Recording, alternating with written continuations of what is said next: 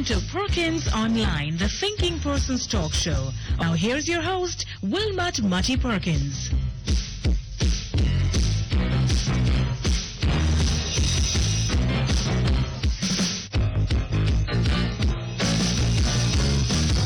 Morning, everybody. Morning, and welcome once again to Perkins Online. Did you have a good weekend? I don't know. If even you didn't have any personal tragedy in your life yourself, could it have been a good weekend with all those people on the pictures you saw on television of people grieving over losses of their loved one? There's a young girl, where was it? Somewhere in the country, that was missing, and then they found her leg amputated, and eventually her dead body. Isn't that painful? But look here. There are all sorts of other terrible. The Cleaner this morning has an interesting editorial. We're going to read it for you.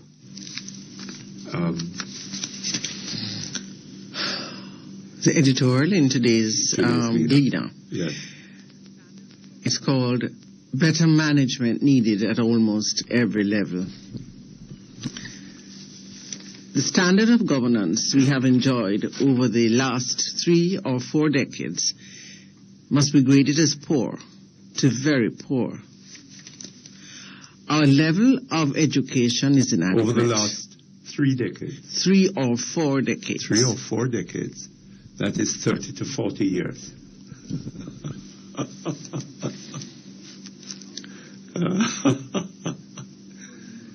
Our level... They're cushioning the blow, you know. Our level of education is inadequate. The physical plant in our schools is run down and inadequately maintained. Our teachers are absorbed with compensation issues and not united behind a relentless drive to provide a world-class educational experience for our young. The Ministry of Education has become a payroll office.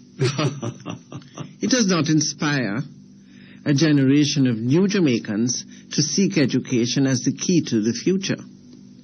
It shows little commitment to forcing teachers' employment to be dependent on pupil achievement.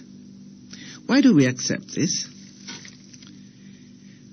Crime is at a level that would ensure the quick resignation elsewhere of any government of a country with a developed civil society opinion leaders. Oh my gosh. The Jamaica Constabulary Force is increasingly dysfunctional and ineffective. Oh Lord. The number of murders in Jamaica is almost twice that of New York City. Police stations are in terrible shape. Police killings are increasing. Police cars are not regularly replaced and too frequently are utilized for personal use. The attitude of most police officers is arrogant and rude. Certainly the police have an unenviable job to perform, but they do not appear to have any visible plan to maximize their effectiveness and service, and so win public support for their function. Is it the fault? Is it the police that are to have a plan, or is it the government, of which the police are merely agents? They could do so much more with the resources that they have, but managerial competence is absent. It is time we stopped accepting mediocrity in public life. Public leadership has failed Jamaica badly. Public leadership includes civil servants and politicians. Civil society leadership is also far too accommodating. Apart from the two active human rights organizations, Jamaicans for Justice and the Independent Jamaica Council for Human Rights, there are no active lobby organization constantly encouraging and insisting on better governance. Regrettably, the business lobby groups are unnecessarily quiet and passive. Jamaica, it often appears, is run for the benefit of politicians. Mm-hmm. Every road and building is named after a politician. Uh-huh. Every public office has a politician's picture. Uh-huh. All kinds of announcements are made, but there is little accountability. Time cannot be found in Parliament to discuss a report from the Auditor General identifying all kinds of irregularities. The PNP cannot be proud of its performance in government. The issues of poor education and increasing crime and the perception of expanding corruption have not been dealt with. The JLP is an unproven alternative. Voters should support the party, not out of tradition, that can put forward specific proposals to improve dramatically the management capacity of the country. Can we hear these, please? That's it. Yes? No, the thing that strikes me is, when did the Gleaner discover all of this? This has been going on in Jamaica over, well, the Gleaner would have us believe that it has been in the state that it is for 40 years. I don't think that that is quite true.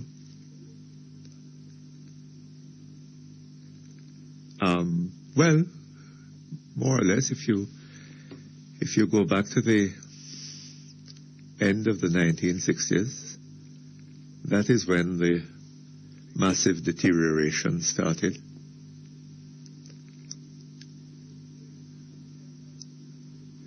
Things have been falling apart in this country,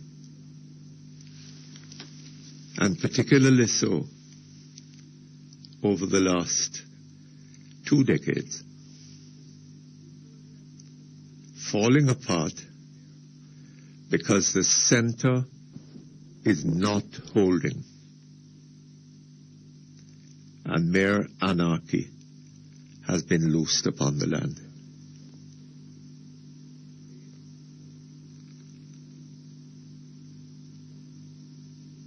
That is what has been happening. It has been plain for anybody to see who wanted to see it over the past couple of decades, in my view. There were earlier signs. Things were not by any means perfect. The crime rate was rising. And up to now, we don't understand as a people what the problem really is. As far as the crime rate is concerned, we think that, or the impression is given, that our leaders think that the crime rate is going to be solved by policing. More guns, more bulletproof vests in the hands of the police, more persons being shot in questionable circumstances, and we think that that is going to solve the problem. The Wilmot case illustrates some aspects of the problem. It is an embarrassment to this country. We are being made the laughing stocks of the world. And I think One British newspaper pointed this out. I heard some text being read from it. Jamaica is the laughing stock of the world. But, you know what has happened in the Wilmot case is a small part of the problem. There are thousands of cases, of murder cases in this country that occurred in the past 4 years and more, for which there has up to now been no inquest held.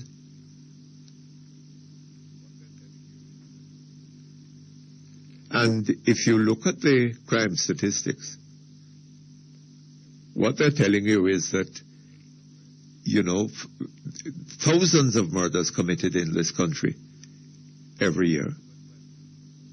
Somewhere in the region of 1,500. Well, not thousands, no. Hundreds committed every year.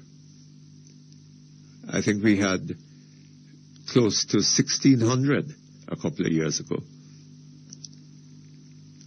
And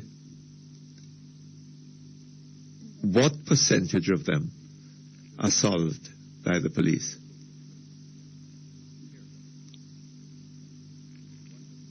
They give you a figure, just over 30% cleared up. What does cleared up mean? Police shot a man last night, and they're now saying that he was wanted for 5 murders. Hence 5 murders cleared up. That's all. And what it means is that there are large numbers of persons, or significant numbers of persons out there committing murders who are not being caught and put before the courts. Murder is apparently an easy thing to get away with in Jamaica. Hold on just a moment, please. Workers in the light and power industry, the JPS Employees Co-op Credit Union is you and your family's best bet for attractive loans and investment options. The time by the JPS Employees Co-op Credit Union, your financial partner for life, is 10:16. So, what you doing later? I plan to call and text free. All right. What you doing tomorrow then? I plan to call and text free. What about this weekend? I plan to call and text free. Next month? Next year, I plan to call and text free with the B-Mobile Anyone Free Time Plan. What's that? A plan that gives you 2 hours of free calls and 20 free texts every day to any B-Mobile or CNW number. And 20% off calls to the US, UK landlines, and Canada. So, how much it costs? Only $200 a week for prepaid and $800 a month for postpaid. Sounds good. Believe it. The B-Mobile Anyone Free Time Plan. A plan to call and text free every day. Sign up now. Call or text the word START to 809-FREE. That's 809-3733. Details on the press, conditions apply. Me and my B-Mobile, there's nothing quite like us. Smells great, tastes better. Your favorite Dr. Luscious and Tasty Baked products. Delve into our delicious Dr. Luscious cheese bread, pineapple cake and a raisin cake, and our tasty Tasty orange, coconut and cherry cakes. Available at all major supermarkets and stores island-wide. Fresh, savory and mouth-watering baked brands. Dr. Luscious and Tasty line of products. Baked and distributed by Breads and More Limited. 27 East Street, Old Harbour. Telephone 983-0644. Dr. Luscious and Tasty Baked products. Just what the doctor ordered.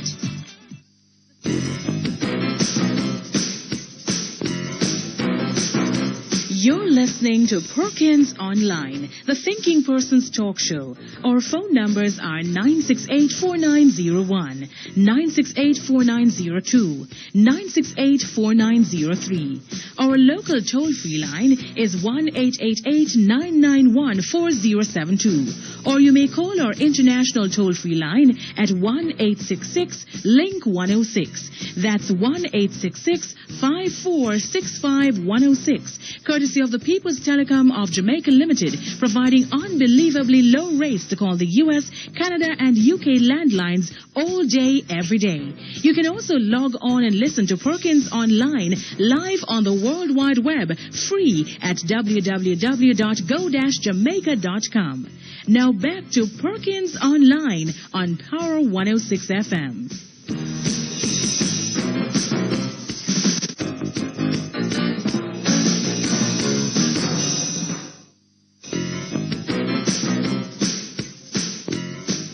Okay, thank you very much. We're back here online. But the problem is not a problem only about the police. Right? It is a problem that goes a lot higher than that.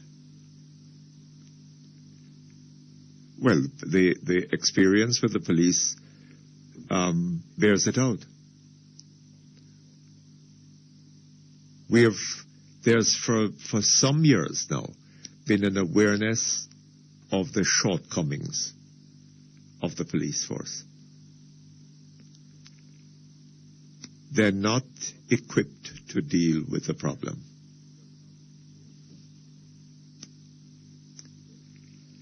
But the government clearly does not know what to do about it.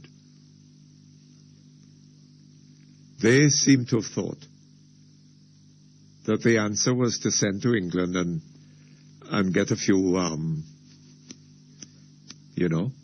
send to Britain and get a few Britishers to come here, make them assistant commissioners and put them in charge of crime and whatever. And that has now been going for a couple of years, at least. Right? And is there any sign of any improvement?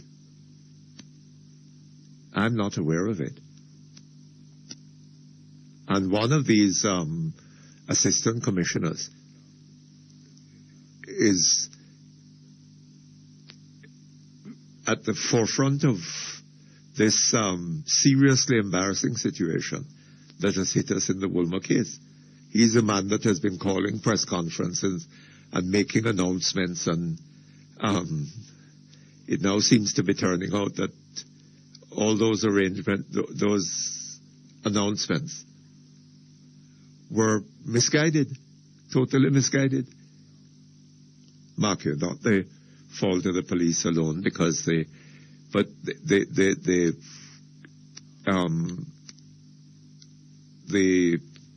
inquest, not the inquest, the post-mortem, I don't know, something is seriously wrong. How can professionals look at a matter like this and come to a conclusion that if we are to believe what we are hearing now coming out of Scotland Yard and the British technologists who were invited to look into this matter, what they have come up with is a load of rubbish.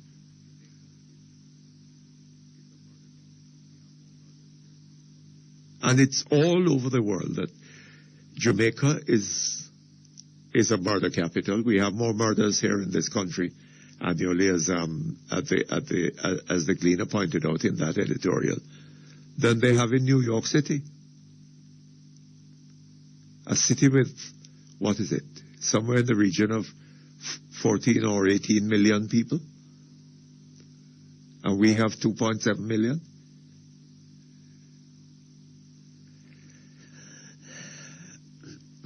The problem is a lot bigger. The problem has to do with the competence of a government to govern. Does the government know what it is about? And clearly the answer is no. It does not have a clue. Did you read Dawn Rich's article yesterday?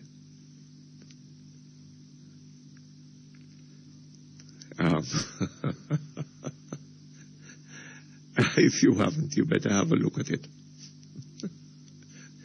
I don't think Omar Davis could have slept well last night if he read it. And I don't know, one gets the impression that Miss Dawn Rich is rather close to the Prime Minister, And I don't know to what extent what she was writing, what she wrote, corresponded with the views of the Prime Minister. Talking about the Prime Minister, did you see that cartoon in today's Observer? I don't know. They're treating my sister P rather badly. She's there on a dance floor. Mr. Golding is on the dance floor near her. He's dancing with a young girl. The Sister P is thereby sort of dancing in an outlandish way. There's a cameraman, too, on the scene. And he has his camera turned on Mr. Golding. And she's there screaming in a kind of Jezebel fashion.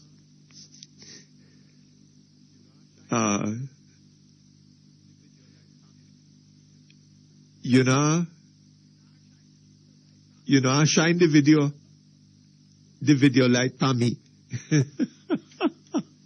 I shine the video light pa me.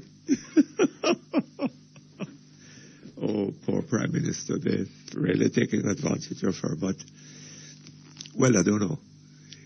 She put herself in line for that kind of thing. And that's the kind of sound that she delivers on political platforms, Not sounding at all like a Prime Minister.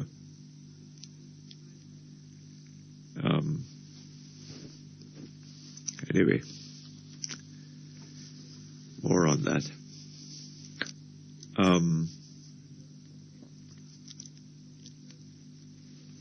The issue of the judiciary, again, issues to do with the judiciary. The Herald yesterday had a follow-up story to the one that it carried last week, in which it pointed out 2 statements have been made. One by the Solicitor General, Mr. Hilton, another by a lawyer representing the judge, Mr. Anderson. And the Herald pointed to a serious difference, conflict between the 2 statements. Mr. Hilton said that that when the judge was appointed to hear the Chen Yong case, he invited the lawyers on both sides into his chamber to put to them the question whether he, in their view, whether they had any objection to his hearing the matter, having regard to his background in Miles, Fletcher and Gordon. He invited the lawyers into his chambers. The lawyer representing the judge made a statement. And in his statement, the Herald is telling us, the judge put the question to them in open court. Now, which one was it?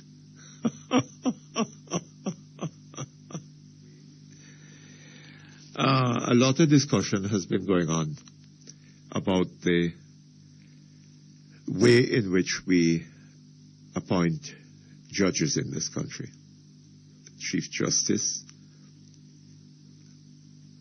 and other judges. Other judges are appointed by a Judicial Services Commission, which is chosen. I I don't know if you would find 24 people out there on the road who would be able to tell you how the Judicial Services Commission was cut. You know, I heard a discussion last night on TVJ, all angles. They had on it the president of the Bar Association, the head of the Norman Manley Law School, and Mr. David Wonken, he's now chairman of Jamaicans for Justice. And you know, Mr. Wonken made a profoundly important point. He said that, and these are my words, he said that what was of real importance, of fundamental importance, was not the judges nor the courts. It was the people. The judges and the courts are there to serve the people, and the people are what is important. And he is absolutely right. And what is happening is that we're appointing judges, it seems, without regard for the people. The Prime Minister has the right to determine the identity of the Chief Justice. And she does it in her chambers. Right? And nobody knows who this person is and what the basis is on which that person was selected until, well, the Chief Justice says, we're just told a name. We take a break. We come back shortly. Ideal Portfolio Services Company Limited, creating wealth for our clients every single day. For effective stock portfolio management, speak to our expert investment advisors today. Telephone 960-639024. The time by Ideal Portfolio Services Company Limited, 17 Ripon Road, Kingston 5 is 10:30. Today's weather brief is brought to you by Lloyd's Distributors Limited and Lloyd's Sales Hardware, 98 Red Hills Road, Kingston 19. Now open, 145 Constant Spring Road, Kingston 8. Before you buy, compare our prices, because nobody beats us. Nobody. Lloyd's Distributors Limited and Lloyd's Sales Hardware, 98 Red Hills Road and 145 Constant Spring Road. Massive sale on steel, lumber, 5/8 form ply, cement and more. Take our competitors' quotations to us, and we'll beat the prices, because nobody beats us. Nobody. Telephone 969-3382. That's 969-3382. Now for today's weather brief. There is a high-pressure ridge across the Caribbean. On the local weather scene, today will be mainly sunny except for isolated afternoon showers, mainly over hilly areas. Tonight is expected to be mainly fair. For the next 3 days, look for mainly sunny and windy conditions during the days and mainly fair conditions at nights. The information for today's weather brief was supplied by the National Meteorological Service of Jamaica. Today's weather brief was brought to you by Lloyd's Distributors Limited and Lloyd's Sales Hardware, 98 Red Hills Road, Kingston 19. Now open, 145 Constant Spring Road, Kingston 8. Before you buy, compare our prices, because nobody beats us. Nobody. Hey, Red, rodeos are coming. Rodeo. The premium energy drink. Distributed by Brosco Distributors Limited, 17.5 Q Road. Telephone 908-1211. Welcome, Rodeo Energy Drink. Available island-wide. Three Angels Pharmacy for fast, efficient, and quality service. Computerized prescription filling, over-the-counter medication and compounding of dermatology preparation. A wide variety of cosmetics, gifts, herbals, and novelties. Three Angels Pharmacy, Shop 6 Caledonia Place Plaza, 11 Caledonia Road, Mandeville. Open 8 a.m. to 11:30 p.m. Telephone 962-5584 or fax in your prescription to 962-4912. We deliver in Mandeville at no additional cost. Three Angels Pharmacy, providing for the total you.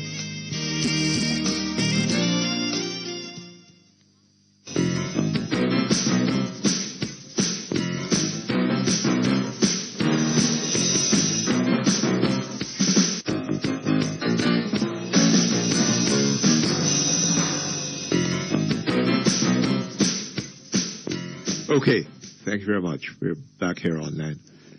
You know, there's so much wrong with the Constitution of Jamaica. The people of Jamaica, they were very badly let down by the leaders whom they trusted with the drafting of this Constitution. And not the least area in which this happens is the appointment of a Chief Justice and of judges. The Prime Minister has the right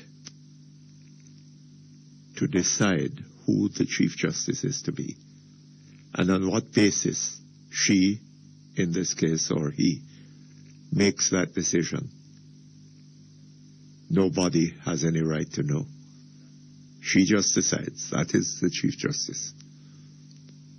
End of the matter. That's not satisfactory. Not at all. There needs to be more openness, not only in relation to the appointment of a Chief Justice, but in relation to the appointment of other judges.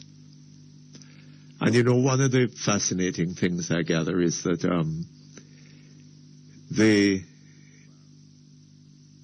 a big discussion of they have an inquiry into the judicial system or the justice system, and they've invited experts from Canada and all sorts of things. This has been going on for some time. I gather that this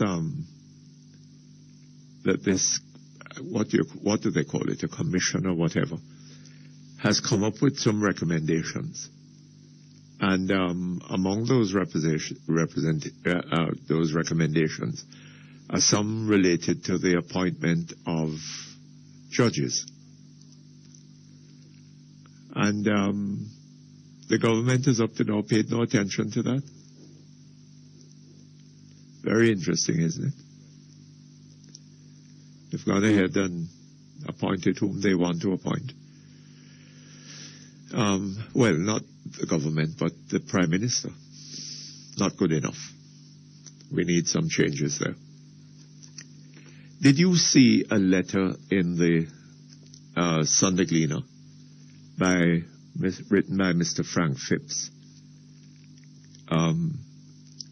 It had to do with that incident down in Negril involving a judge that was on circuit and couldn't find or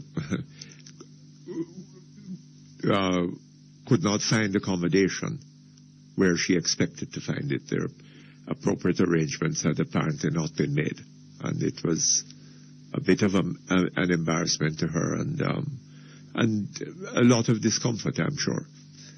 And she spoke about it in court. And the Attorney General slammed into her.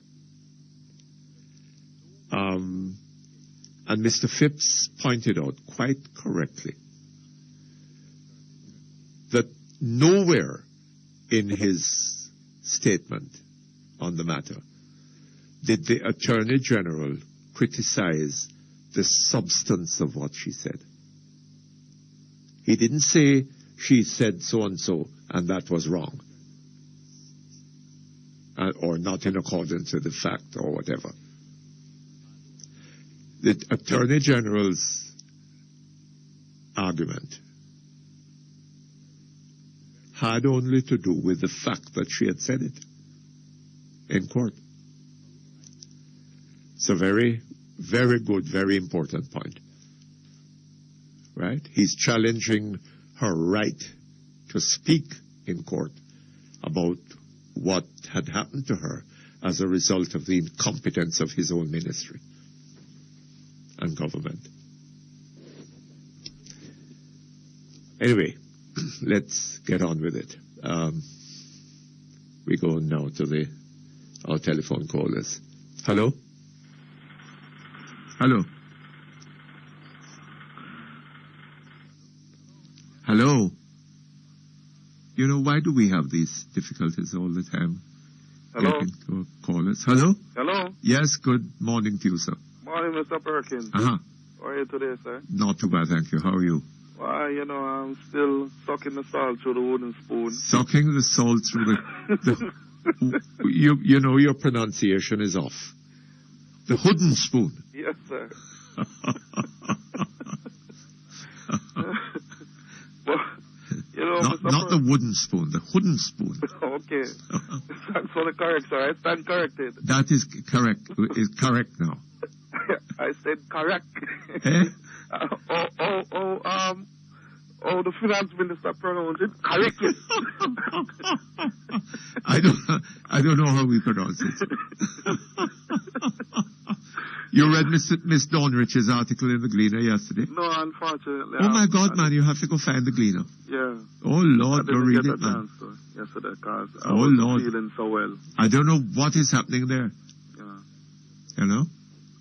I'll try and do it today because I wasn't feeling so well yesterday. Oh. All the sucking of the salt in it. Yes, yes. Well, if you had read it, you would probably have felt better.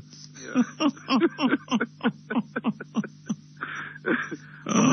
But Mr. Perkins, interestingly, I was having a conversation with my uncle and one of his army friends, yes, a former army man. And they were saying that he's not surprised at the pronouncement that the Prime Minister made. He's saying that she's just showing her true colors. That's what they're saying. Cause what is this? They're saying what pronouncement? When she was there and she was ready to take on the media and cuss the media, and he was even talking about... You're sure it is the Prime Minister that does that, sir? Did that? Huh? What are you trying to say? Some Jezebel and not I the Prime think, yes. Yes. Well, that's exactly what he's saying, you know. He's saying that is our true colors coming out. Her true colors coming out. In the 70s, he's saying, me's a young bud, something not going to know. But he's telling me that in the 70s, she was known as Razor. Razor. Right. And that, you remember one occasion, his detail was sent down to her constituency. And was sent down to where? To her constituency. She was doing some cardinal search. And I said that some lady just came out. And I'm going to say, oh. Right? Some Jezebel came out and started cussing them off. And lift up frock overhead and show certain part of the anatomy. Oh, is that so? Yeah, so he's saying that. Well, that could not have been the Prime Minister, I'm sure. Well, it's some Jezebel. Yeah. So he's saying he's not really surprised or shocked. And he's saying, remember the last time, he was, hardly, sharp, don't draw my tongue.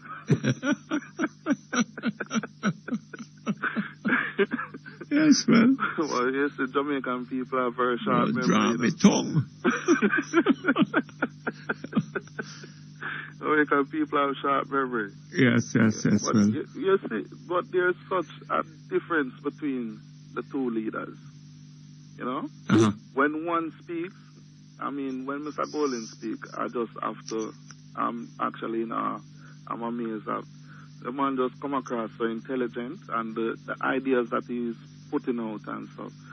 If they are implemented, they'll definitely move Jamaica forward. And that's but the polls are telling us that that Jamaicans don't really love Mr. Golding. They love Sister P. Well, I don't know about love of Mr. Golding, you know. But if Jamaicans were to give the PNP a fifth term, it would definitely show that they don't love themselves either. Well. I mean, after having 18 years of the PNP and the devastation that it has brought to this country, If you put them in back, it would really mean that, you know, you love sufferation. You don't mean yourself much good. So that is your view after some years of sucking the wooden spoon? Yeah. I see. But in regards to the pollsters, Mr. Perkins, you see, there's so much contradiction in the Bill Johnson. And Bill Johnson don't have any credibility, so I wouldn't even comment on it. Right? And then Wignall poll is saying something completely different from what Bill Johnson is saying. Well, so, but Mr. Wignall is the 9% man. 2 days before the election.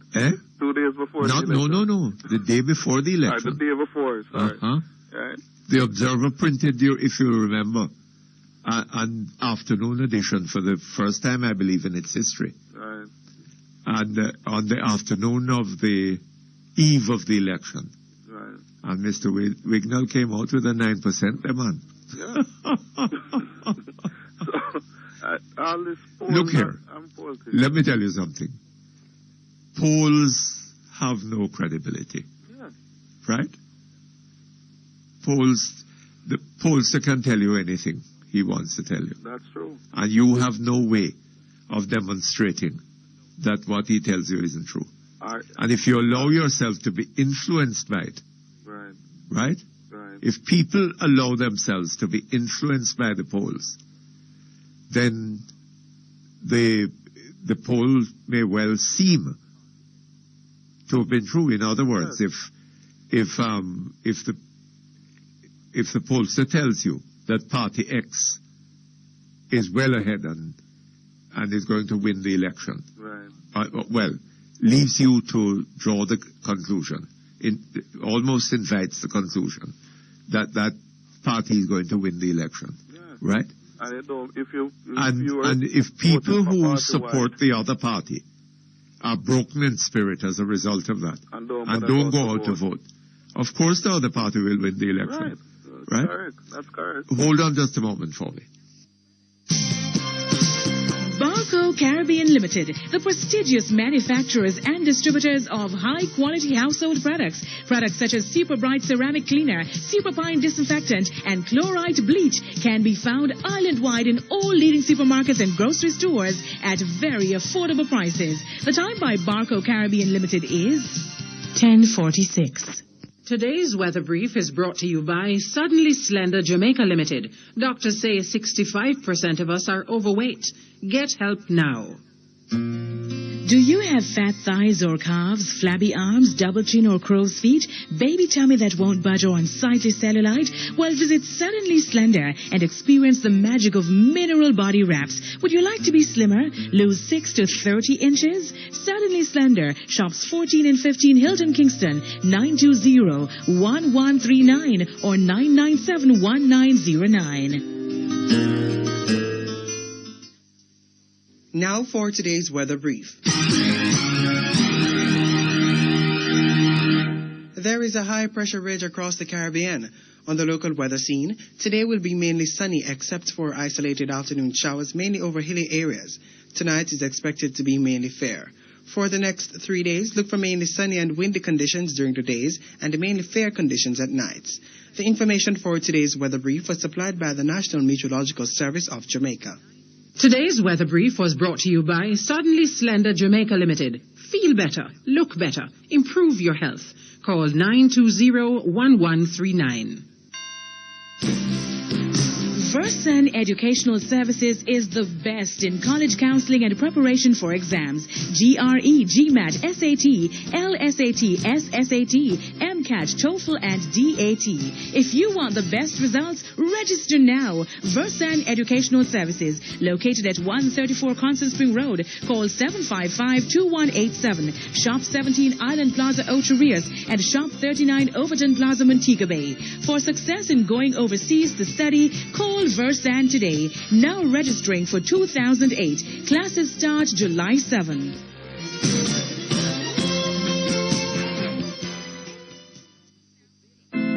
So, who is the lucky bride? Lucky who? I just pick up my suit from Victor Wilson Bespoke Tailor. From foreign? No! Victor Wilson, Bespoke Tailor, Shop 47, Twin Gates Plaza. Their suits are equivalent to suits from West End London. But Bespoke Tailor is a Jamaican tailor right a yard. And them have the best tailor-made suits about you. Bespoke Tailor? No wonder I thought you were spoken for. Victor Wilson, Bespoke Tailor, 926-7587.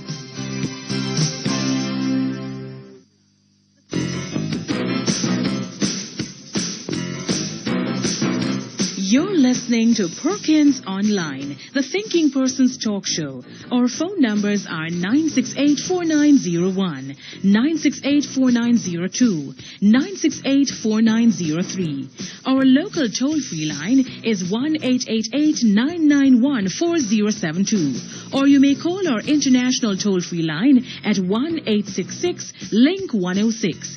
That's 1-866-5465-106. Courtesy of the People's Telecom of Jamaica Limited, providing unbelievably low rates to call the US, Canada, and UK landlines all day, every day. You can also log on and listen to Perkins Online live on the World Wide Web, free at www.go-jamaica.com.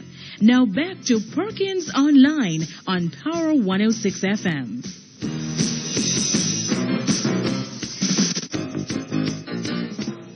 Okay, thank you very much. Back online. Hello? Yeah, Mr. Perkins. Hello? Yes? Okay.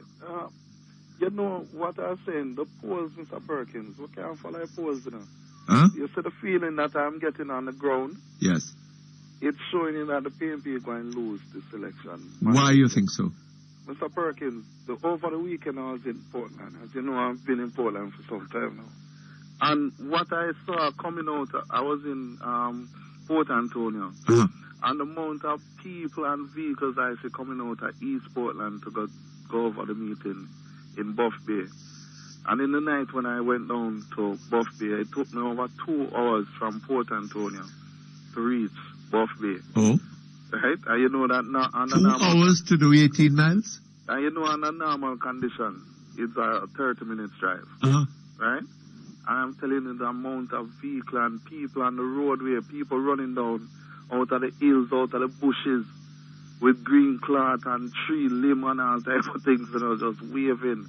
Oh? I mean, the spirit and when I actually reach in Buff Bay, you know, and park and walk down to where the meeting is, because I have a couple of friends and them said they want to experience it. Yes. So we decided to go down there and see what was taking place, you know. I mean, the crowd, Mr. Perkins, the amount of people is like a sea of green, you know. And well, we have seen some seas of red from time to time, so, haven't we? Nothing compared to what I saw the other night, Mr. Perkins. And the vibes of the people, them. And, you know, okay, when you're on the road and you stop in the liquor bars and you strike up a conversation with the people, them definitely want to see the back of this government. Is that so? Yeah. Oh, Lord. I mean, so I don't see how the polls could be saying that. Because even in East Portland, where you know is a strong PMP constituent or area, right? I mean, the people down there, them said them just sick and tired of the member of parliament and they want to vote him out and stuff like everywhere you go. Even the PMP people, when you talk to them, when you talk to some strong PMP people, they must say, boy, them now vote this time or something like that, you know? Or they might make the change this time. Well, them argument they're getting. I don't know, sir. I hear stories like that, but I wonder whether they're true. More time I for wonder if Bill Johnson going to Arnett Gardens got doing poll. Well, I wonder what he would get if he went in there. And then you have people like Dr. Spin again coming out and that. You see, if the PMP were really confident that they would win, for sure they call the election a long time. That is one. I suspect that is so, yes. Right? And two, you wouldn't have them coming out and have to be spreading so much propaganda and having prophets coming out and calling on the church and all of this. They're trying to do everything. Well, that is part of the... It shows you... I mean, they've gone a bit further than you know, as people have gone in the past, yes. Parties have gone in the past. I mean, all this business of God, bringing God into it, as having determined that Sister P is to be Prime Minister. I don't know. I'm a little surprised at how quiet the churches have been on this, relatively so. Right. You know, because this looks to me like an abuse of the name of God. It's desperation, Mr. Perkins. And Jordan one clutches at that straw. Yes. Yes. And the PMP definitely Jordan this time around. Right? I'm too young to know about the 80s, but when you think, you know, that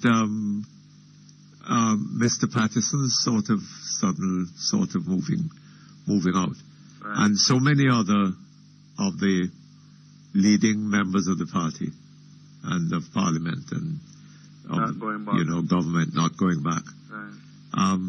You think if Mr. Patterson thought that he was close to a record fifth term, right?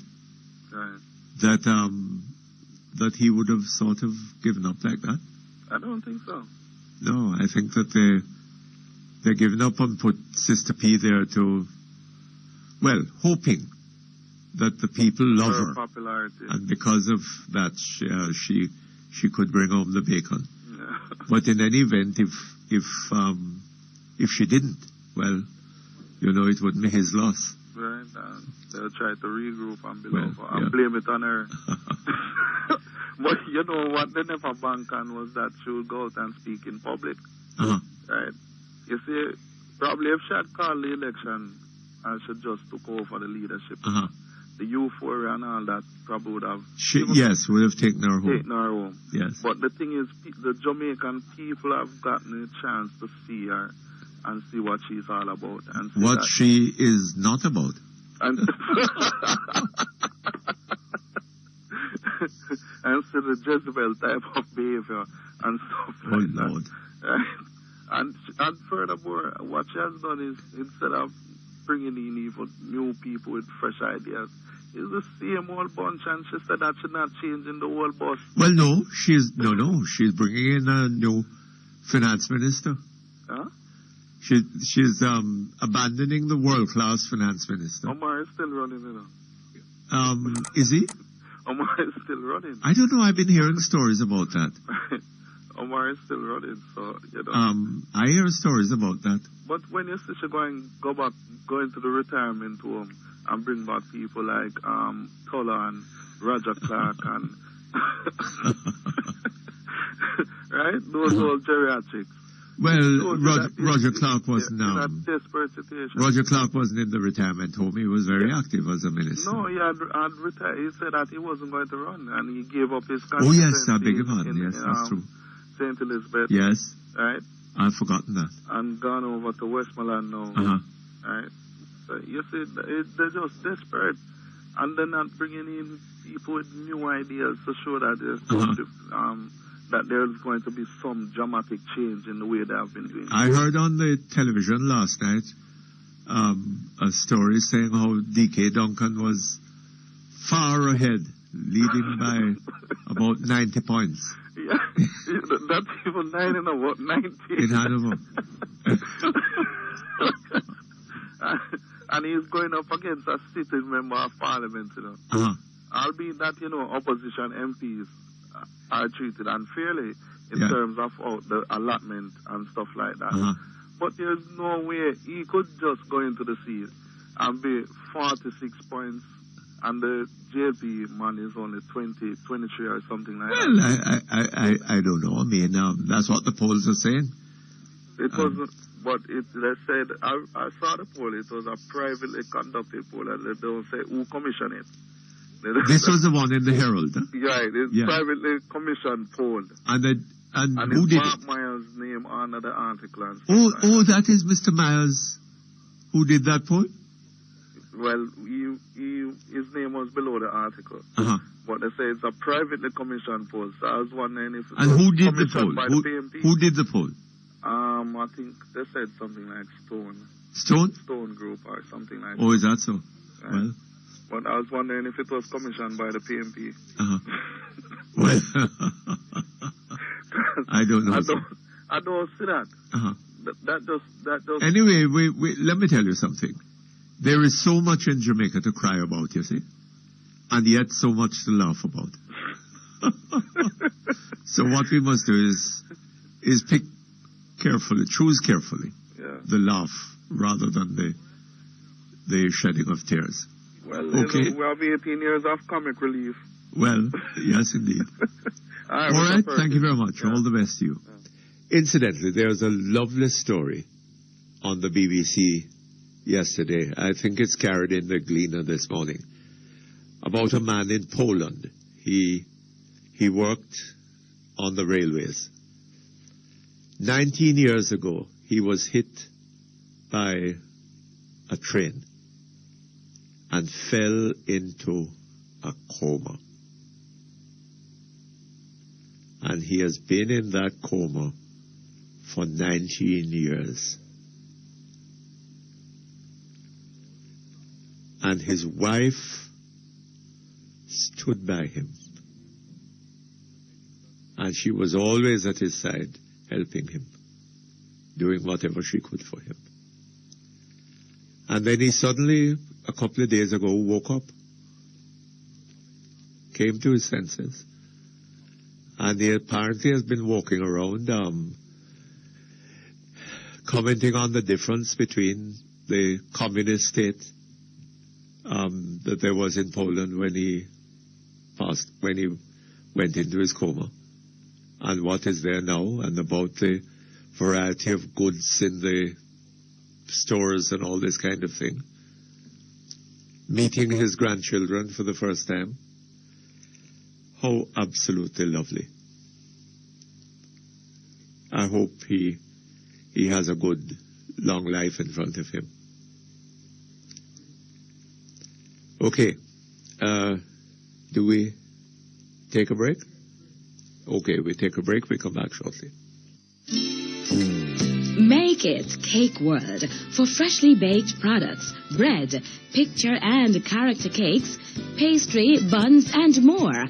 For a delightful taste, visit Cake World, shop number 9 Premier Plaza, LOJ Shopping Center and 12 French Street, Spanish Town. Telephone 920-3570. The time by Cake World is 11 o'clock. Let's get healthy. Yeah, here we go. Come on, shift to the left. Yeah, shift to the right. With chiffon. Spreads real easy, cooked up right, baked fluffy and light. Shift to chiffon. Spread it on now. And rich with vitamins, tastes real good. No cholesterol, no trans fat. No cholesterol, no trans fat. Shift to chiffon. Freshly made, every day, keeping healthy the chiffon way. Chiffon. One more time. Shift to chiffon. Shift to great flavor. Shift to great taste. Chiffon. Now available, chiffon low fat. Chiffon margarine made by Zepron must be good. Yeah. Who says shopping can't be fun? Shop at Megamart. Don't settle for high prices and limited variety. Megamart has a wide selection of groceries, freshly baked goods, household items and appliances, furniture, clothing, and much more. You can also dine in or out at our food court and fill your prescription at our pharmacy while you shop. We're open 10 a.m. to 10 p.m. every day. Who says shopping can't be fun? Shop at Megamart, Portmore and Kingston. Megamart, the best value by far.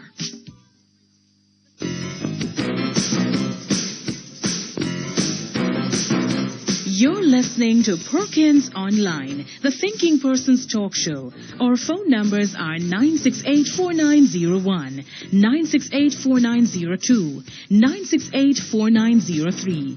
Our local toll-free line is 1-888-991-4072. Or you may call our international toll-free line at 1-866-LINK-106. That's 1-866-5465-106. Courtesy of the People's Telecom of Jamaica Limited, providing unbelievably low rates to call the U.S., Canada, and UK landlines all day, every day. You can also log on and listen to Perkins Online live on the World Wide Web, free at www.go-jamaica.com. Now back to Perkins Online on Power 106 FM. Okay, thank you very much. We're back online. Hello? Hi, Mutty. Yes, sir. Darrell Vaz. Oh, Mr. Vaz, how are you? Why, not good at all, not good at all. Yes? What happened? Your people let you down? They didn't come out to your meetings yesterday? No, man, the meeting we passed that already, Mutty. We're having some serious problems in Portland this morning with the demonstration over roads. The bus operators and taxi operators had a demonstration in St. Margaret's Bay. I don't know if you saw the Observer this weekend, but it was a road of shame. The road of shame? Yeah, that the Observer does from time to time. And that seemed to have sparked off the operators who had a massive but peaceful roadblock this morning. I got down there at about 8:30, and they refused to move the roadblock until such time as somebody from the NWA came and told them what the situation was. Yes. After about an hour and a half, I was able to appeal to them to release the roadblock because the CXC, as you know, starts today. Oh, is that so? So I pleaded with them, but while there, the word got around the parish of Portland, and what has happened is that they have had roadblocks all over the entire parish, from Hector's River all the way back to Buff Bay. I'm now at Black Hill, and it is a massive roadblock down here again. On Black Hill itself? At the bottom of Black Hill, because, you know, Orange Bay Road there is in a deplorable condition. Oh, hell. But, you know, I've been speaking about it, Mutty, but the problem that we face is twofold. The North Coast Highway, which has come from Windsor Castle to Buff Bay. Yes. The temporary road facility that they have provided there is unacceptable because it is as bad as the regular roads. Then on the other hand, the people from Orange Bay to Port Antonio going back to Hector's River can't wait on North Coast Highway to get to them because there will be no vehicles left by that time. Because as I said to you before, this is the worst road, major thoroughfare in Jamaica, bar none. And I challenge anybody. I have given them my assurance that I'm going to request a meeting with the North Coast Highway, the minister, and the other community groups and political representatives, because based on what's happening here now, they have been tolerant for a long time, and it seems as if their fuse has blown, because the level of roadblocks that I'm seeing here that are just coming up all over the place is a disaster for the parish, which is already a disaster. People can't get in or out, not only today with the roadblocks, but regularly, because it is so stressful to drive on these roads. Yes. So it is a major, major problem, and I really am calling on the Minister of Transport and the NWA to get together from today and find a solution to tell the people of Portland, or else it is going to have continued effects in the coming weeks, because this is not a political situation. It is the people of Portland, taxi operators and everybody, everywhere thinking Portlander is supporting this, because they have to suffer it day by day. Oh boy. So I don't know. I'm trying my utmost best, but they don't want to hear from me. What they really want to see is the government agencies and government ministers. Yes. Because that's who they want to talk to. But it's not a pretty scene here, I can tell you. And it's getting worse. And it's stretching, you say, from... As we speak, it's from East Portland, from Hector's River, Long Road, and Chovy. From Hector's River? Yes. And I just was able to clear St. Margaret's Bay, and I'm now at the bottom of Black Hill, heading towards the Buff Bay side. Yes. But I don't need to tell you about the roads down here, Mutty. People, it's not only damaging people's vehicles, but their health. Because there's a lot of stress-related illnesses, and also a lot of back and neck problems. Because the people just cannot continue to ply this route. The police have been excellent. They are sympathetic, but trying to keep law and order. But they too suffer the same plight every day. Yes. So it's a major, major concern where the people of Portland have decided they're not taking it anymore. Yes, well, the question is the government going to be able to do anything about it? Well, I can tell you what my undertaking to the people is, if I don't get that meeting this week, based on the assurance that I gave them, to tell them to say, listen, allow the people to get through the roadblock, then there's not more I can do, because I can't make my word and my integrity go down, and I'll have to lend support to any further action that are going to be taken if there's no response to the situation. The people of Portland have been speaking, not for years, but for decades. And the roads are there for everybody to see. Yes, so anything that you can do to assist this process, I'd appreciate. All right, I don't know what it is that I could do, but... Well, if you can get in touch with the NWA, the police tell me that up to 15 minutes ago, Mr. Stephen Shaw was supposed to get back in touch with them to tell them what is in train for Portland. Yes. And up to now, that call can't come through. And so the police can't speak to the people either because they want to hear what is going to be done about their situation. Yes. And if you look back at the Observer on Saturday, you'll see the road of shame for the week, which is St. Margaret's Bay Road. Uh-huh. So, Mutty, I can only do what I can do here, and I'm trying my best. All right, sir. Okay. Thank you very much. I wonder how soon this is going to be replicated elsewhere. Hello? Hello? Yes, good morning. Good morning, sir. How are you? Huh? Good morning, sir. How are you? Not too bad. How are you? Fine, thank you. I have a problem. I've been listening to Mr. Shen Young's case, and I even bought his book. But I don't know who were his lawyers in Jamaica. I got a paper on Friday, and it said there was Mr. Abe Dabdul and his son, and they were instructed by Mr. Clough, Uh-huh. and Roderick Gordon was in it, and there was Hart, Fatta, Muirhead, and Mr. Colin George.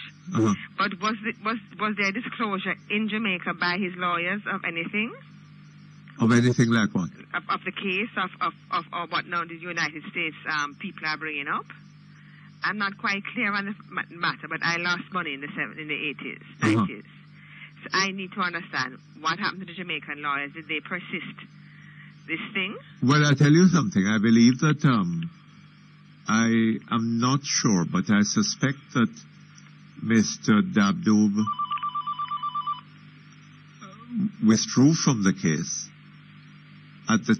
when it was decided that, well, I don't know. Let me not say it because I don't quite, but he's no longer, well, I don't know. I really don't know. But the lawyers who were handling it up until recently was the firm to which Mr. George... Hart, Fatta, Muirhead? Eh? Hart, Yes. Fatta, Muirhead? They were involved in it until recently. But Mr. Dabdul's son was also involved in it. Jalal or something like that. Yes, I'm not sure. Is there any way you could look into Mr. Perkins? Yes, okay, I because tried. Because my father lost money in that period. And he He died. lost money? Yes. Uh-huh. In that bank? Yes. I And he see. died. He and his wife died because Yes. the savings were lost. Uh-huh. So it's of interest to me. Oh, in what sense? Well, I'd like to know if the money was taken fairly or unfairly. Uh-huh. If it was a political matter or Mr. Man just misdid the bank. Uh-huh. Well, I don't know what evidence there is. I have been listening to your program. I've listened to American people. I've bought the book. I've given the book away as presents, and now I don't understand anything about what is happening to the Jamaican thing as far as the disclosure went on. Yes. And what part Mr. Dabdul played, because I understand he played a part. Uh-huh. Yes, sir. And he was at one point represented. Yes, sir. Uh-huh. And I'd like to hear some more on it. I'm Yes. also confused about this lady, Miss McCalla. I know nothing at all about her, the new Chief Justice. Uh-huh. Is there going to be any media press on it? Is they going to tell us how she was selected? From a field of how many? Well, how she was selected? Of a field of how many? No. She was just selected, as I understand it, out of the... Well, initially, we heard that the Prime Minister had selected Mr. Hilton. Mm-hmm. And then we heard certain things coming up about Mr. Hilton and the Chen Yong case. Yes, sir. And then we heard that Mr. Dabdoob had withdrawn. Not Mr. Dabdoob, Mr. Hilton had withdrawn. Right? And then we heard that the Prime Minister had nominated Mrs. McCalla. On what advice? Or did she say eeny, meeny, miny, mo, and then Mrs. McCalla came up? No. The Prime Minister, as the Constitution lays out, lays down, the Prime Minister, the Chief Justice is appointed by the Governor General on the advice of the Prime Minister after consultations with the Leader of the Opposition. So the Prime Minister is obliged to consult to have discussions about the appointment with the leader of the opposition, but is not obliged to take into account anything that the leader of the opposition says on the matter. And so far as we know, the Prime Minister can, be lying down in her bed and say, Mrs. McCullough, why not? Yes, I'm going to appoint Mrs. McCullough. Or can appoint her because she's a woman, or for any other reason, right? And this is not just Mrs. McCullough. I mean, she was going to appoint, apparently, Mr. Hilton. And the same considerations apply there. Well, so we don't have... But I gather she got advice. From whom? And did... Well, she got advice on the issue of Mr. Hilton. Uh-huh.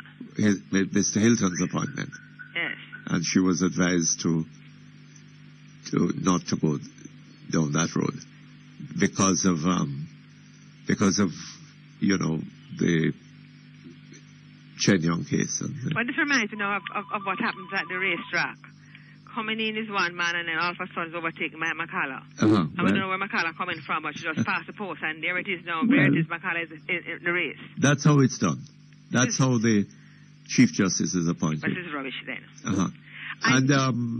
And it is a measure of the extent to which we have been betrayed by our leaders in the creation of a Jamaican constitution. Right? Yes.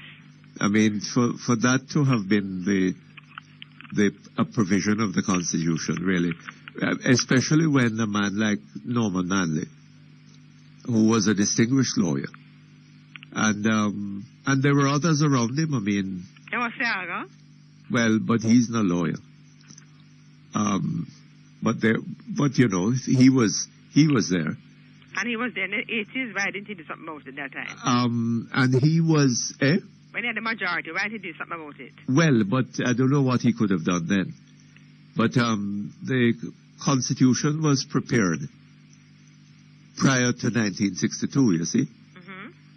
Mm-hmm.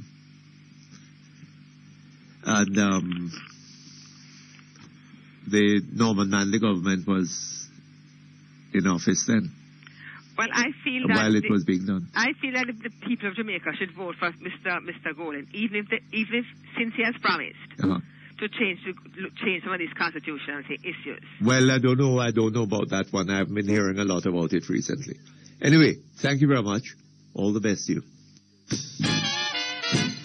Only the best is good enough for you. So get the best and widest range of tiles, various sizes to suit your style. Floor, wall tiles, Cameron Industries, Tiles, 963-0628 and 906-3862. The time by Cameron Industries Joinery Limited is 11:16. When it comes to top quality, when you want great taste, find food for your family with Eve on your plate. Get value for your money, top quality, great taste. Find food for your family with Eve on your plate. Eve Foods, lots of nutrition, a fine food tradition.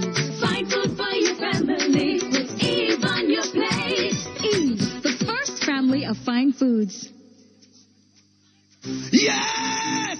Jamaica Popular Song Evolution Tour. Logie, the 10 finalists are coming to your parish. See them live and vote for the favorite. First up, Woolaba on Saturday, May 26th. Then Clarendon on Saturday, June 2nd. And Hanover on Friday, June 8th. The Evolution Show free. Make sure you're there. Brought to you by Digital, the official mobile network for Festival 2K7. Tastes, CBM TV, Jamaica Trade and Invest, and the PSDP. Jamaica Observer, RETV, X News. Check out the Observer for details. Jamaica Festival 2K7, taking to another level. Deeper said that. Yo!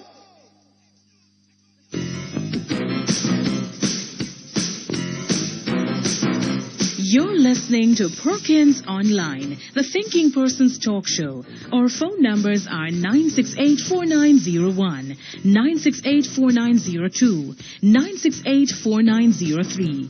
Our local toll-free line is 1-888-991-4072. Or you may call our international toll-free line at 1-866-LINK-106. That's 1-866-5465-106. Courtesy of the People's Telecom of Jamaica Limited, providing unbelievably low rates to call the U.S., Canada, and UK landlines all day, every day. You can also log on and listen to Perkins online live on the World Wide Web, free at www.go-jamaica.com. Now back to Perkins Online on Power 106 FM.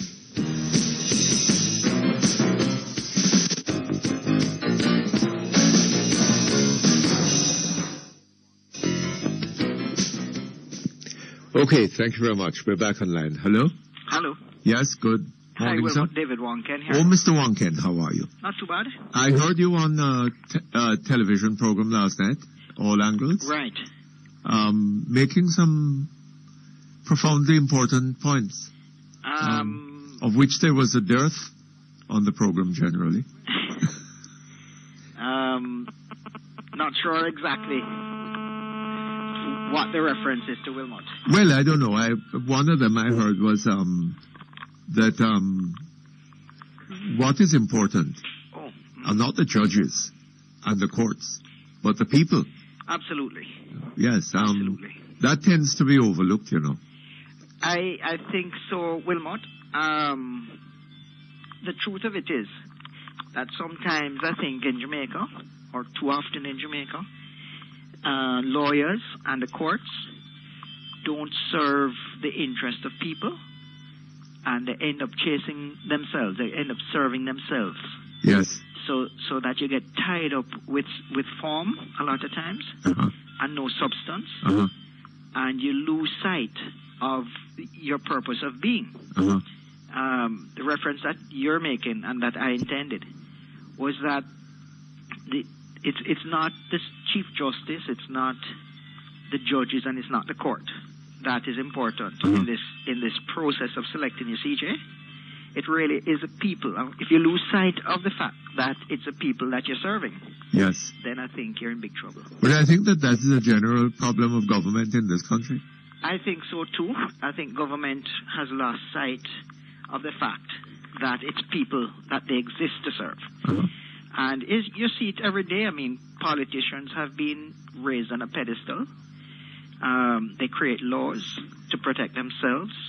They create waivers to benefit themselves. They name everything after themselves, as the Gleaner was pointing out in its editorial today. Yes, which is a practice that makes you feel that they somehow are trying to justify their own existence. Or they are overburdened with a sense of their own importance. Absolutely. I mean, a Portia Simpson Square. If that's what she needs to remember herself, or to be remembered, then she would have failed entirely in her purpose. And that's true not just of her. There are many, many, many incidences or examples of that. Yes. And it seems to me, on that point, it seems to me that you'll only find this kind of thing happening in a third world country. Yes. It's I guess an attempt to create your own heroes and heroines. Yes, I wonder, as you talk about it, what is it that has been named after Mr. Bush in the United States?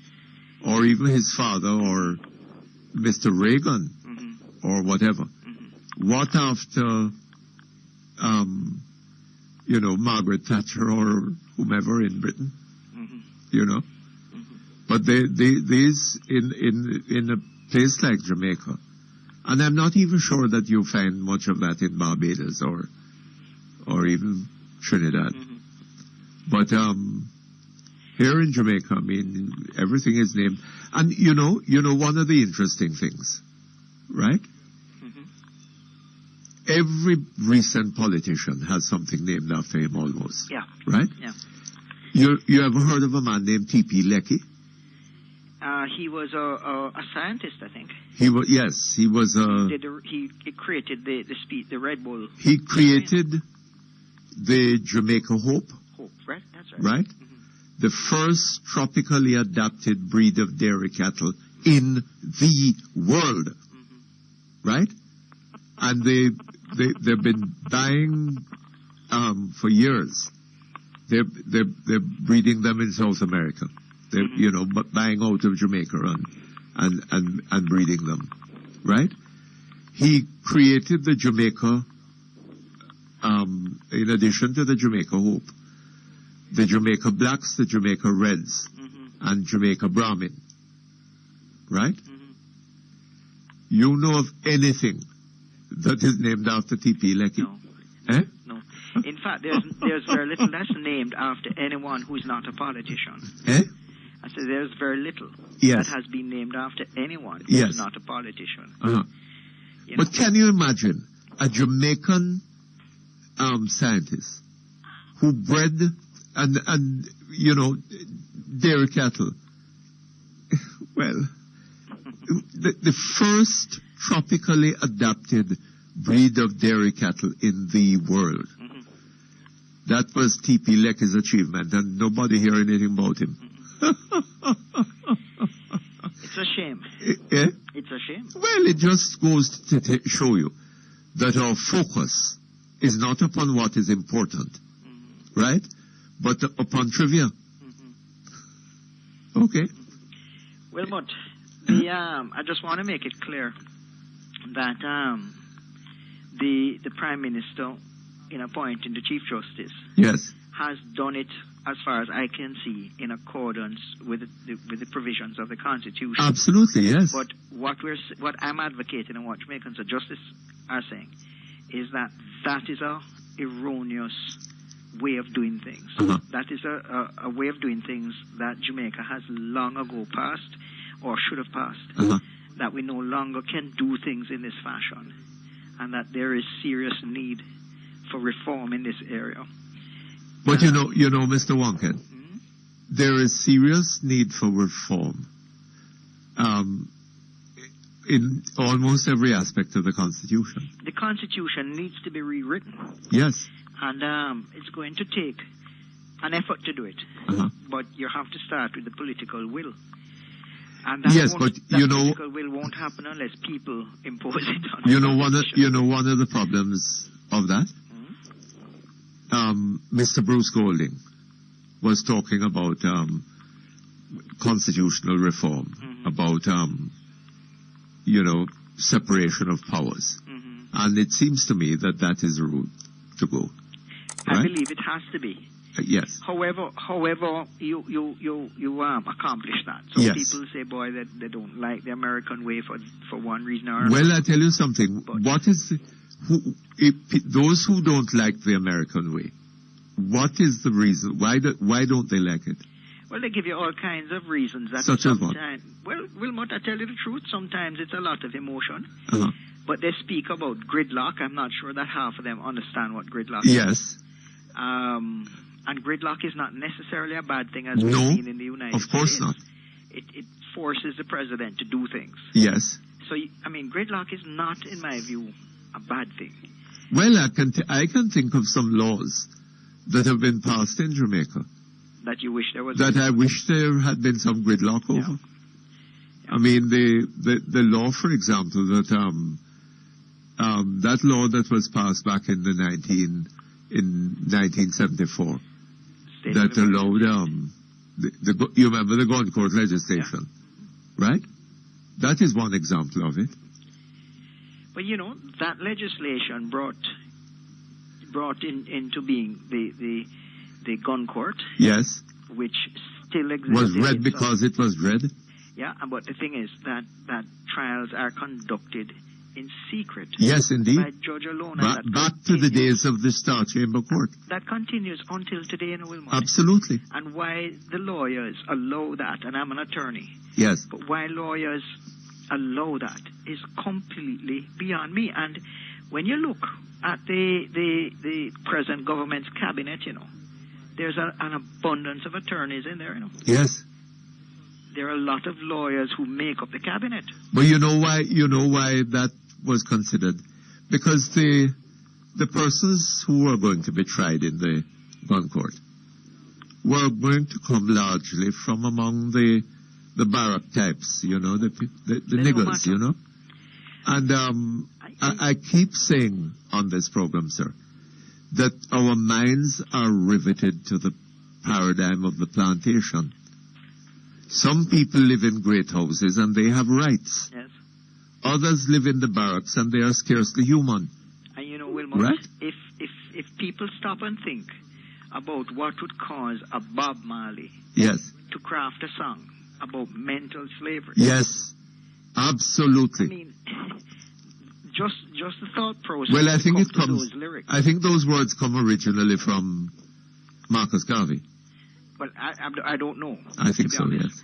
But it says a lot. Yes. About your society. Well, you know, the British Parliament would pass a law way back in the 1830s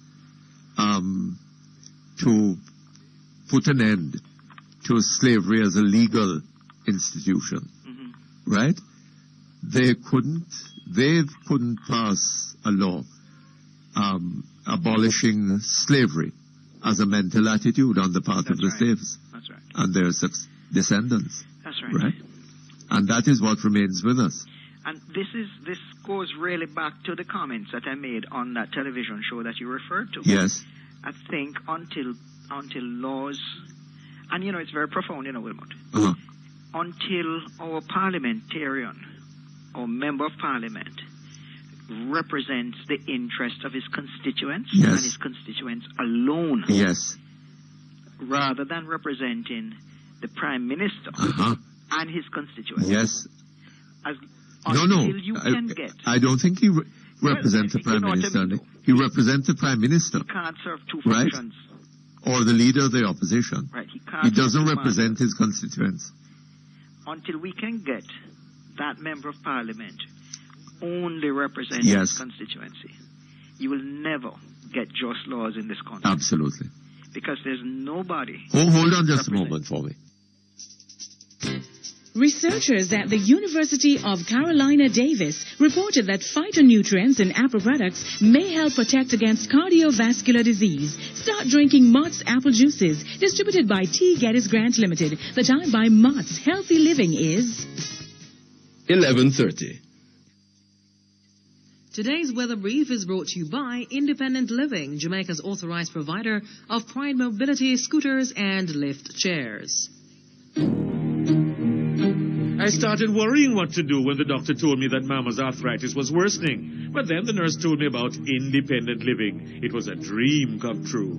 Independent Living, the store that cares enough to provide solutions for your physical limitations. Supplies of hospital beds, lift chairs, wheelchairs, bathroom safety and rehab products. Independent Living, the caring store. 10 Merrick Avenue, Kingston 10. Or call 754-2195 or 754-5198. Rising above physical challenges, we can help you do it.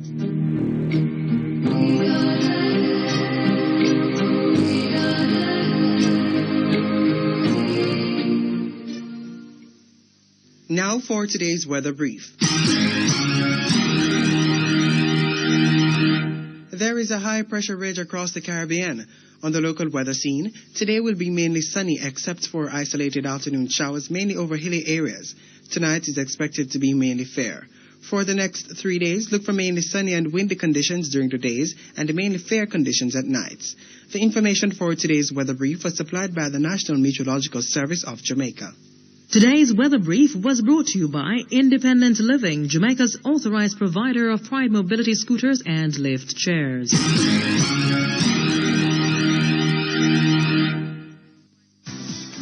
Smells great, tastes better. Your favorite Dr. Luscious and Tasty Baked products. Delve into our delicious Dr. Luscious cheese bread, pineapple cake and a raisin cake, and our tasty Tasty orange, coconut and cherry cakes. Available at all major supermarkets and stores island-wide. Fresh, savory and mouth-watering baked brands. Dr. Luscious and Tasty line of products. Baked and distributed by Breads and More Limited. 27 East Street, Old Harbor. Telephone 983-0644. Dr. Luscious and Tasty Baked products.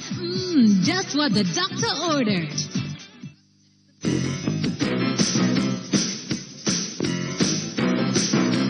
You're listening to Perkins Online, the thinking person's talk show. Our phone numbers are 968-4901, 968-4902, 968-4903.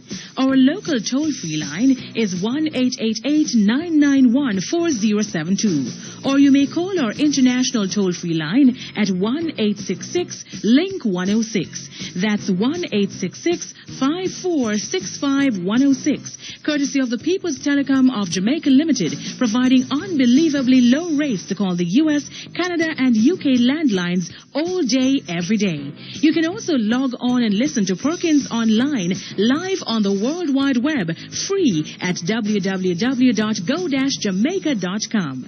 Now back to Perkins Online on Power 106 FM.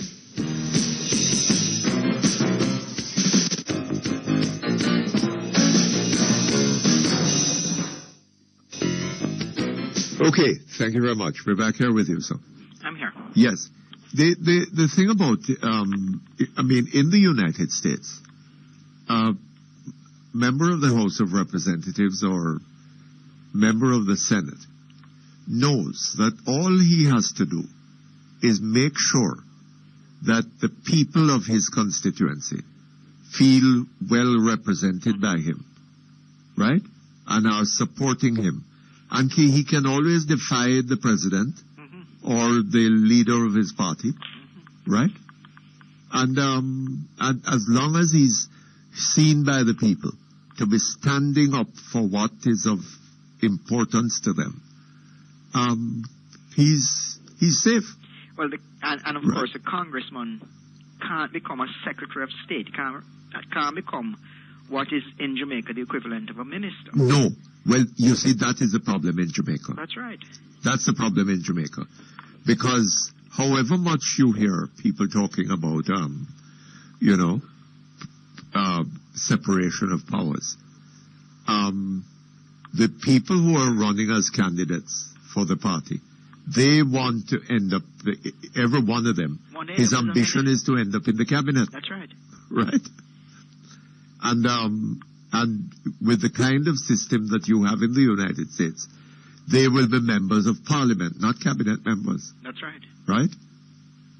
The cabinet will come from outside. From outside. Yes. And what you're doing, that to me is vitally important, is then you're going out shopping for the best talent that there is available. Yes. Not for the most popular person who can win an election. Absolutely.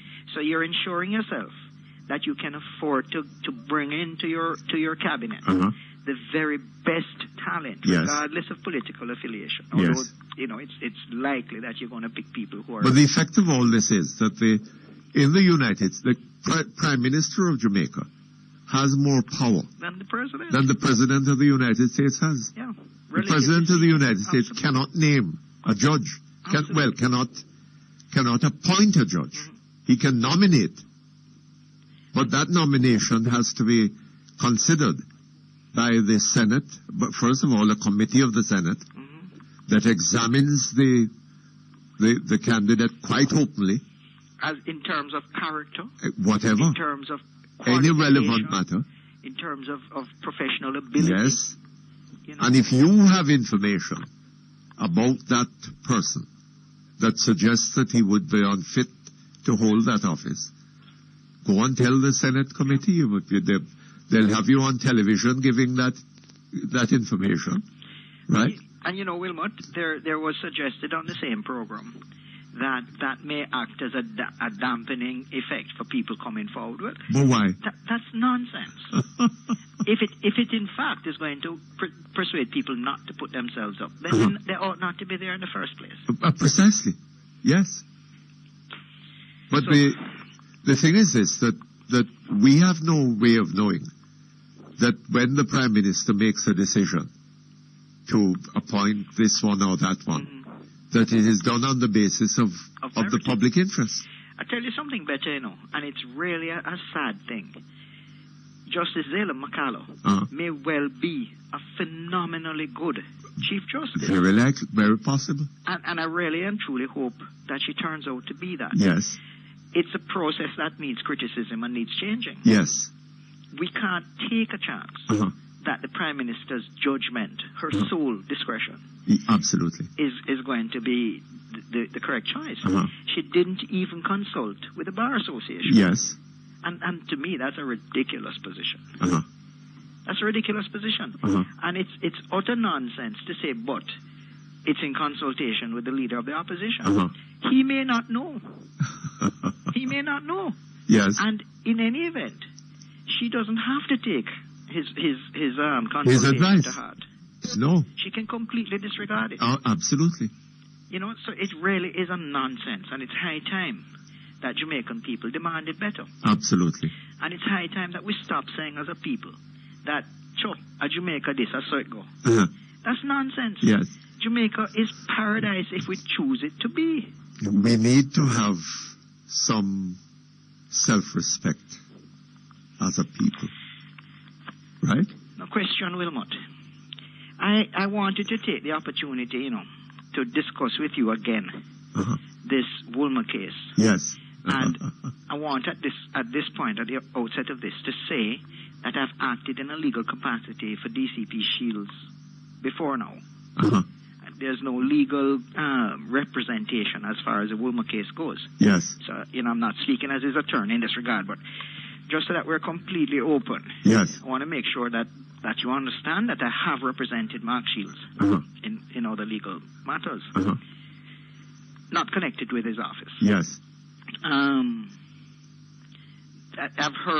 read excerpts from I think it's a British Mirror, regarding the findings, and it seems now pretty clear that Bob Wilmot may not have been murdered. Yes. Okay.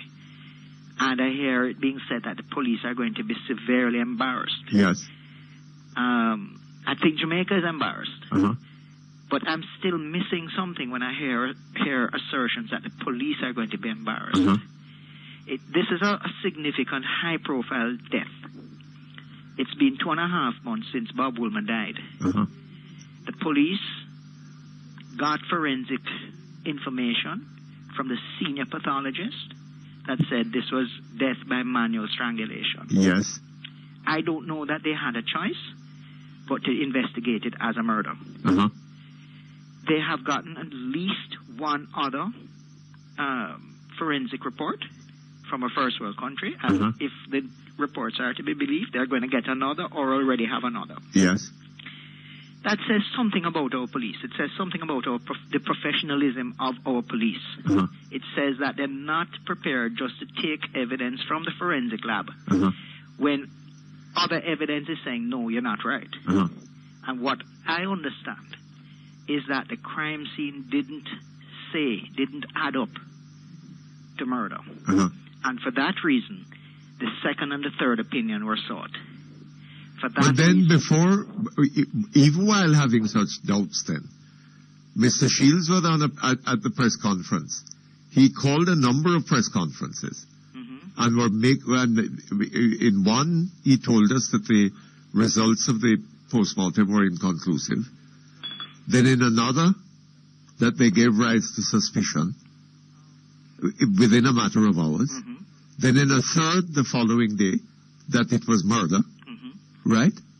I mean, if he felt uncertain about this, and to the point where he sought advice from abroad, then he should have kept his mouth shut and not... Well, I tell you what, that's something that maybe Mark Shields can answer for you. I really don't know the answer to that. Yes.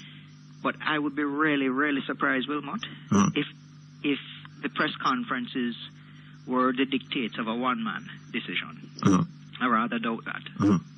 Knowing DCP Shields as I do, well, he's very cautious. He is very cautious? He's very cautious. Notwithstanding the many, many TV appearances, he's very cautious. But then the thing is this, that I agree with you that the whole thing cannot be laid at the feet of the police, right? But one has to see it as indicative of serious defects in the investigative process in Jamaica. No question about right? that.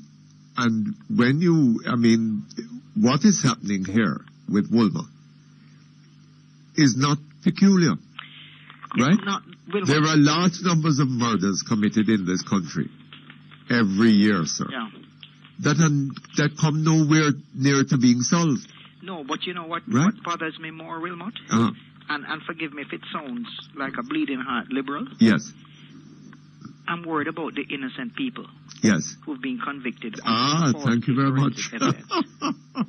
Oh yes. That's what bothers me. Absolutely. Wilmot, let me be criticized for saying this.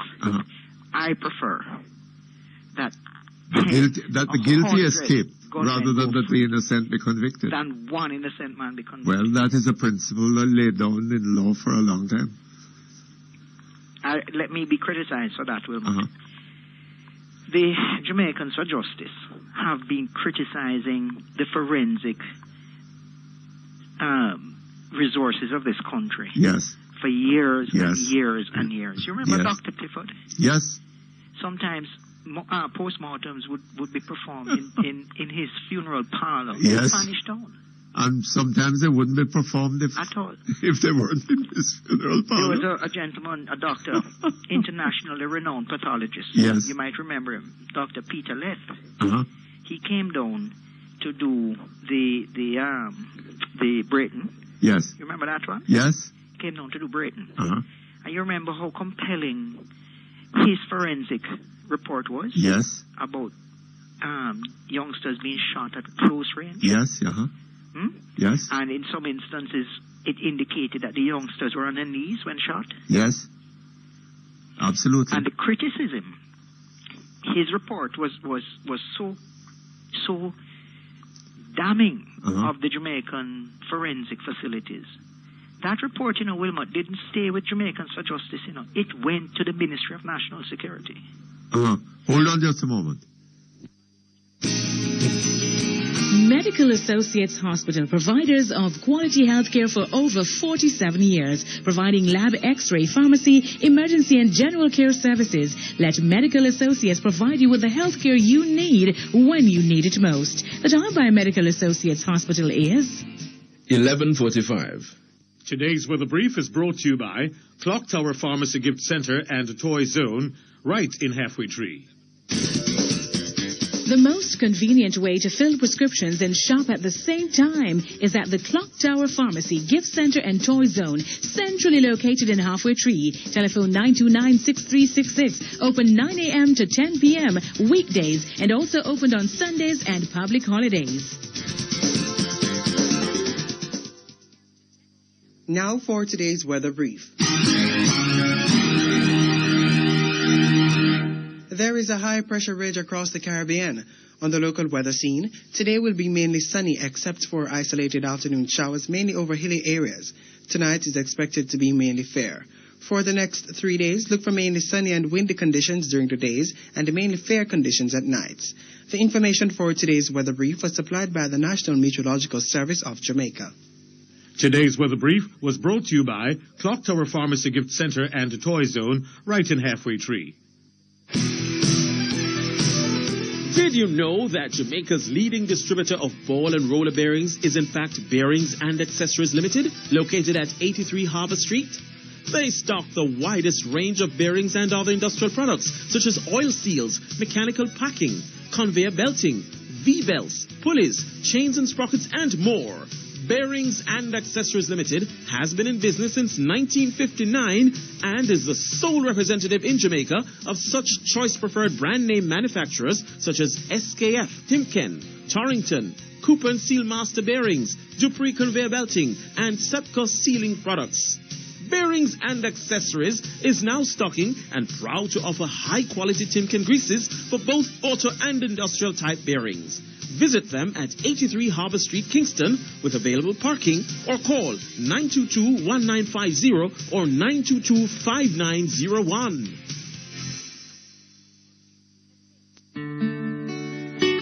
J&J Pharmacy, located at 82 Barnett Street and shop number 3, Embassy Place, Montego Bay, has all all that you need in a pharmacy. If they don't have what you need, they will definitely get it for you.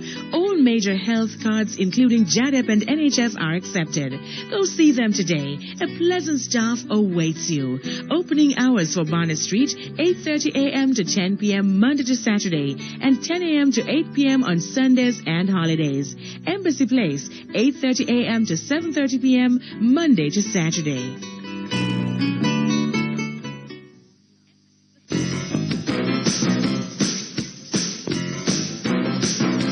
You're listening to Perkins Online, the thinking person's talk show. Our phone numbers are 968-4901, 968-4902, 968-4903. Our local toll-free line is 1-888-991-4072. Or you may call our international toll-free line at 1-866-LINK-106. That's 1-866-5465-106. Courtesy of the People's Telecom of Jamaica Limited, providing unbelievably low rates to call the U.S., Canada, and UK landlines all day, every day. You can also log on and listen to Perkins Online live on the World Wide Web, free at www.go-jamaica.com. Now back to Perkins Online on Power 106 FM.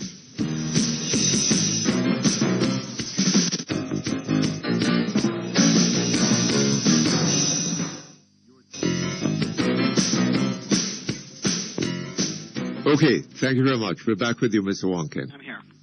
You were saying about the report going to the Ministry of National Security.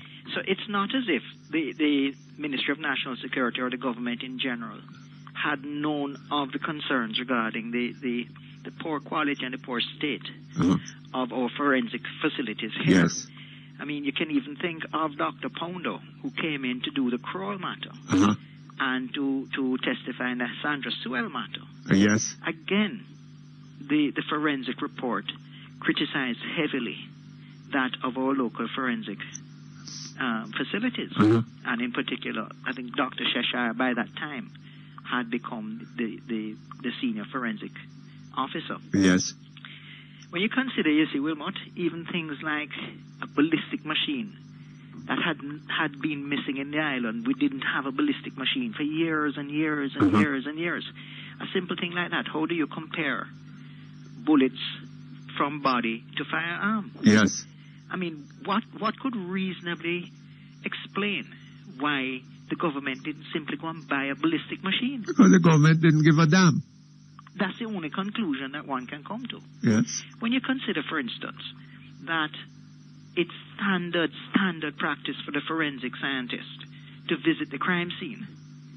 I wonder, I don't know for certain, but it would surprise me if any of our forensic doctors went to visit the crime scene at any of Kroll or Wilmot's case. We haven't heard of it.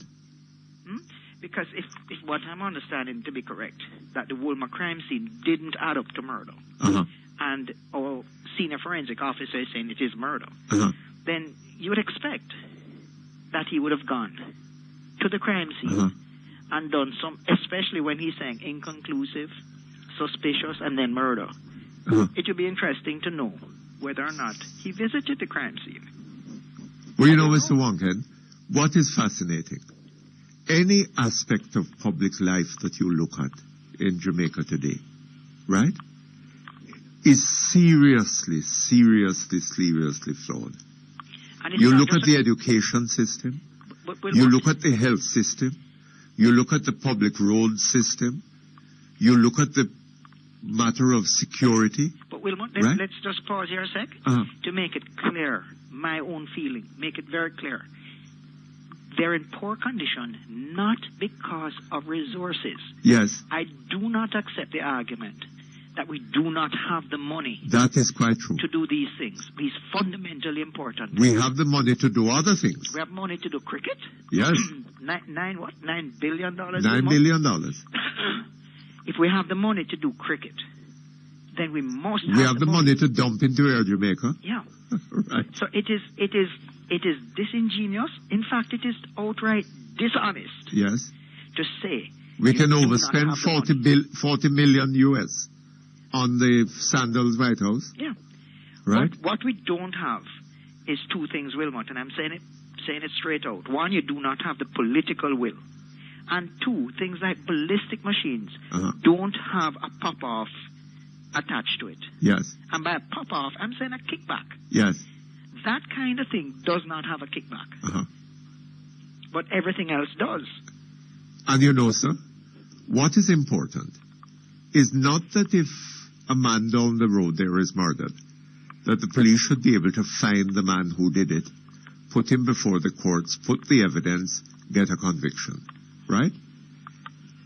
What is important is that any man who makes a damn nuisance of himself, that in a way that affects the interest of those whose interests are paramount in this country, the police can dispatch him. Yeah.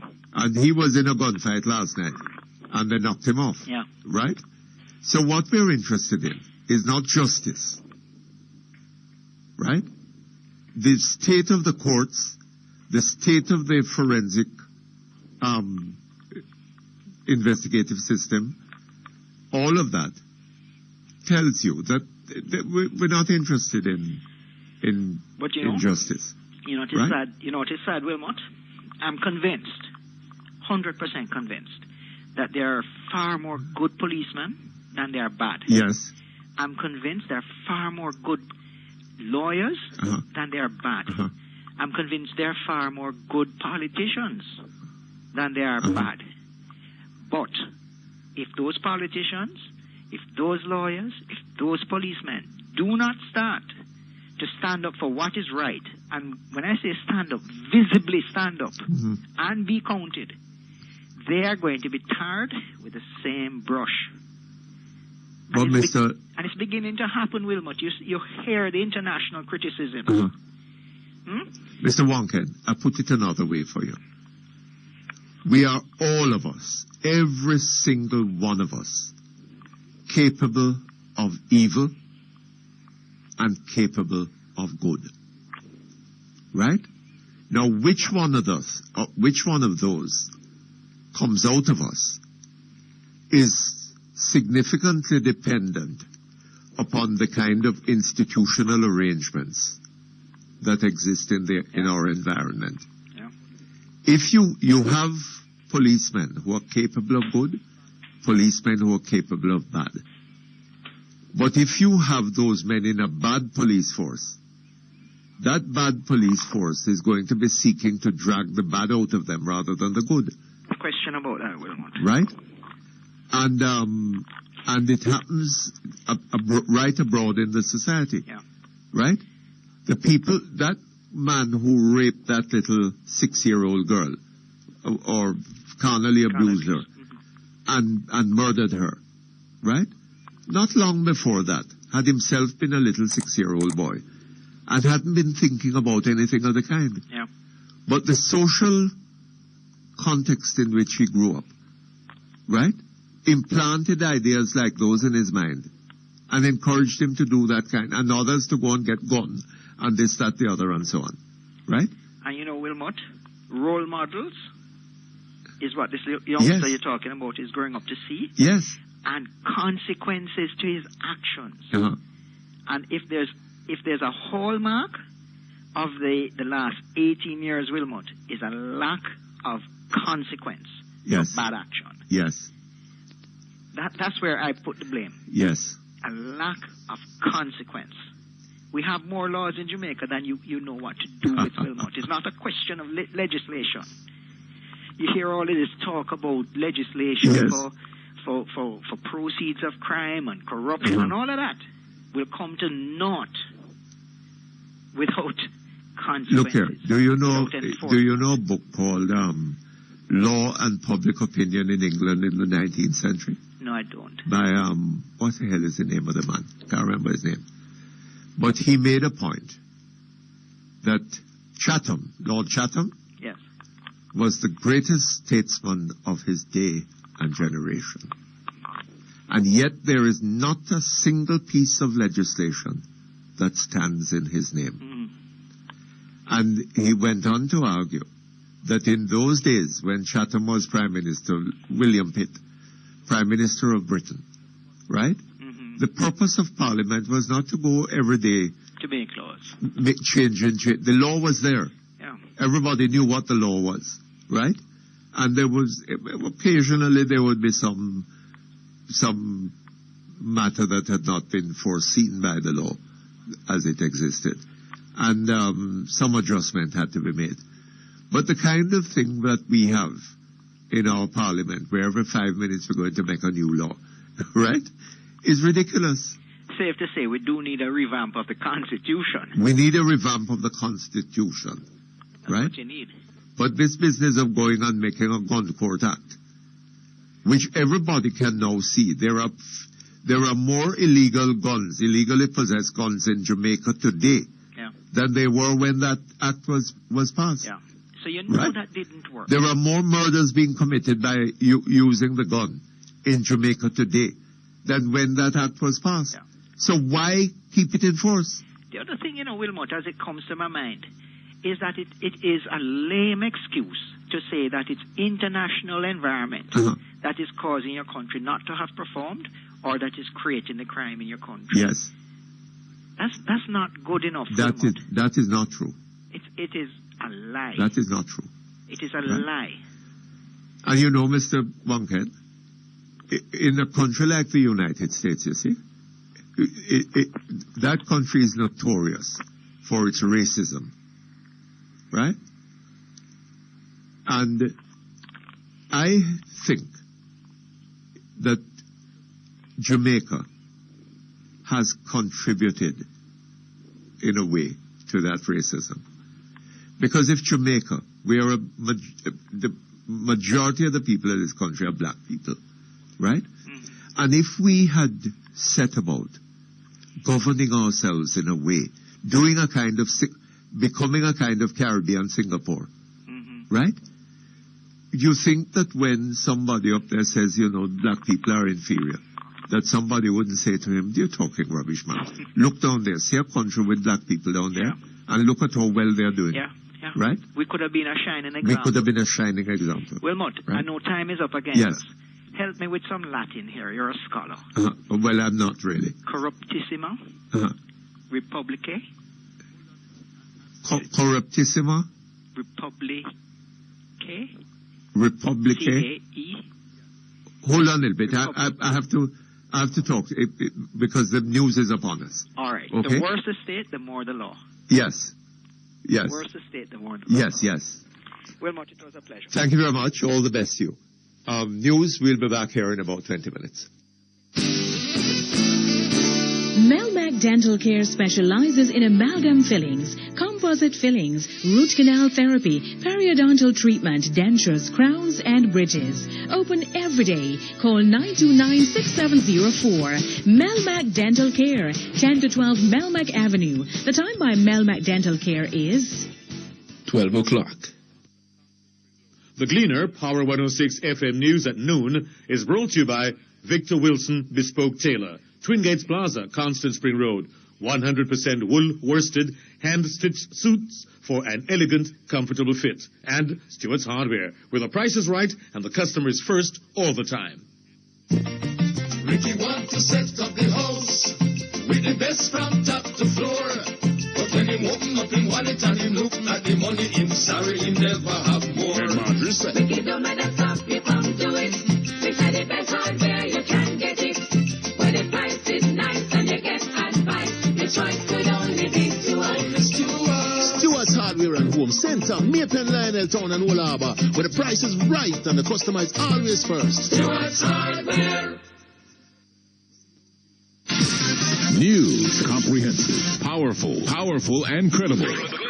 Power 106 FM, Radio News Center.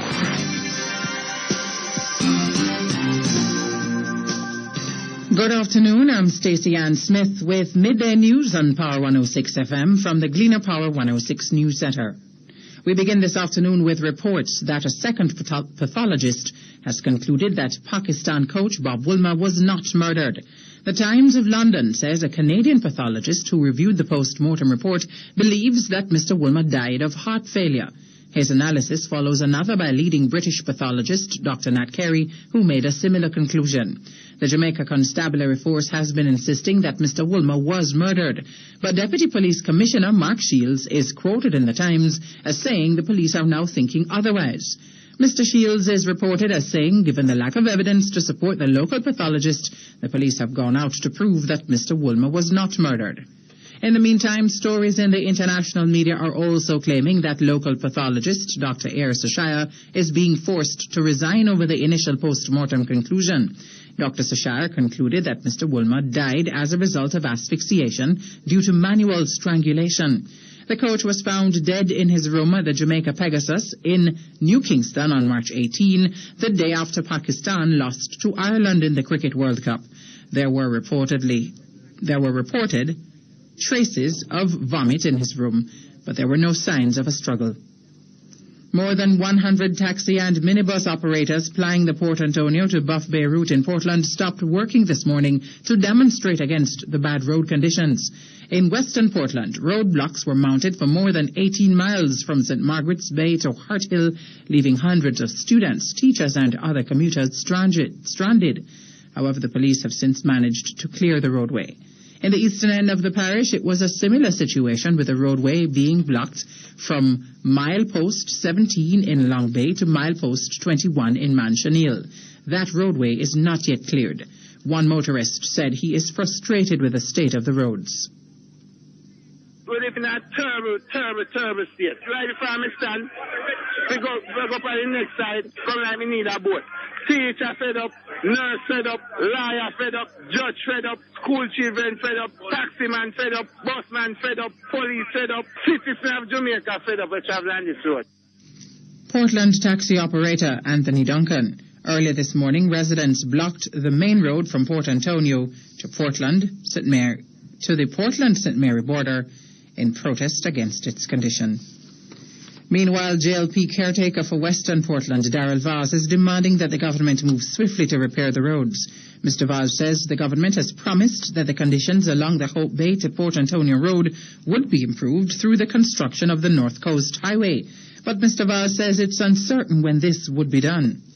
I am giving the government 5 days to call a meeting with the North Coast Highway contractor, with the NWA, and with the political representative to come up with a strategic plan as to how we can make sure that in the short term the roads conditions are improved significantly, or else this thing is going to get out of control because the people have been tolerant to this point. Mr. Vaz also says many motorists have been incurring significant expenses because of the poor road conditions. There is no well-thinking person that lives in Portland that would not agree, regardless of what political party you are affiliated with, that these conditions are not only a risk to motor vehicles, but to people's health, because people are suffering from back pain, neck pain, and stress conditions, flying daily to and from work, whether it's from Portland to Buff Bay or Buff Bay to another bay. JLP caretaker for Western Portland, Darrell Vaz. The Chief Executive Officer of Trinidad Cement Group Limited, TCL, Dr. Rollins Bertrand, is proposing that regional governments begin to build more concrete roads. According to Dr. Bertrand, this would help to preserve some of the infrastructure that are usually severely damaged during heavy rains and hurricanes. They're solutions that are tried and tested in equally difficult environments such as ours, environments in which people face tornadoes and hurricanes on every year. So we are trying to get the governments to look at the whole question of concrete roads, major infrastructure. You cannot afford to lose your major, roads every time you have heavy rains because of the disruption to your economy. Some have listened to us, others have not. In the meantime, Dr. Bertrand said TCL, the parent company of Carib Cement, is satisfied with the progress of the expansion of its Kingston-based plant. Under the expansion project, Carib Cement will be adding a 5th kiln and a 5th cement mill at the plant. you are going to start seeing structures rising out of the ground fairly soon. So far, we've been focusing really on site preparation and foundation, all of the orders. We are now at the point of steel erection. Most of the equipment has arrived, and we are targeting the first quarter of 2008 to commission that plant, and we are well on track. Chief Executive Officer of Trinidad Cement Group Limited, Rollins Bertrand, speaking this morning on Independent Talk on Power 106. You're listening to Midday News on Power 106 from the Gleaner Power 106 News Centre. It's 7 minutes after 12. A 45-year-old Jamaican who lives in Canada was shot dead by a gunman on Pandora Crescent in Kingston 11 last night. He is Mark McKenzie of Meeking Drive in Ontario, Canada. The police report that Mr. McKenzie was in a Suzuki motorcar when he was approached by a man. Following a brief conversation, the man reportedly pulled a gun and opened fire, hitting him. Mr. McKenzie reportedly died on the spot. The Outer Rios police in St. Anne have arrested a man in connection with the stabbing death of another in the parish yesterday. The incident reportedly took place at Mile End in Outer Rios. 54-year-old Whitney Davis was killed in the incident, while 30-year-old Dale Hines is to be charged with murder. The Constabulary Communication Network reports that the two men were in a bar when an argument developed between them. The dispute escalated into a fight, during which a knife was allegedly used to stab Davis. He was pronounced dead at the St. Anne's Bay Hospital. The hearing of the appeal by Olent Corporation and its Managing Director David Smith against the Financial Services Commission, FSC, resumed in the Supreme Court this morning. Neil Lewis and Janice Lewis of Lufam Investments are also having their appeal heard against the cease and desist orders issued by the FSC last year. The cease and desist orders had instructed Olent and Lufam to desist from conducting securities and investment advice businesses until the requisite licenses had been acquired. On November 3 last year, the court granted a stay of the cease and desist order for Olent on the condition that the company should have no further increase in membership until March this year or until further ordered. The court has since ordered that the condition would continue to apply until the hearings resumed this month. Prime Minister Portia Simpson-Miller last night announced 3 major government projects for Montego Bay during the culmination of her 3-day campaign in Western Jamaica. Addressing thousands of supporters in Sam Sharp Square, Mrs. Simpson-Miller said the Bogue Main Road would be dualized to ease the problem of traffic congestion. The Prime Minister also said the flood-prone North Gully would be improved and that there would be new traffic plans for downtown Montego Bay. The responsibility for the maintenance of the North Gully has been the source of a long-standing dispute between the National Works Agency, NWA, and the St. James Parish Council. However, the Prime Minister says the gully has now been officially placed under the portfolio of the NWA and plans are now in place for its upgrade. In Grenada, industrial action has hit 3 separate government entities as the powerful Technical and Allied Workers Union, the TAWU, called out its members to protest a range of issues.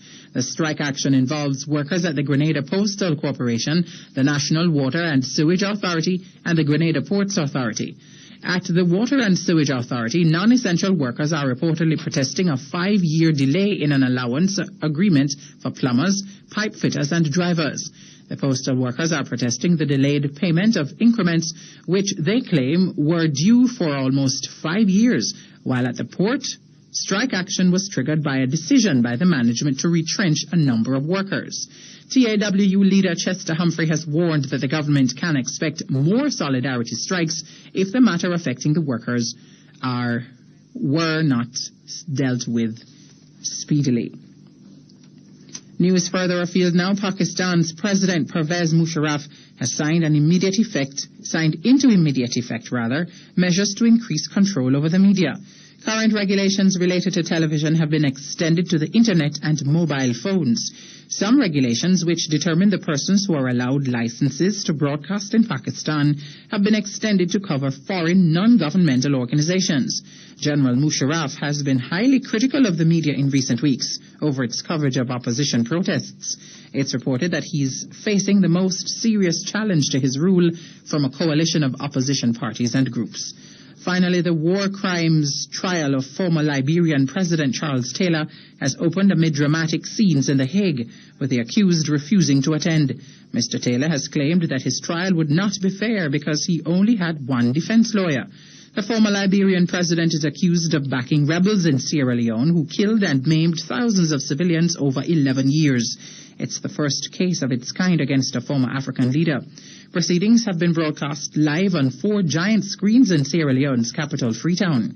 Judge Julia Sebutine reportedly ordered the trial to continue without Mr. Taylor amid intense protests from his lawyer, Karim Khan.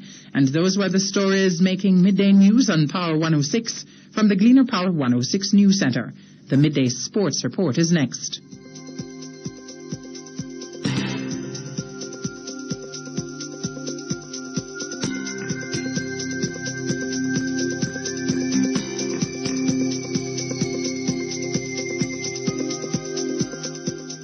The Gleaner, Power 106 FM News at noon, was brought to you by Victor Wilson Bespoke Tailor, Twin Gates Plaza, Constant Spring Road. 100% wool worsted, hand-stitched suits for an elegant, comfortable fit. And Stewart's Hardware, where the price is right and the customer's first all the time.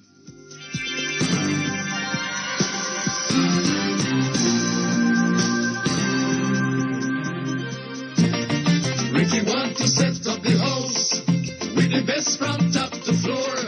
But when him open up him wallet and him look at the money, him sorry him never have more. Ricky don't matter stop you from do it. We said the best hardware you can get it. When the price is nice and you get advice, your choice could only be Stewart. Stewart's Hardware and Home Center, Maypen, Lionel Town and Old Harbour, where the price is right and the customer is always first. Stewart's Hardware. So, who is the lucky bride? Lucky who? I just pick up my suit from Victor Wilson Bespoke Tailor. From foreign? No! Victor Wilson Bespoke Tailor, shop 47 Twin Gates Plaza. Their suits are equivalent to suits from West End London. But Bespoke Tailor is a Jamaican tailor right a yard. And them have the best tailor-made suits about here. Bespoke Tailor? No wonder I thought you were spoken for. Victor Wilson Bespoke Tailor, 926-7587. Sports, comprehensive, powerful, and credible. Power 106 FM, Radio News Center.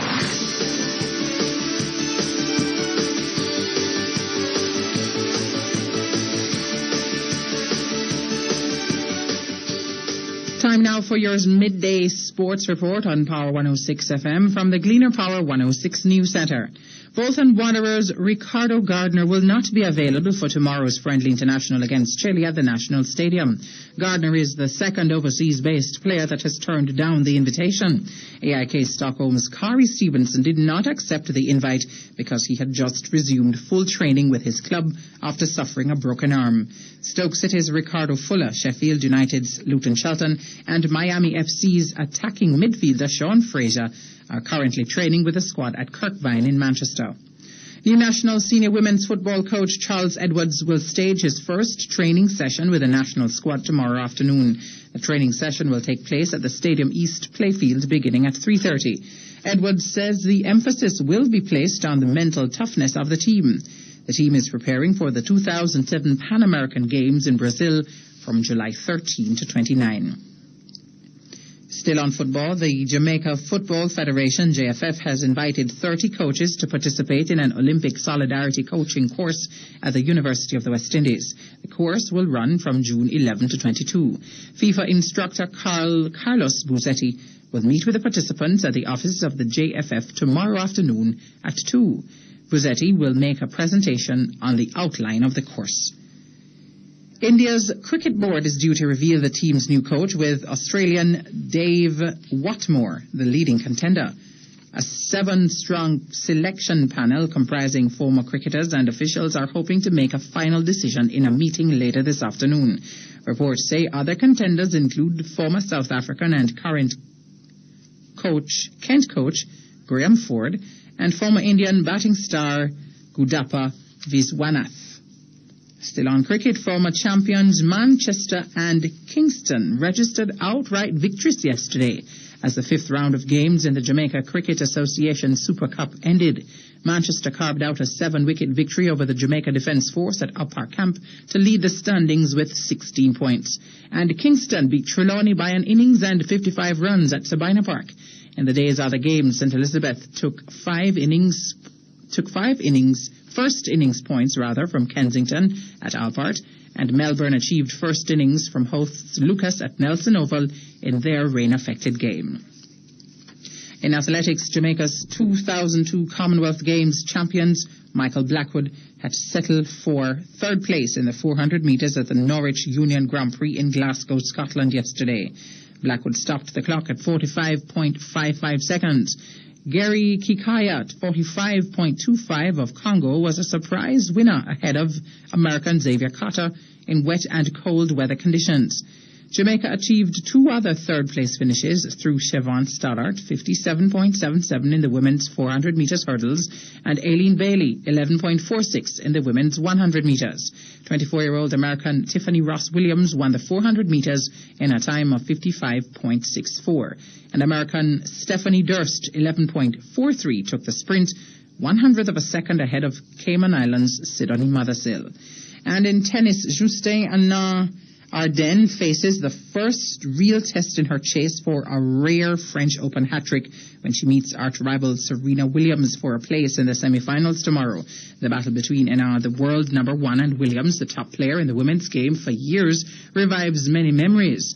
The players have opposite styles but are equally combative and have fought plenty of matches over the years. The most memorable clash between them was their acrimonious semi-final in 2003, which Anna won in 3 sets on her way to her first triumph in the French capital. Meanwhile, earlier today, defending champion Rafael Nadal hit peak form to see off Australian Leighton Hewitt 6-3, 6-1, 7-6, 7-5 to reach the quarterfinals. The second seed will face fellow Spaniard Carlos Moya in the last 8. And that's your midday sports report on Power 106 from the Gleaner Power 106 News Centre. Stay tuned now for a word on the weather.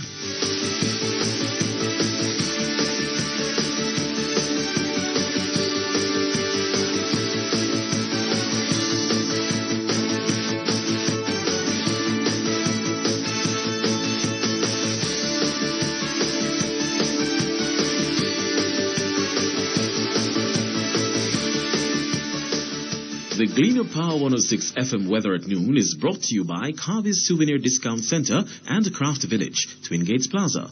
Be Jamaican, buy Jamaican, and Carby's Discount Centre, Twin Gates Plaza, Constant Spring Road. So much more for less.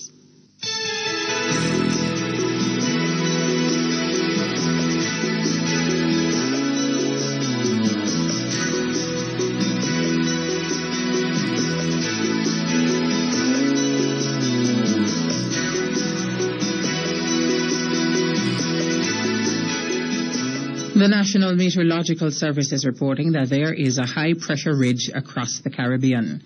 On the local weather scene this afternoon, expect mainly sunny and windy conditions. Tonight will be mainly fair. For the next 3 days, expect mainly sunny and windy conditions over most parishes. And that's your midday weather report from the Gleaner Power 106 News Centre.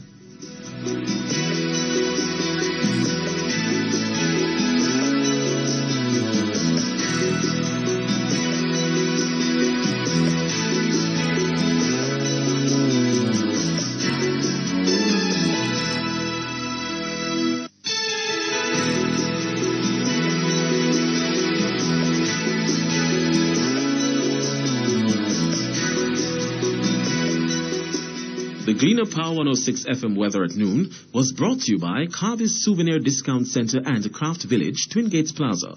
Be Jamaican, buy Jamaican. And Carby's Discount Centre, Twin Gates Plaza, Constant Spring Road. So much more for less.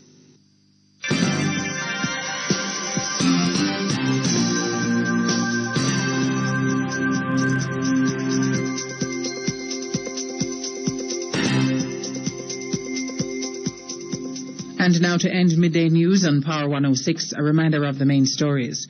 British newspaper reports that a second pathologist has concluded that Pakistan coach Bob Wilmot was not murdered, as the Jamaican police have said. And the newspaper is also claiming that Deputy Police Commissioner Mark Shields has accepted that Mr. Wilmot was not murdered. Hundreds left stranded as numerous Portland taxi and bus operators stop working to protest against bad road conditions. Prime Minister Portia Simpson-Miller announces projects to ease traffic problems in Montego Bay. Trinidad Cement Group's chief executive proposes that regional governments begin to build more concrete roads to withstand hurricane conditions. In Grenada, government workers at 3 agencies take industrial action to protest against a range of issues. And in sports, Bolton Wanderers' Ricardo Gardner to miss friendly international between the Reggae Boys and Chile because his club did not release him. And that's midday news and sports and weather on Power 106 FM. Your next newscast will be headline news at 3. From the Gleaner Power 106 News Center, I'm Stacey Ann Smith.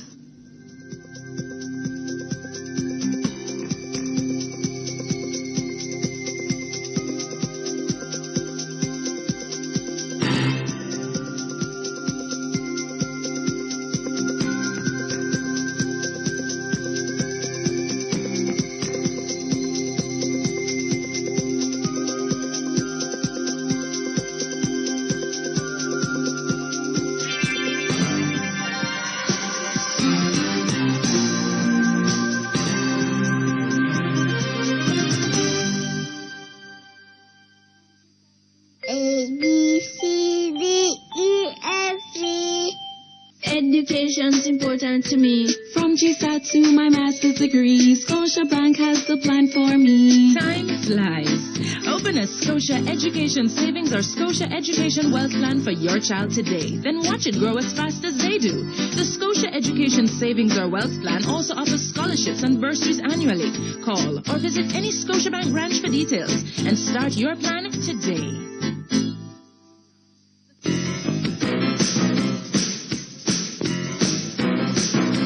You're listening to Perkins Online, the Thinking Person's talk show.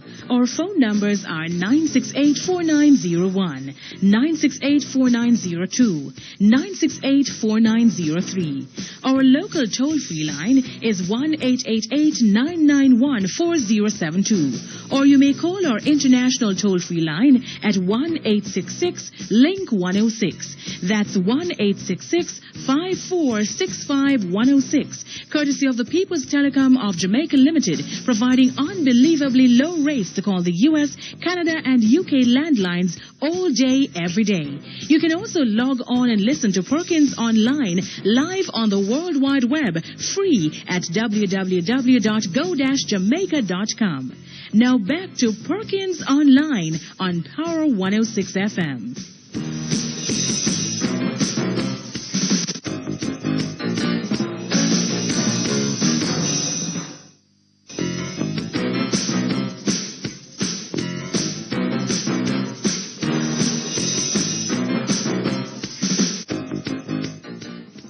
Okay, thank you very much. We're back here online. And let's go directly to our telephones. Hello? Hello? Yes, Hello? Good afternoon. Good afternoon to you, sir. How are you? Mutty. You're having demonstrations about the roads in St. Mary? No. I believe St. Mary people get punch drunk. They have been so faithful to the PNP. Anyway, I've heard some of the people them said, you wait, we're tired of them. Time for a change. That is what I hear the people say. That would be extraordinary. Yes, we're tired of them. Bad road, how much bad road, look how we vote for them. Oh, Lord. Look how flood out Port Maria and a little fool. So let me ask you something. They don't love Sister P. Yes, but them say she can't manage. She love him, but she can't manage. So them say. At least that's what I hear them say. Oh, Lord. You know what I mean? We're tired of them. We're tired of the government. But I hear there's a grand meeting in Another Bay the other day. Oh, I heard that the response to the MP there, Mr. Harry Douglas, was very subdued. Oh, is that so? And equally for Mr. Dabdoob, even more subdued. Oh? And for Mr. Rod, very subdued. Oh? I heard those three, boy, now they tried to get a raise out of the crowd, you know? Oh, but then it's a circus. going back to, remember 1981, 50, all these crowds. It's just a matter of poor people that get money to go drive up and down and drink some beer, and the miserableness of their existence, and they get a little fun there. You know what I mean? And that is the danger. You see, our people have lost their self-respect and self-esteem so much that they allow themselves to be, you know, they keep them poor and poverty. That's when the election coming. They dash a little money give them, you know. And because they're so poor and hungry, they're so glad for the little money. And they catch them, beat them with it, and catch them with the hook. But I detect that there is no welling up of self-esteem and self-respect. I believe they're going to vote them out.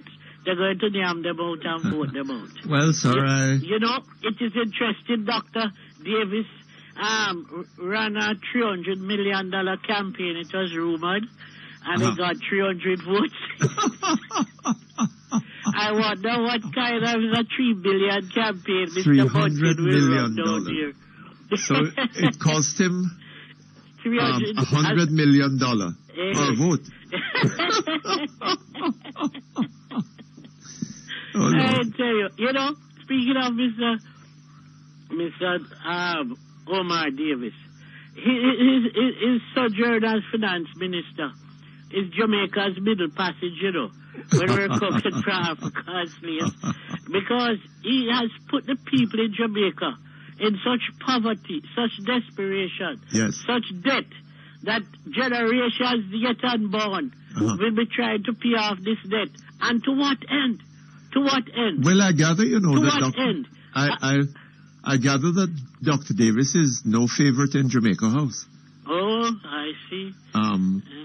And you see that Mr. Bunting is in the offing. No, but you see, I can understand Mr. Bunting's desire to keep things going as they are, because this system has been very kind to Mr. Bunting, to capital and credit, to Jamaica money market brokers. You know, there was a movie in America, Barbarians at the Gate, about the killings that they made on the American stock market. I mean to say, what the killing that these security traders made in the Jamaican securities market. I mean, it's comparable to what happened in the New York Stock Exchange there. Yes. This system was set up. Hold on just a moment for me. Yeah. My mother said, he will pass my exam because me have brain poor. Mother's poor patty make me strong so me can learn at school. But teacher say me chat too much. The time by Mother's Paw Patchy is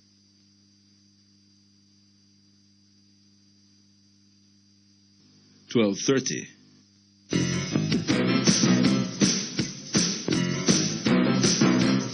For Power 106 FM listeners in St. Elizabeth who just can't get enough, he's now headed your way. Perkins Online with Wilmot Mutty Perkins will be coming to you live from Treasure Beach Hotel on Friday, June 8, as host Wilmot Perkins focuses on the issues of the residents of St. Elizabeth. This broadcast is brought to you by Treasure Beach Hotel, the oasis on Jamaica's sunny and unspoiled south coast. Discover the difference. Three Angels Pharmacy for fast, efficient and quality service. Breads and More Limited. Shop 4 to 5 Gillian Plaza, Old Harbour. DRE Banks Limited for the best value in dry goods, haberdashery, furniture and appliances.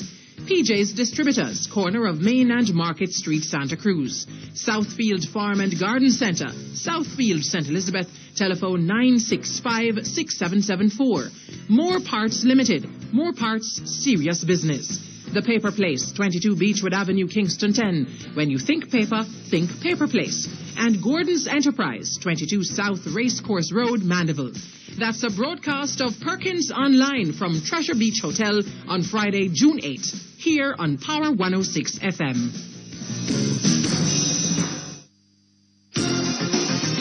What a car, what a price. Now you can get a brand new 2007 Mitsubishi Lancer from Motor Sales at the unbelievable price of $1.65 million while stocks last, with CVT transmission, dual airbags, ABS brakes, a 1.6-liter engine, plus many other features. There'll never be a deal like this again. The 2007 Lancer at Motor Sales. Everybody loves the Lancer. Drive yours home today.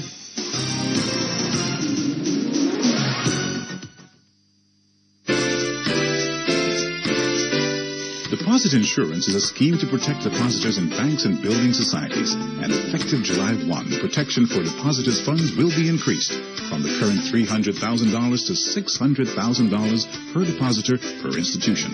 For further information, call JDIC, toll-free at 1-888-991-5342.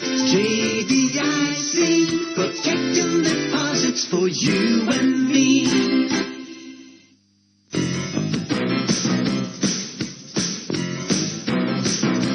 You're listening to Perkins Online, the Thinking Person's Talk Show. Our phone numbers are 968-4901, 968-4902, 968-4903. Our local toll-free line is 1-888-991-4072. Or you may call our international toll-free line at 1-866-LINK-106. That's 1-866-5465-106. Courtesy of the People's Telecom of Jamaica Limited, providing unbelievably low rates to call the U.S., Canada, and UK landlines all day, every day. You can also log on and listen to Perkins Online live on the World Wide Web, free at www.go-jamaica.com. Now back to Perkins Online on Power 106 FM.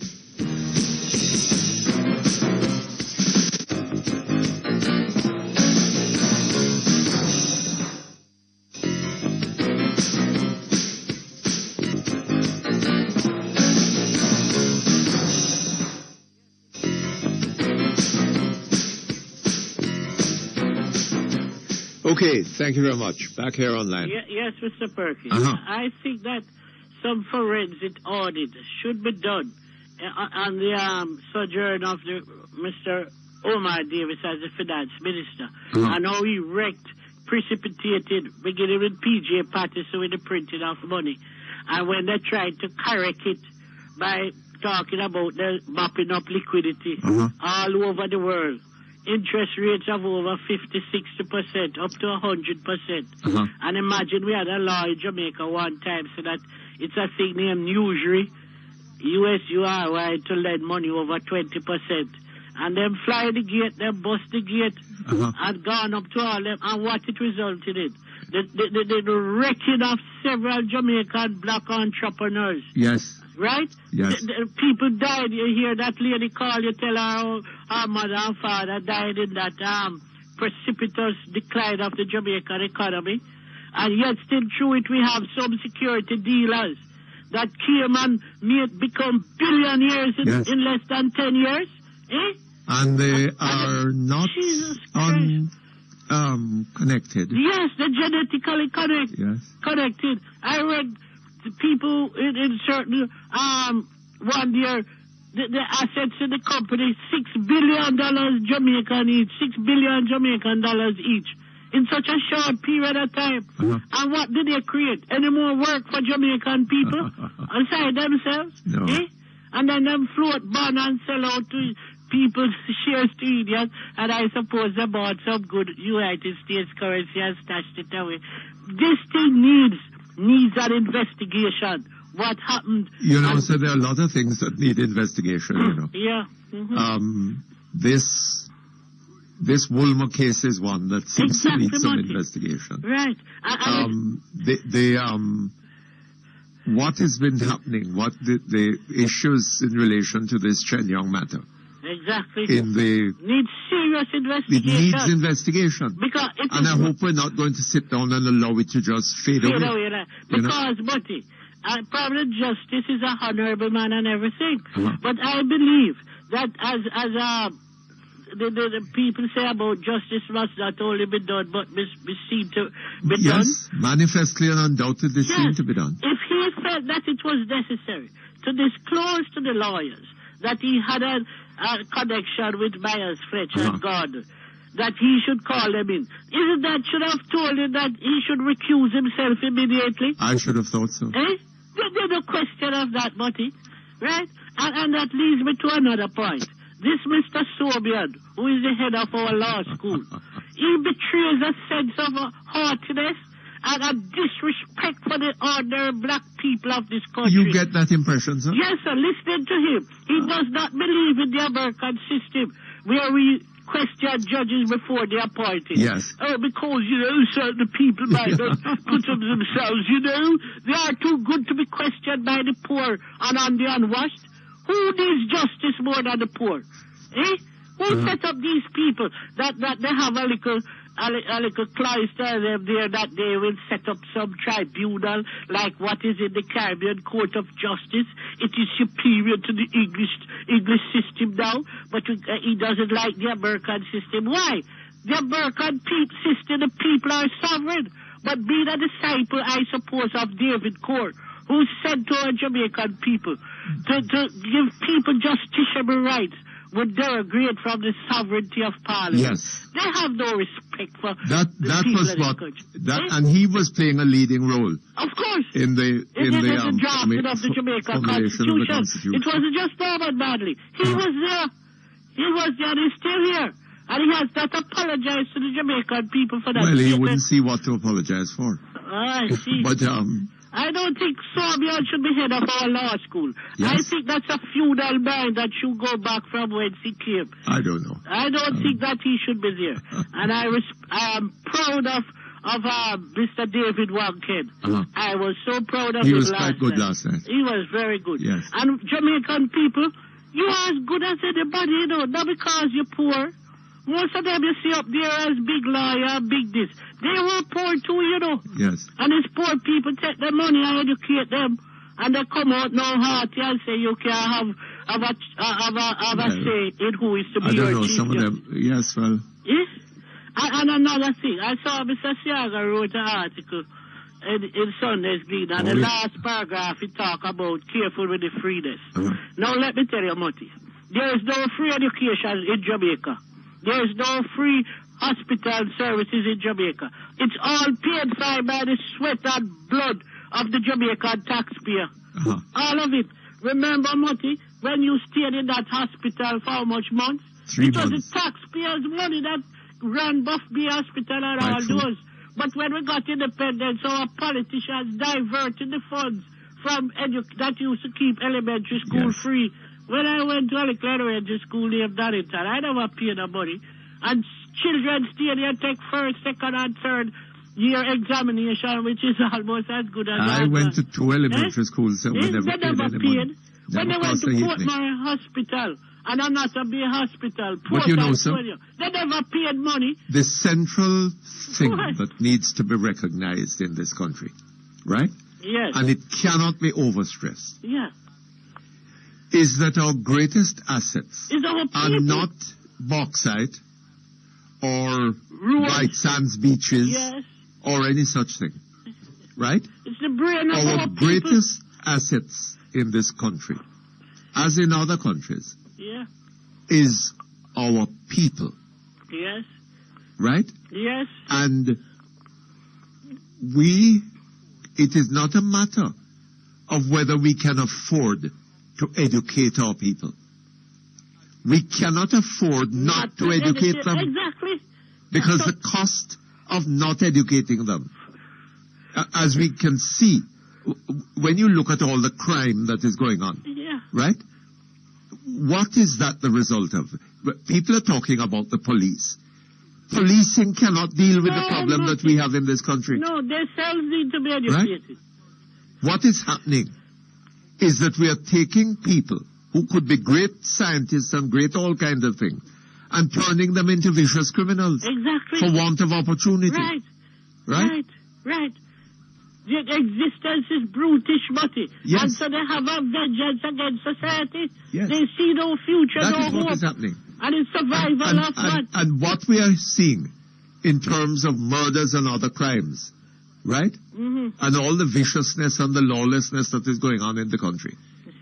That is the price that we are paying Of not educating for and not giving them opportunity. educating and not providing opportunity for our people, right? And if we think that we can more readily afford that than afford the education, well, fine, go ahead. That is what happened. We see the fruits of it today, yes. And it will get worse and worse. Yes, but absolutely. Look on Barbados, Mutty. Remember, you spoke and said before independence they knew the value of education. Yes. And after independence, they put even more stress on education. Yes. That if you are brighter, you get a scholarship. Not to just the local universities, but universities abroad. They pay for the people then. Yes. Mutty. And Barbados economy. Because we look like a joke. Absolutely. And we can't see that, Mutty. And we can take a conscious decision that these are our children. These are our people. Let us provide the education for them, the hospital care for them, so that they will turn out and make Jamaica the richest little gem in the Caribbean. We cannot afford not to educate our people, sir. Yeah. We cannot afford not to provide decent health care for our people. We cannot afford it. Right? We can't afford it. No, right? not at all. It is costing too much. Exactly. And if we would put a little, the resources that are being squandered in places like here, Jamaica and etc. Yes. Right? Hotel on the west, South, down the west there. Right? $40 million. World Cup cricket, World Cup cricket. All this kind of damn nonsense. Right? If that were put into educating our people, we'd all be better off. Right? Well, I tell you. And another thing, but Mr. I understood that what the Securities Commission in America for was to prevent secrecy in business transactions, that in publicly traded firms, the shareholders them can know exactly what is going on, not to have secrecy. So when Omar Davis come and tell the people of Jamaica that if he tell us what was going on with the sale of Iran, he would be breaking. It's a lie. I challenge him to prove that. And when he tells us again about the sale of Air Jamaica goods to brands there, it's unbelievable. We should know how much Branson bid for it, how much British Airways bid for it, and if it would be better to lease it. He's upgrading the head of Virgin Atlantic. What's his name, Mr. Branson, for disclosing it. If he had not come out and told us, would we yet at this point know anything about it? No, Mr. Perkins. It's not Omar Davis airline. It's not PNP airline. It's Jamaican people airline. Jamaican, yes. So why are you hiding it from them? Well, I don't know. Why you hide this Miran thing? Right? We need to know. And we need to investigate it when our government change. To find out what happened to Houston Electric bid. You're beginning to sound as if you were reading Miss Dornrich's article yesterday. Oh, yes. Oh, dear. But you know, Buddy. But that is coming from within the Sister P camp, you know. Yes. Hold on just a moment for me.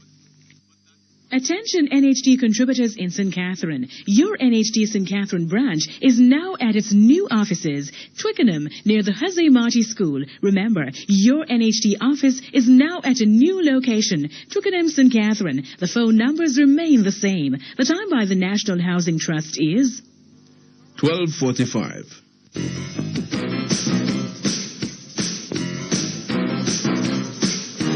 For Power 106 FM listeners in St. Elizabeth who just can't get enough, he's now headed your way. Perkins Online with Wilmot Mutty Perkins will be coming to you live from Treasure Beach Hotel Friday, June 8th. As host, Wilmot Perkins focuses on the issues of the residents of St. Elizabeth. This broadcast is brought to you by Spurtree Farm Store and Hardware Supplies for Spurtree Plaza, Spurtree Mandeville. New 4-way pharmacy, drugstore and medical center, shop 47 to 48 Santa Plaza, Santa Cruz. And Burson Educational Services, 134 Constant Spring Road, Kingston 8. This is best. That's a broadcast of Perkins Online from Treasure Beach Hotel on Friday, June 8th, here on Power 106.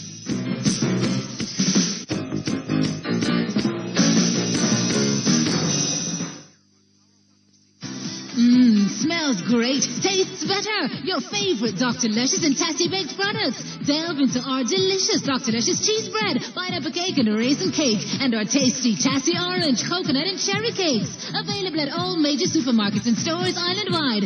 Fresh, savory and mouth-watering baked brands. Dr. Luscious and Tasty line of products. Baked and distributed by Breads and More Limited. 27 East Street, Old Harbour. Telephone 983-0644. Dr. Luscious and Tasty Baked products. Just what the doctor ordered. Homeowners, building contractors, visit Epic Hardware for the lowest prices on steam shower houses, shower enclosures, lumber, electrical and plumbing fixtures, and so much more. Epic Hardware, 142 Muirhead Avenue, Denbigh, Maypen. Telephone 986-6170. Epic Hardware, for people who build.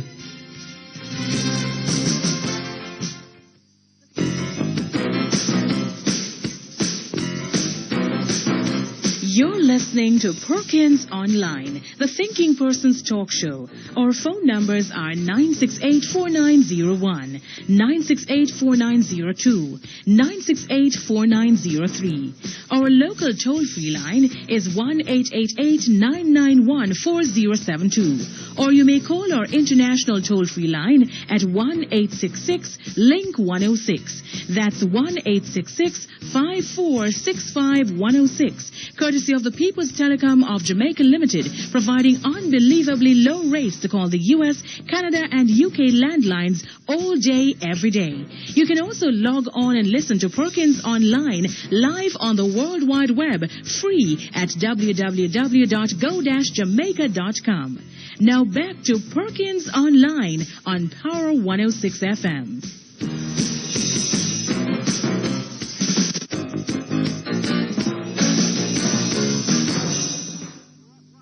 Okay, thank you very much. We're back here online. Yes, I have to run shortly. Okay, but all right.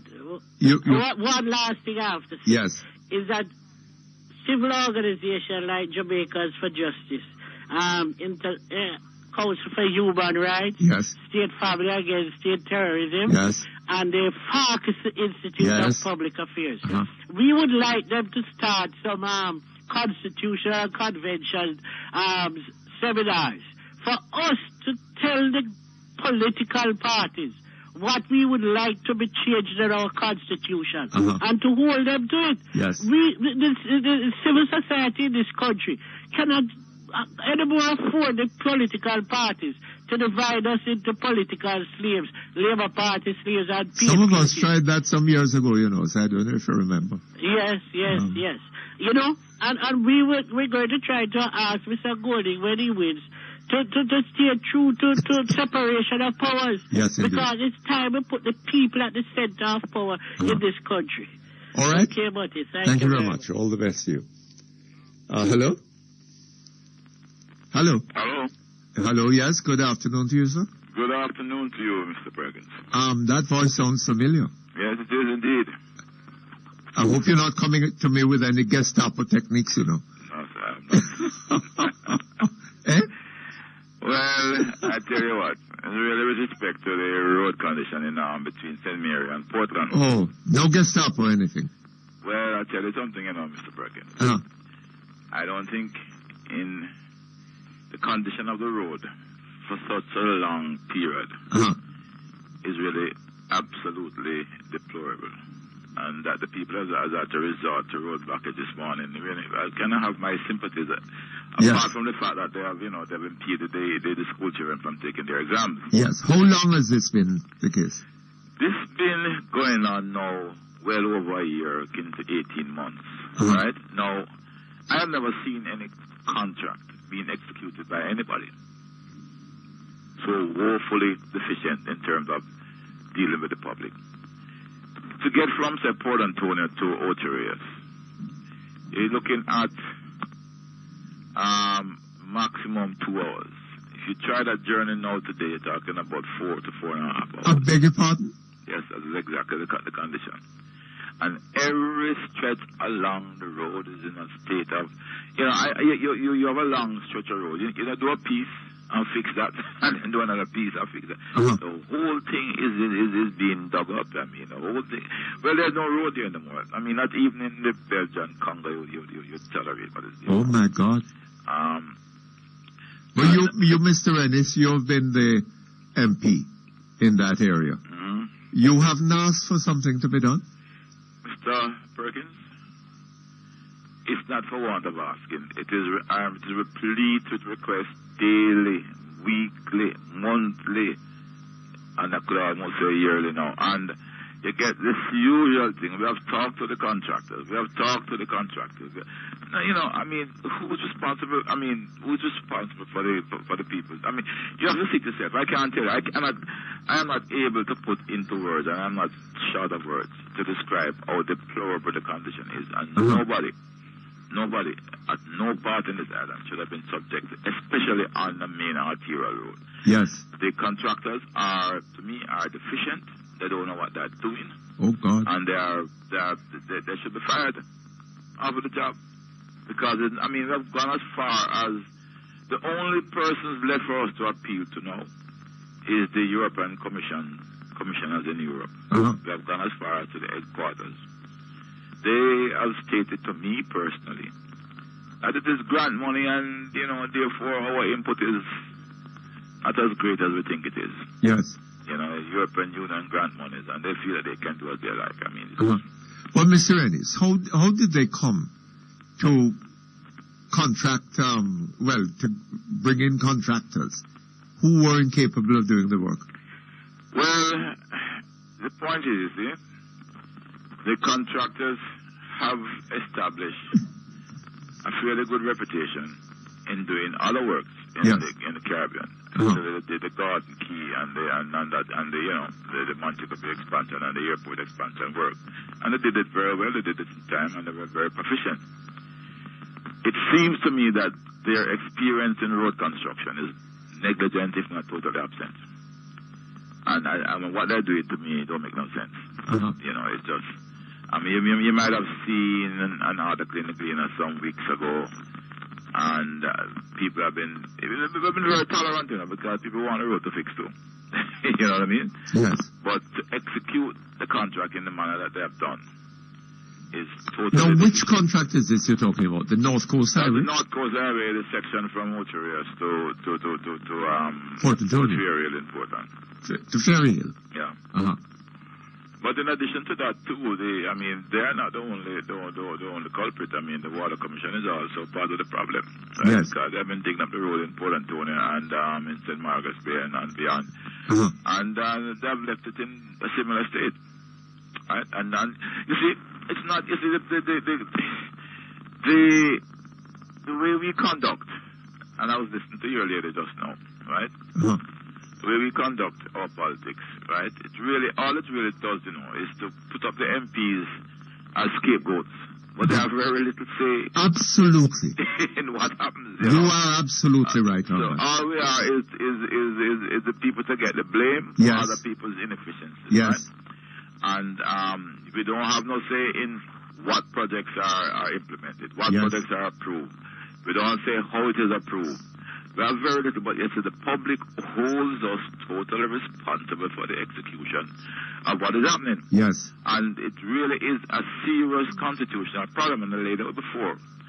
And my own view is that you have to get not only the political parties, but you have to get civil society in all its conundrum in terms of NGOs, in terms of the community councils, in terms of a lot of other people involved in the governance of the country. Yes. You have to remove this so-called fallacy that the MP does, and the MP this and the MP that, right? And the executive body has got to be held responsible.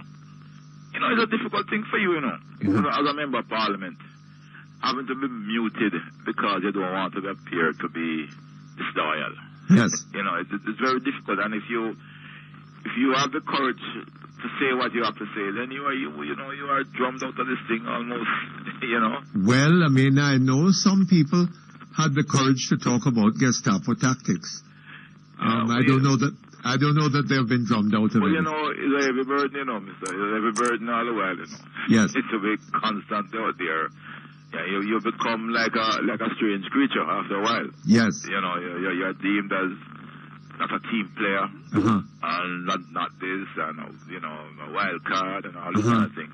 But it really is abominable that we ever. But that tells you something about the nature of our constitutional arrangements. It does, and I think I intend to speak about this very shortly. But the major thing is that we have not yet devised what I'd call it, a operational political philosophy that suits our own condition. I mean, all this thing about Westminster thing, I don't buy no cake. We have certain conditions whereby the people have to have a greater say in what happens, right? Yes. The political representative have to be the custodians of the people. What you want is a system that creates a greater opportunity for bonding between the MP and his people. Precisely. And you want the MP to know that as long as he is serving his people and his people are with him, then he can go to Parliament and say whatever he likes and demand. Well, you see, you see, we have a problem here. The MPs ought to be the ones who ensure the operations of the system, whether it be the executive or the state machine. Yes. Right? You can't have the MP muted, right? Because the state is not working. Yes. The executive is not performing, and the MP can't do anything about it because he'll be disloyal if he does so. Yes. You know, and this is a serious problem. I think the essential difference we say in between us and the American system is that the state senators, they have a responsibility to the people who elect them. Who elected them. And they have to defend that responsibility. Absolutely. You know, and as long as they defend that responsibility, they are cool. They don't have a problem. Precisely, you know, and what and they can tell the president to go to hell. You know, what happened here, you know, and not only that, when you look at it, what is important to the people? What happens in their community? Yes. In their parishes? Yes. Not what happens in town or in Kingston or in London or in Washington. Government is really local government. Where people have a right, you know. Well, I would say that people also have an interest in the economy and how well it works and what opportunities it provides them with and so on. That's true. Well, that aspect of it, you know, it resides in the executive. And the executive must have checks and balances. But if the MPs had the power, they could also demand of the executive that they do something about this? Well, yes, that is what is part of the deficiency, you know, system. In that, when it comes down to it, the non-executive members of the House are nothing but applauding chamber. Yes. Right. You either curse or you applaud. Yes. Right. But you really have no function there. Hold on just a moment for me, please, Mr. Ennis. You're listening to Power 106 FM. The time is now 1 o'clock. Who says shopping can't be fun? Shop at Megamart. Don't settle for high prices and limited variety. Megamart has a wide selection of groceries, freshly baked goods, household items and appliances, furniture, clothing, and much more. You can also dine in or out at our food court and fill your prescription at our pharmacy while you shop. We're open 10 a.m. to 10 p.m. every day. Who says shopping can't be fun? Shop at Megamart, Portmore and Kingston. Megamart, the best value by far.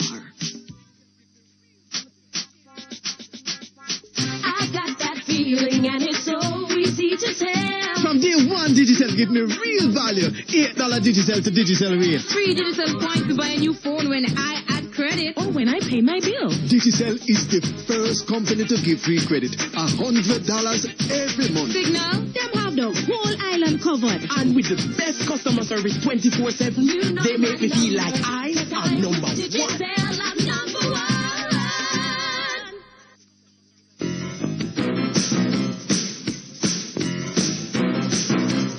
For Power 106 FM listeners in St. Elizabeth who just can't get enough, he's now headed your way. Perkins Online with Wilmot Mutty Perkins will be coming to you live from Treasure Beach Hotel on Friday, June 8. As host, Wilmot Perkins focuses on the issues of the residents of St. Elizabeth.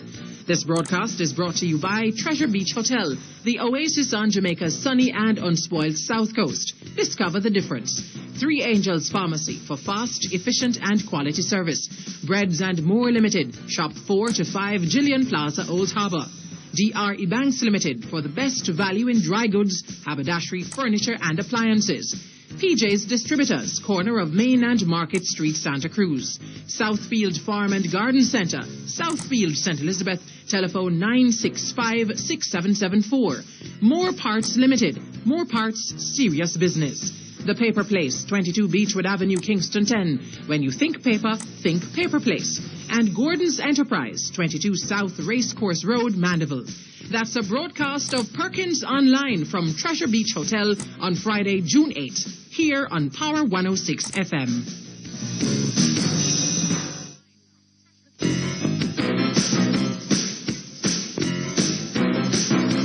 You're listening to Perkins Online, the thinking person's talk show. Our phone numbers are 968-4901, 968-4902, 968-4903. Our local toll-free line is 1-888-991-4072. Or you may call our international toll-free line at 1-866-LINK-106. That's 1-866-5465-106. Courtesy of the People's Telecom of Jamaica Limited, providing unbelievably low rates to call the U.S., Canada, and UK landlines all day, every day. You can also log on and listen to Perkins Online live on the World Wide Web, free at www.go-jamaica.com. Now back to Perkins Online on Power 106 FM. Okay, thank you very much. We're back with you, Mr. Ennis. Yes, sir. Now, are you going to tell me that there is something that is being done about these road conditions in Portland? Well, we have been, both myself, you know, and I say this from a non-political point of view. I've been in dialogue with Darrell Bars, I've been in dialogue with the Donald Rod and all parties, right? And I've been trying to get some semblance of what I would call temporary relief, because we know while you're in construction, you cannot, but you can at least give us a reasonable drivable surface. If it's going to put some mall and roll it in. You know what I'm saying? And we have been promised it time and time again, but we have not seen any action. Now, I find it difficult to describe the actions, the state of the road here, because, I don't know what words to use. But just give an example. To get from Anota Bay to, let's say, Hope Bay will take you well over an hour and a half. Anota Bay to Hope Bay? Yes. Right? That's 10... That's 20 miles. About 20 miles? Yes. Take you over an hour and a half to traverse that section. Oh, my God. Right? That is the kind of situation that we are in. You cannot...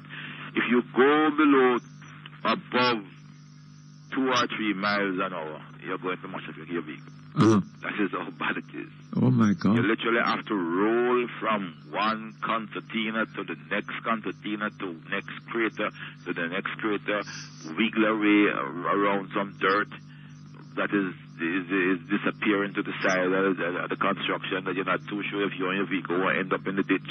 It is just abominable. It is well, not acceptable. Mr. Ennis, today is the 4th of June. Yes, sir. We are 4 days into the hurricane season.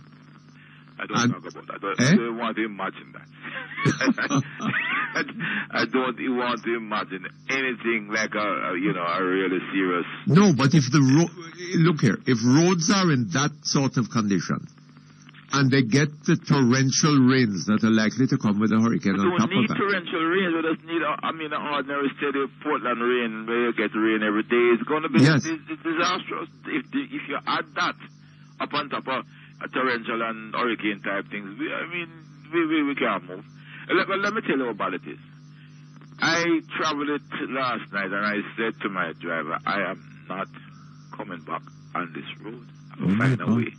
Or another route. I'm not coming back there because I just, the frustration built by knowing that you have some kind of responsibility. Yes. Right? And you're impotent in the face of all this.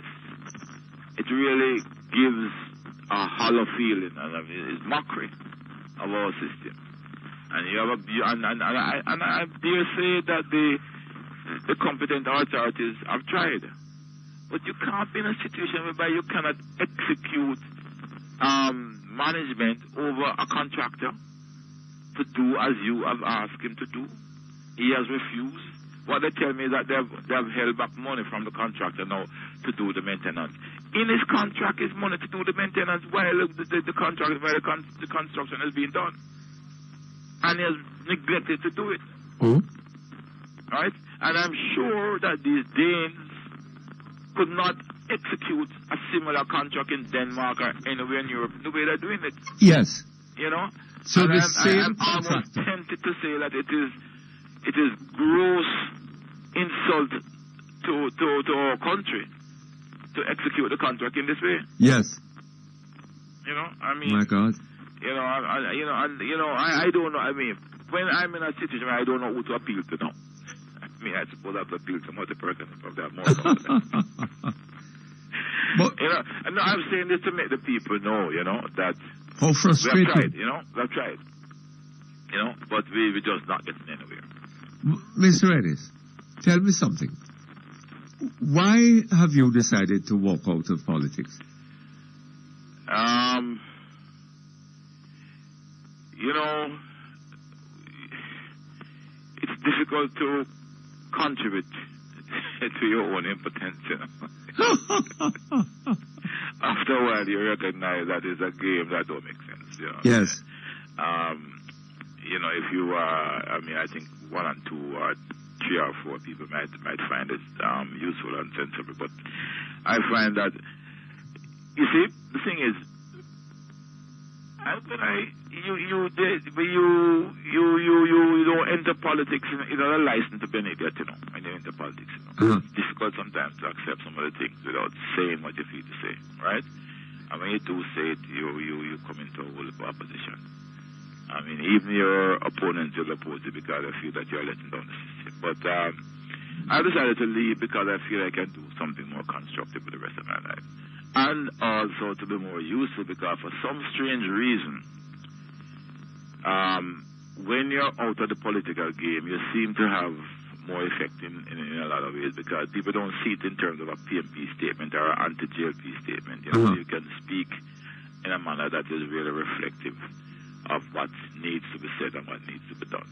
You see, we sometimes engage in who is right or who is wrong rather than who is what right and what is wrong. And I think we need to, you know, I mean, put it this way, we have done some things that I think are admirable. I think there's an emerging thing, if we look at it, an emerging political creed that is emerging that could be useful in time.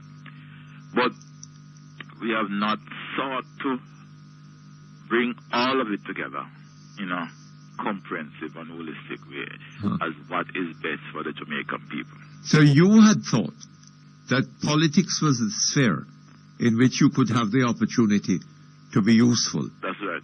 And you have found that that is not so.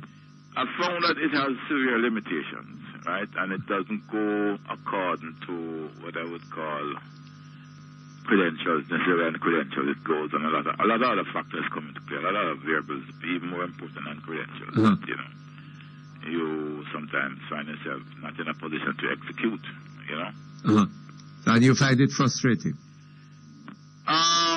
Put it this way, I've been blessed with, I would think, having been able to be influential in, and to have some influence in, you know, like in this agricultural development strategy that we're executing now.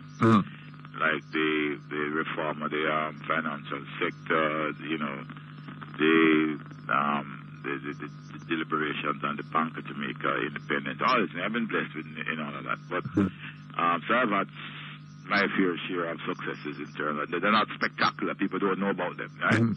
They're more or less institutional things and straighten up the system.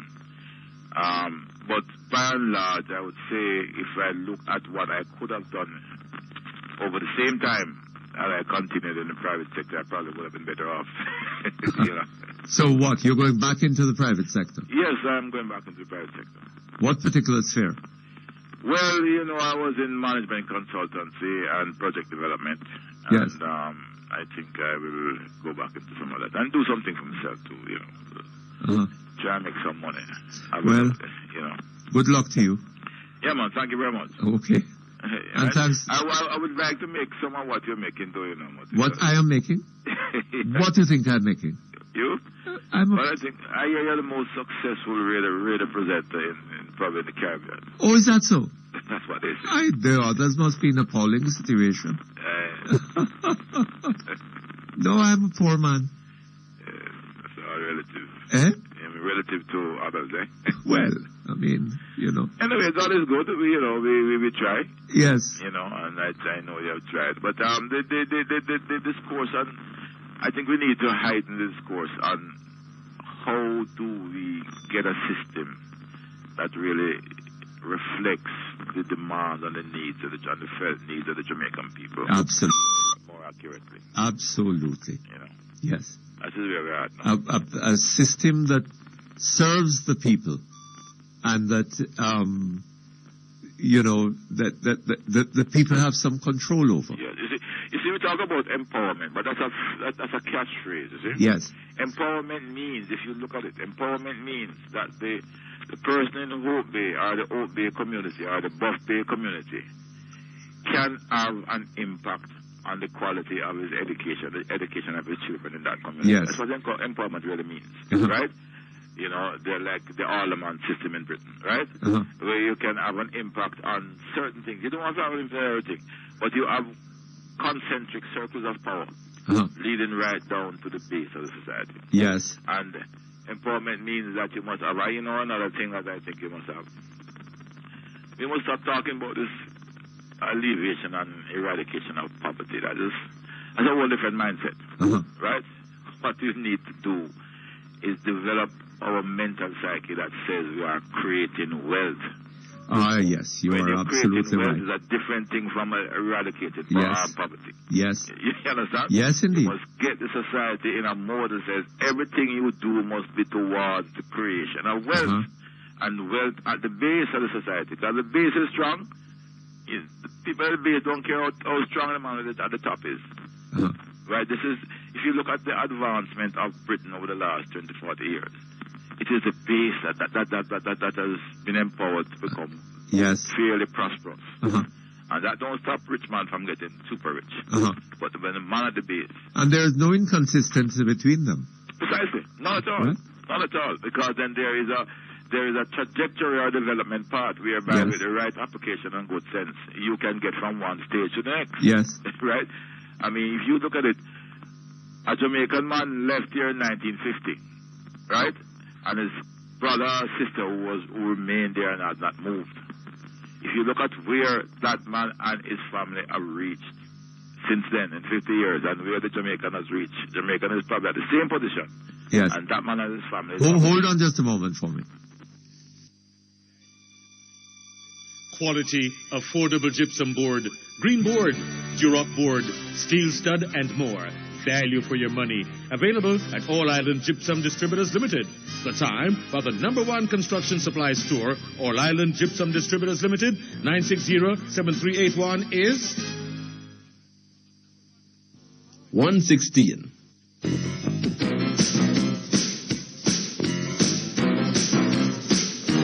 For Power 106 FM listeners in St. Elizabeth who just can't get enough, he's now headed your way. Perkins Online with Wilmot Mutty Perkins will be coming to you live from Treasure Beach Hotel Friday, June 8th. As host, Wilmot Perkins focuses on the issues of the residents of St. Elizabeth. This broadcast is brought to you by Spurtree Farm Store and Hardware Supplies for Spurtree Plaza, Spurtree Mandeville. New 4-way pharmacy, drugstore and medical center, shop 47 to 48 Santa Plaza, Santa Cruz. And Versan Educational Services, 134 Constant Spring Road, Kingston 8. This is best. That's a broadcast of Perkins Online from Treasure Beach Hotel on Friday, June 8th, here on Power 106.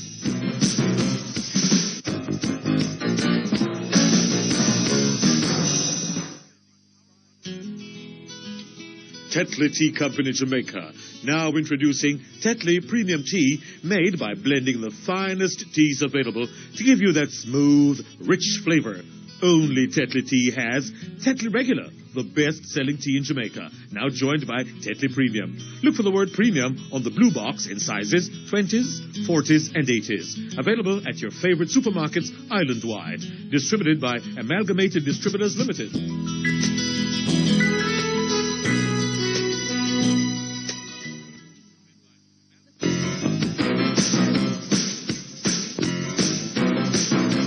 You're listening to Perkins Online, the thinking person's talk show. Our phone numbers are 968-4901, 968-4902, 968-4903.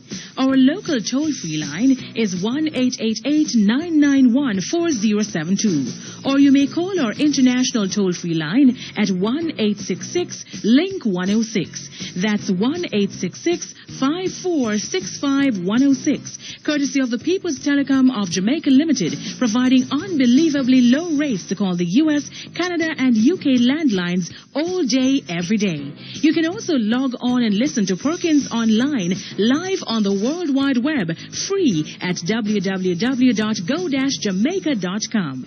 Now back to Perkins Online on Power 106 FM.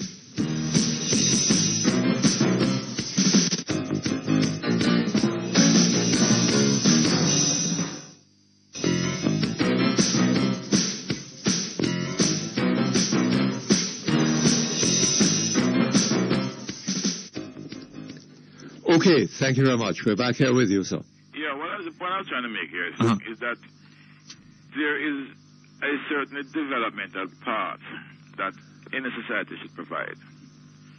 And what you find is that the path in Jamaica is much too slow. And time alone will not do it. You could spend 150 years, 200 days. If you haven't got the institutional framework to make people advance from one stage to the next, right? They will remain almost static. And it should be the primary object of government. Precisely, and if you look at it, right, if you take somebody at the bottom of our society now, right, economically and socially, and really do a cost-benefit analysis, say, from the time of the end of slavery until now, he's probably worse off. Probably would have been better off in slavery than he is. Than in Jamaica today? Yes, You think so? Well, I would think that in terms of, if you look at it, what are the pecuniary and the non-pecuniary income that he receives, right? Yes. And all of this kind of thing. You look at it very, very, very coldly. Right? Yes. I mean, the guy in Britain, look at his non-pecuniary income. He has good health service, good education, yes, good transport. He doesn't. I mean, he pays for them in one way or the other, but they are available. Yes. You understand? Yes. So that takes. So his income can be directed to his own personal development for the most part, and the children. Right? When you are living in a country where you still don't get water, you still don't get yes, you're not too sure about the health service, you're not too sure. And I keep pointing out that when I was 4 years old, I had a bout of typhoid. Spent 3 months in the Buff Bay Hospital. Never paid my parents, never cost them a penny. Right? And today, that hospital is closed. Yes. Well, it was closed, and I'm not going to harp. It was closed by another administration, but it's not the point. The point is that the alternative to its closed is no better than what it was before. Yes. You understand? Because when it was closed, the argument was that we would have the facilities to mitigate against the problems of closing it. Yes. You would have transportation, you would have, high power thing at St. Martha, at Anata Bay. Or you understand what I mean? You would have helicopter service to the major hospitals in St. Anne's Bay or Kingston. All these things were there. Nothing of the sort. Right, but nothing happened. So it was closed, and the people just had to accept it and move on. Right, I'm not saying there wasn't a good case, because the case that was made for its closure, and many others, is a solid one, that we can't afford the 26 professional disciplines that each hospital carried with so many different hospitals. But if you're going to concentrate those disciplines elsewhere and provide the wherewithal for people to have access to them, fine. But, that's not really how that works out. Mr. Ennis, tell me something. There's some argument going on now as to whether we can afford to provide better educational opportunities for our children, better health service for our people, right? Some of us would argue that the question is not whether we can afford these things, but whether we can afford not to afford them. Yeah, well, I'll tell you something. My observation, and my thinking is, and I haven't really worked it out completely yet, but that we say that we are a poor society, but I believe that the real issue that we are a society that utilizes our resources poorly. We utilize our resources poorly. Poorly, right? And I think if we were more efficient in the utilization of our resources, we would have been in a position to prioritize and to direct our resources in a direction that will maximize the benefits of the people, right? And you see, and if the people are benefiting, they don't mind contributing. But you're contributing and you're not getting the resources that you're not getting the services that you require. Yes. This is part of the problem. And these are issues that we have to look at. These are serious issues that we have to look at. And how we, for instance, we have a problem. Let's say we have a problem of corruption in the execution of contracts, for argument's sake. Yes. Right? I don't think that I think that you have to look at it very seriously. How is the best way of dealing with this issue? Right? And again, if you add a very deepened democracy, you'll probably find another way. But what you do, you set up a whole bureaucracy now with them. This contractor general and a whole staff, everybody have big car, big job, and that. So every little problem, you take a big sledgehammer to crack a nut. You know what I'm saying? Yes. We do not look, we do not examine how we can best do things. We just respond to a problem by another institution, and so our public sector becomes larger and larger and larger and larger, costing us a hell of a lot. Take the question of education. It cannot be that you continue to spend 95% of your educational budget on salaries alone. It cannot be. 95%. Yeah, it cannot be. So the service delivery is only 5%. Yes. You understand? Out of how many billions of dollars? It's not that you're not trying. We are one of the best countries in the world in terms of the amount of our budget we spend on education. But it's spent in such a way that you cannot deliver the quality education that you need. A case in point, I have 26 schools in my constituency. And I really have been saying over the years, 26 schools is just far too many. You have to find 26 different administrations, 26 different boards. You just don't have the resources. Yes. Look at it differently. Maybe we need 13. Maybe we need school buses. Yes. Maybe we need to transport the kids to school rather than every local district or every district as was done in the colonial period when there was no roads and no transportation and no thing. We haven't re-engineered our society to deal with current day realities. Yes. You understand? And we're not thinking down the road. We're not thinking forward down the road. You know what I think sometimes? I think that we're afraid to go outside of what was left us. I don't know if you know what I mean by that. What? We're afraid to think outside of the box. Yes. In other words, if the colonial man to do this, then there's the only way it can be done. Right? But if you look at other societies, like your Latin American and your Central American, they have found ways to do things that suits them. Right? As a matter of fact, even our colonial masters, they have jettisoned a lot of things that they had from long time. Yes. They said they can't work in today's world. Yeah, I think a society that we should look at very carefully is the New Zealand society. They really stripped their thing down to the barest bone. Can you tell me why it is that we have never thought of setting the full employment of our people as an object of policy, a prime object of policy? I think that we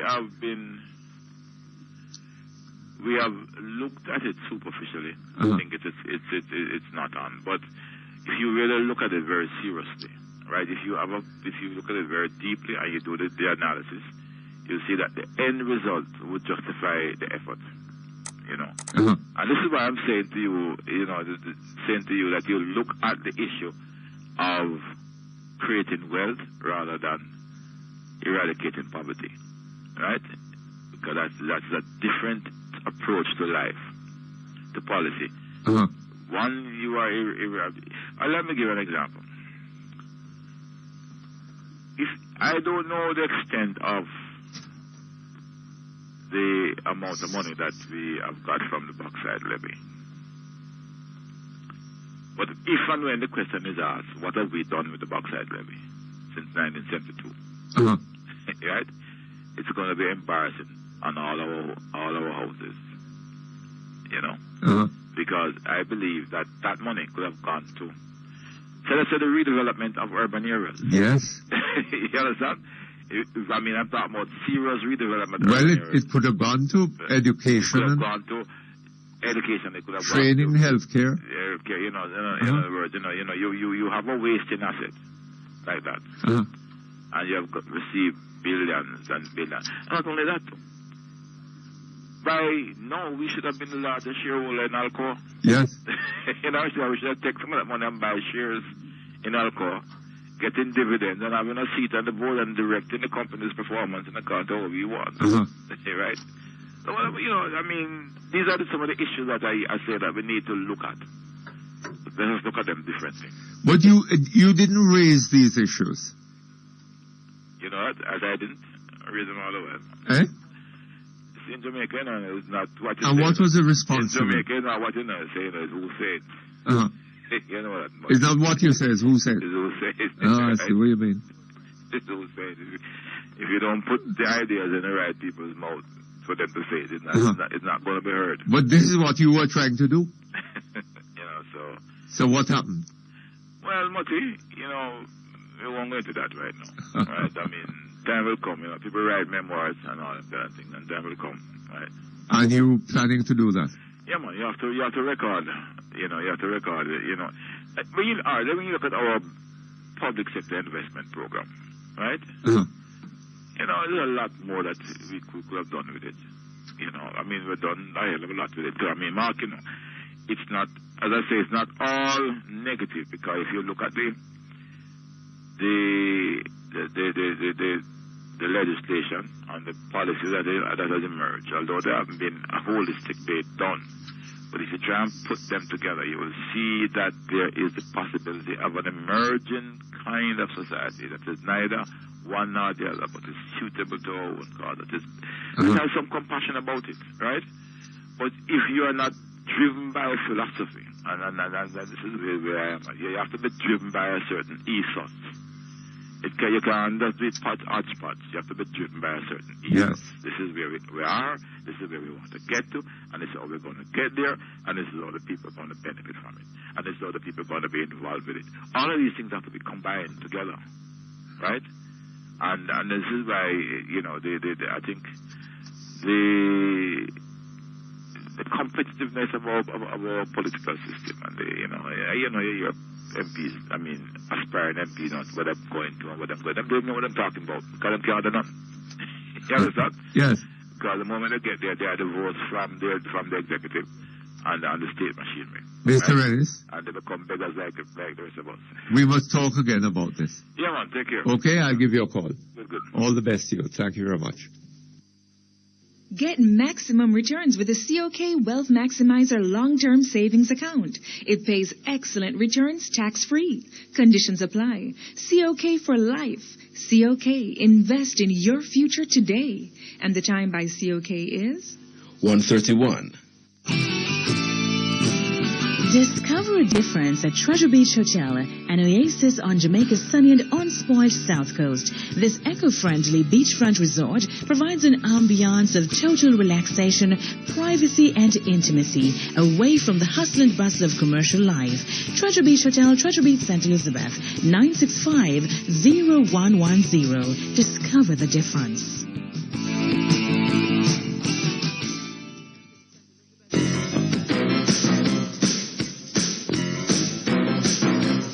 For Power 106 FM listeners in St. Elizabeth who just can't get enough, he's now headed your way. Perkins Online with Wilmot Mutty Perkins will be coming to you live from Treasure Beach Hotel on Friday, June 8, as host Wilmot Perkins focuses on the issues of the residents of St. Elizabeth. This broadcast is brought to you by Treasure Beach Hotel, the oasis on Jamaica's sunny and unspoiled south coast. Discover the difference. Three Angels Pharmacy for fast, efficient and quality service. Breads and More Limited. Shop 4 to 5 Gillian Plaza, Old Harbour. DRE Banks Limited for the best value in dry goods, haberdashery, furniture and appliances. PJ's Distributors, corner of Main and Market Street, Santa Cruz. Southfield Farm and Garden Centre, Southfield, St. Elizabeth, telephone 965-6774. More Parts Limited, More Parts, serious business. The Paper Place, 22 Beechwood Avenue, Kingston 10. When you think paper, think Paper Place. And Gordon's Enterprise, 22 South Racecourse Road, Mandeville. That's a broadcast of Perkins Online from Treasure Beach Hotel on Friday, June 8, here on Power 106 FM.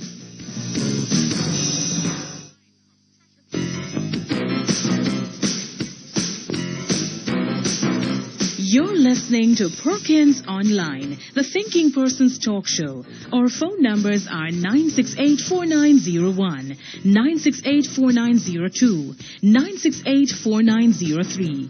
Our local toll-free line is 1-888-991-4072. Or you may call our international toll-free line at 1-866-LINK-106. That's 1-866-5465-106. Courtesy of the People's Telecom of Jamaica Limited, providing unbelievably low rates to call the US, Canada and UK landlines all day, every day. You can also log on and listen to Perkins Online live on the World Wide Web, free at www.go-jamaica.com.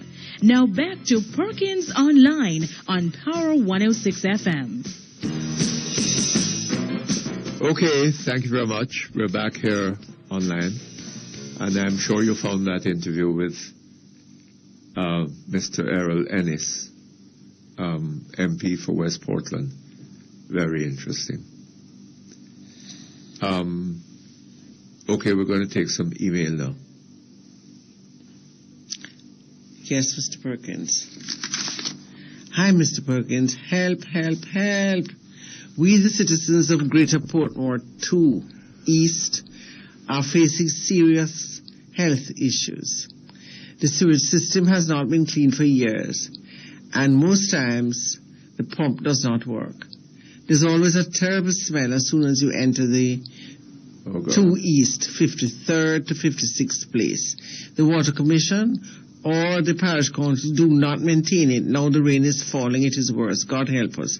Mr. Fitzjackson has been spoken to about this, and his response is that he's working on it. For 15 years since the scheme has been built, and since the first year it's been like this, and he's still working on it. Working on it. Mr. Perkins, see if you can help us. Oh, poor people. Mr. Perkins, yes, T.P. Leckie was a great man. You asked what was named after him? Well, my alma mater, the College of Agriculture, Science and Education, has, this man said, as a whole. But anyway, as a whole. But I think he means has a hall named after him. But apart from that, and a mural at the airport in Kingston, that's about it.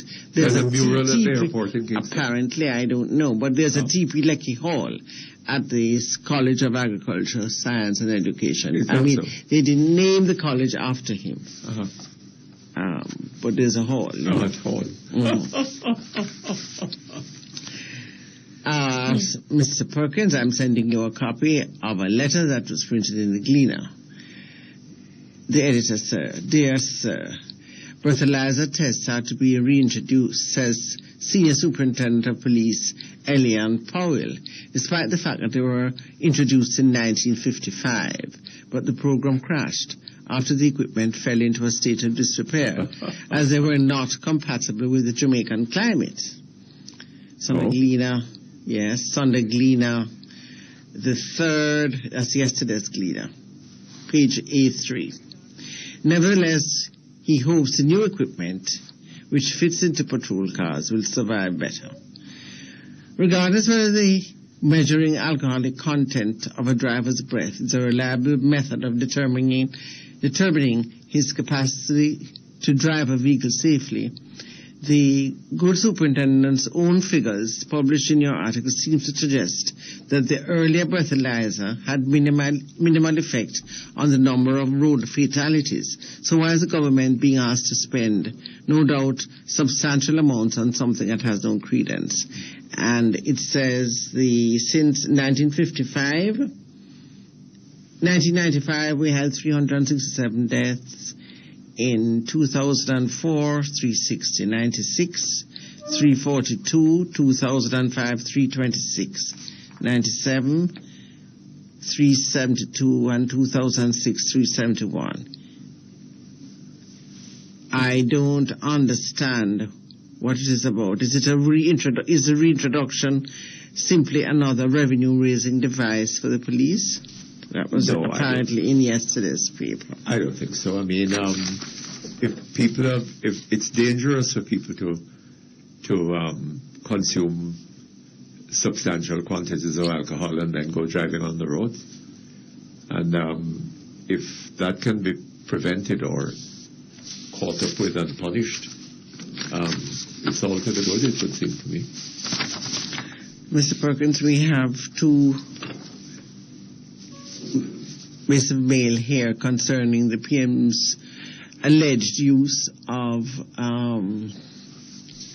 state-owned transport in her political campaigns, like the helicopter. Well, I don't know. Has it been alleged to use Mr. P, paragraph 3, and line 1 of Mr. Harry Douglas's letter, which I have attached, confirms that Sister P is using the government helicopter as her means of travel for the party political purposes. This is quite shocking and unworthy of Sister P. It is a most vulgar abuse of state property. And here is the article which was published in yesterday's paper. Saying what? It's a letter to the editor. From Mr. Douglas? Mr. Douglas. Saying what? The editor, sir. I write in response to an article published in the Sunday Gleaner dated May 27, 2007, under the heading Battle for Political Supremacy in Eastern Seats, written by Mr. Garwin Davis. Let me establish some facts. Prime Minister and party leader Portia Simpson-Miller did not tour the 3 constituencies in St. Mary. She toured sections of St. Mary Southeastern. The superintendent of police in charge of the parish can give you full details of the route she traveled. She landed at the Westmoreland Oval, traveled to Fort Stewart and adjoining districts, namely Reddington, Juniper, Enfield, and 41. The comrades stayed in the districts as was directed by the political directorate to show that we had not imported persons from outside. The facts can be checked with the police and other residents. She then journeyed to Richmond, where thousands of comrades gathered to greet her. Right? From Highgate, siding, the party leader journeyed to Cromwell, where I took her to meet the niece and granddaughter of former JLP Member of Parliament Alva Ross and Charles Ross. Who is the niece and daughter? Mr. Douglas is describing how he is taking the Prime Minister around the constituency to meet various people, among them the niece and granddaughter of Alva Ross. I see, yes. The late Alva Ross. But he said she landed, so evidently she was... yes, but so what? I mean, she... What is the helicopter they're discussing? The use of the helicopter. That does not establish that she was in a government helicopter. I don't know. That... Yeah. She was in a helicopter, but I don't know. Well, yes, but... Mutty, you can take all the time in the world. Campaigning for the JLP will not make any difference because they'll be back in the wilderness for another 5 years. I hear you and that fool who say he's the shadow minister of finance. And what a joke that man, what a joke. That man can't even run a Sky Juice cart. Talk is cheap, especially on your program. So preach all you want. Your party is going to get the whipping of their lives.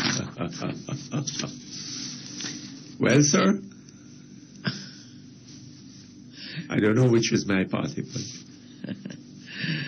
Mr. Perkins, I am one of the fools living abroad sending money to Jamaica to help my relative. Mr. Perkins, they're actually hungry because they're not working. After hearing that Cubans are working in Jamaica, putting in light bulbs in Jamaican homes, I asked them to go to the National Works Agency to see if they can get a job putting in light bulbs too.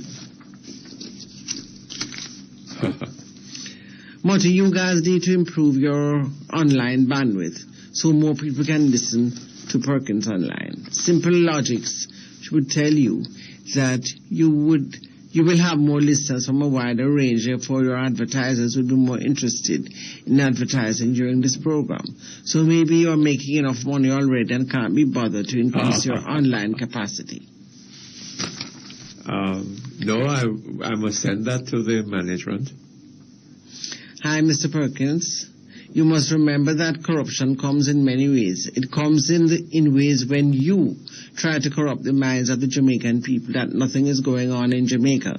It comes in the sense where you turn things away from the truth to make the government look bad. It comes when you try to make Mr. Mandy look bad because you have some personal vendetta against him.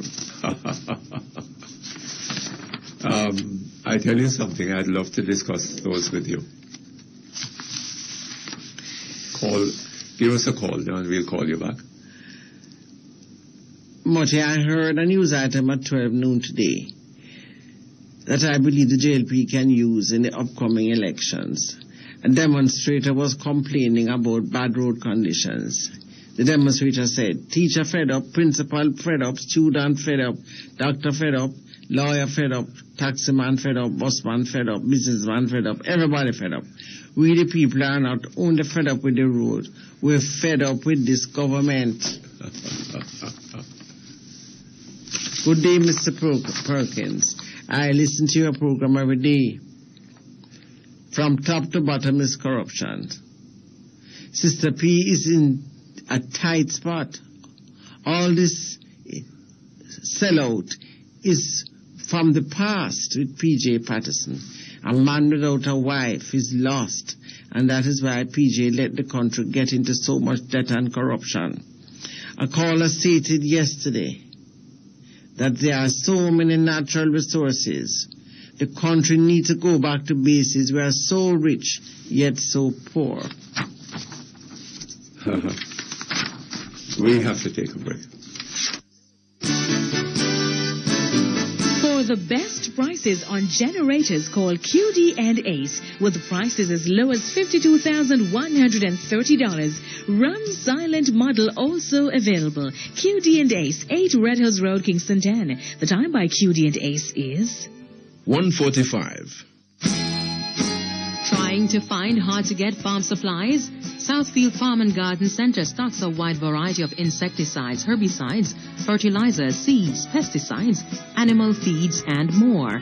Southfield Farm and Garden Center, Southfield, St. Elizabeth. Telephone 965-6774.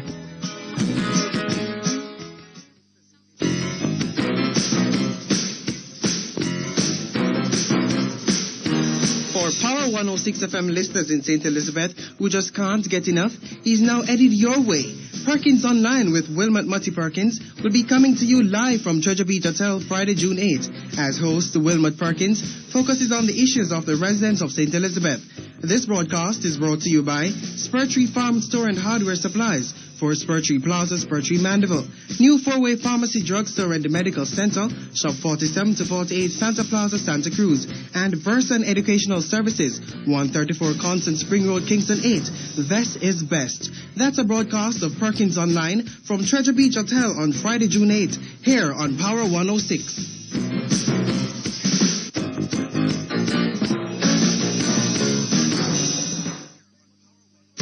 Tasty, the original taste.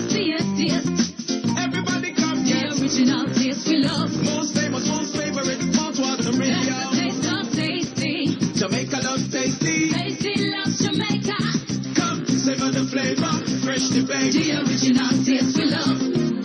Tasty. The original taste, taste. The flavor, freshly baked. Tasty. The original taste, taste.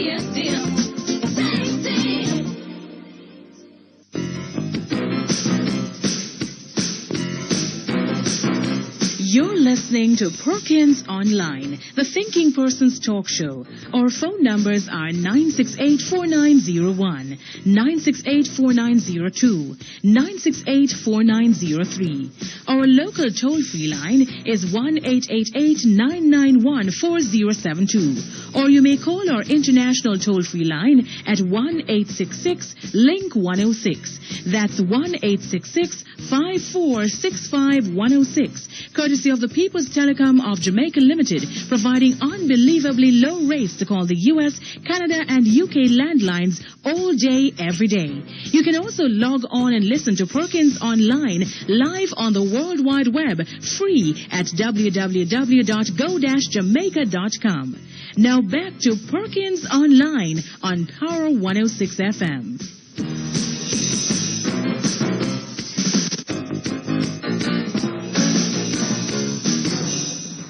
Okay, thank you very much. We're back online. Hello? Hello. Yes, good afternoon to you. Good afternoon, Mr. Perkins, and how are you? Not too bad. Not as good as you, though. Oh, well. I won't keep up your time because I've been waiting a long time. Oh, I'm awfully sorry about that.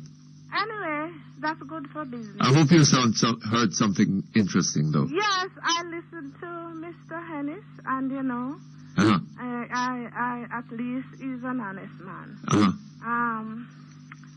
I want to talk about this business of trust.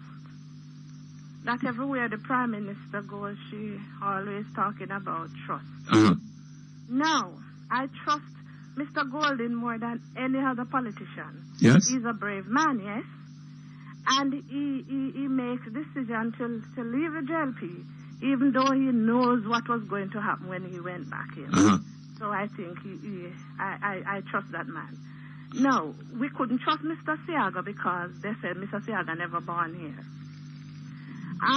If you put the flamboyant Mr. Montague in as leader of the opposition, they're going to find something to say about him. Uh-huh. If you put the Mr. Nice Man, James Robertson, they're going to find something. These PMP, that is how they fight politics. Then, if we cannot trust Mr. Golden, whom can we trust? Can we trust Dr. Davis? he told us that he run with it. Well, I think you should ask Miss Dawnrich about that. Well, she just realized recently that it's only a miracle is going to make the PMP win. But I didn't know that long ago. Oh, I see. Yes. Now, Mr. How do we know that Dr. Davis... In fairness to Mr. Siaga, Yeah. he was born in the United States. Yes, I know that. And was had the right to be an American citizen. Yes. Or was an American citizen. Right? He surrendered his American citizenship to come here to Jamaica, choosing to be a Jamaican. Right? Yes. Now, do you know a lot of people who have done that? No, sir. Everybody want visa now. Everybody They're want... on entry, they're not coming back here. Everybody want to go the other way. Yes. He went And against... the last election, he went to He went Spain. against the tide. Yes. Uh-huh. He went to Spain to and many of these And he was never who given... were choosing him. They send their wife abroad to have babies, you know. All of that? So, yes. Double standard. All of that. You know? Why? Anyway, what I want to ask you, Mr. Perkins, how do we know that Dr. Davis is not running with it right now? Running with it? On the way to the fifth term. Well, you have to wait.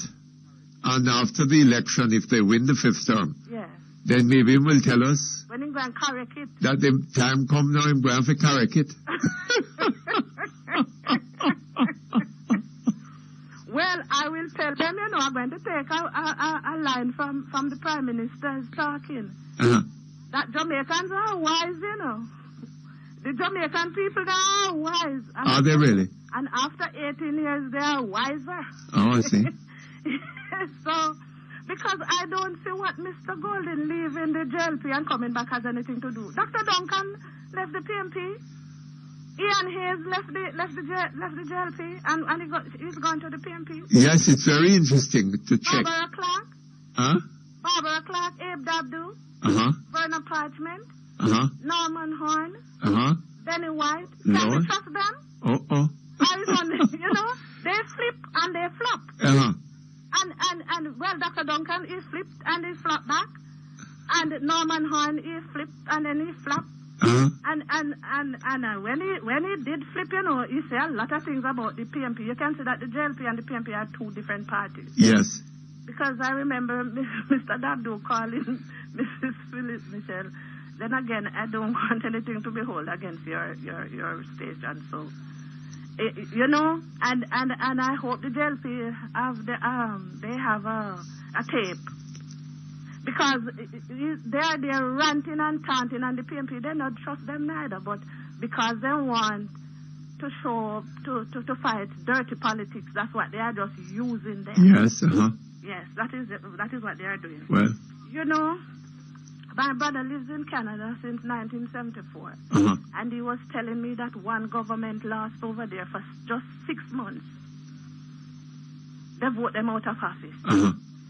And he said one here they put on 1% on the tax, and they had to take it off immediately. For the Jamaican people, they are patient and they should be treated better than they are treated now. You see, we are long suffering, and we don't get any thanks for the long suffering. All we are getting is a prime minister and the TV cussing everybody. Cussing the radio station, cussing the TV station, and at the same time, with what is happening in Venezuela and Guyana, it is cause for concern, because especially Venezuela is a very good friend of the Prime Minister, Mr. Chavez. Uh-huh. So then you show me your company, and then I will tell you who you are. Well. We don't know if it's the same thing she's planning in here. I watched her last night, though, like she's really, really thinking twice. She wasn't ranting and taunting. She could hardly find words to talk. Uh-huh. For she's saying that it was the PMP who this and the PMP who that and the media and give us so many media houses, so many choices. But at the same time, who these new radio stations that they give, most of them is to their friends. If you look at them, you know, most of them is like a providing job for the boys. You understand? So yes. We can trust the PMP with all of their hand-handness and with all of their running with it and with all of their schemes and their plans. Uh-huh. But we cannot trust Mr. Bruce Golden because he left the JLP, form his own party and come back. Well, I trust this man.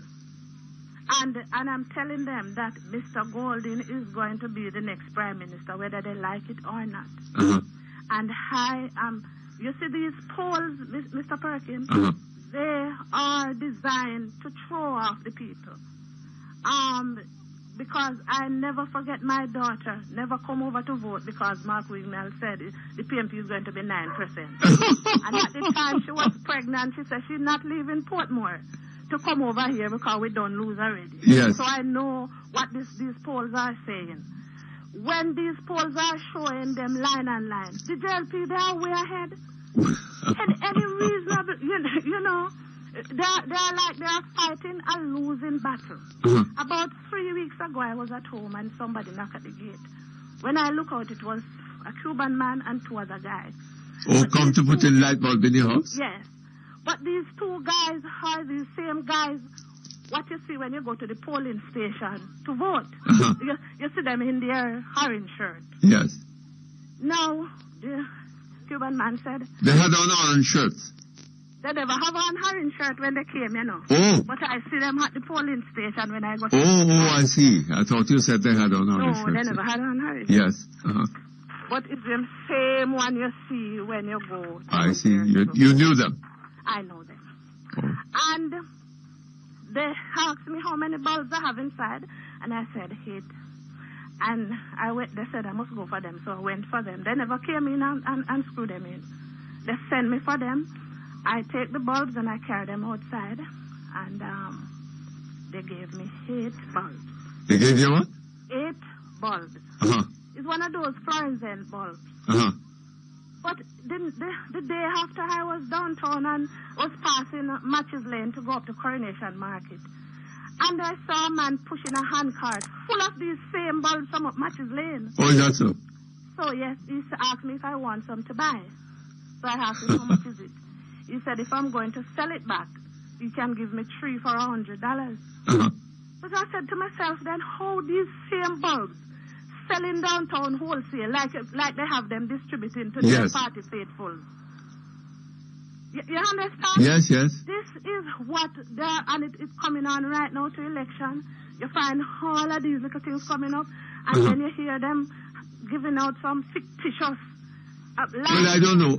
I don't know if it is a party man, but maybe what happened is that they distributed the bulbs in the area, and they and the people, you know, who need other things, they need a little food and they need this and that. But maybe they are prepared to sell them back. But I gave them my bulbs, so it wasn't free. I have my bulbs in here. You understand me? Last year, September, again, I was here, and this lady came. She said that she's from Staten. And I said to her, but you have no ID. And she took out this ID out of her handbag and showed me. And then she said she's doing this. What she said it was, she didn't say it was poll. She said she's doing this population census. And she said to me, how many people live over here? And I said 3. And she said, if they work, and I was explaining to her. Same time I had a neighbor now hear me talking and come out and said to her, what are you taking up? She showed her ID and asked her how many people live over there. So she said, 2.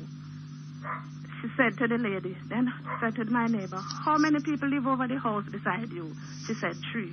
And she said, how many people live over the house over there, so? And meantime, she talking, she writing down, you know. And then my son was on vacation, and he used his camera because I couldn't believe to take to snap the lady. So I said to her, but this is how it is done. You don't go and verify it for yourself. She writing down everything that my neighbor's saying. And then when she look at me now, she smile and walk down the road. It's not even 3 minutes when I came inside, I see her passing, going up. And from that, I haven't seen her again. And I asked if she has come back into the area. Nobody sees her. So you see, them just go around with these little things. They don't get... I mean, this lady, well, she look like a teacher, but it's just she alone. Normally, you would send out 2 persons to do these things. And then when they finish now, they're telling us how many people working, how many people not working. When the lady is just asking anybody, she's not going to anybody's house. Then she said, what number you live? And then she just writing it right there and then. You know, this is how it is done. I don't know. No. Sounds a little odd to me. It looked hard to me because there she was. Because at first she came, her ID was on her clothes and she had on this red shirt. So I said to her, you can't just go around. I just smiled. She had on a red shirt? Yeah, I said to her, you can't go around in this red shirt asking people questions, you know. And she said, oh, I never ever realized the red. But I was joking, really. I wasn't, you know. And then she showed me her ID. But she wasn't doing it properly. It just never, you know. Yes. And I said, but on her ID is her name and Staten. Yes. Anyway, thank you very much. I have to go to a break now. All the best to you. Nice hearing from you. Hear this?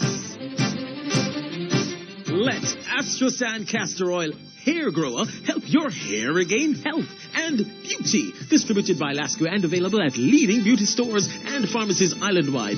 Astrosan products, good Jamaica, great value. The time by Astrosan products is 2:01. Today's weather brief is brought to you by Manchester Co-op Credit Union, a steady partner in a changing world. The Manchester Cooperative Credit Union 1977 Limited invites you to take advantage of their wide range of products and services. Get all your financial needs fulfilled through a safe and reliable partner in Mandeville, Christiana and Forest. Manchester Cooperative Credit Union, a steady partner in a changing world. Now for today's weather brief. There is a high-pressure ridge across the Caribbean. On the local weather scene, this afternoon, look for isolated showers mainly over hilly areas. Tonight will be mainly fair. For the next 3 days, look for mainly sunny and windy conditions during the days and mainly fair conditions at nights. The information for today's weather brief was supplied by the National Meteorological Service of Jamaica. Today's weather brief was brought to you by Manchester Co-op Credit Union, a steady partner in a changing world. UTech is renowned for providing quality in the educational experience, incorporating art, culture, sports, technology to enhance academic experience. UTech's curriculum of career-focused learning produces highly sought-after graduates. If you desire to be equipped with more than just a degree, if your goal is to enhance academic qualifications with experience and practical capabilities, we welcome you to be a part of the unique UTech experience. Visit our website at www.utechjamaica.edu.jm for more information.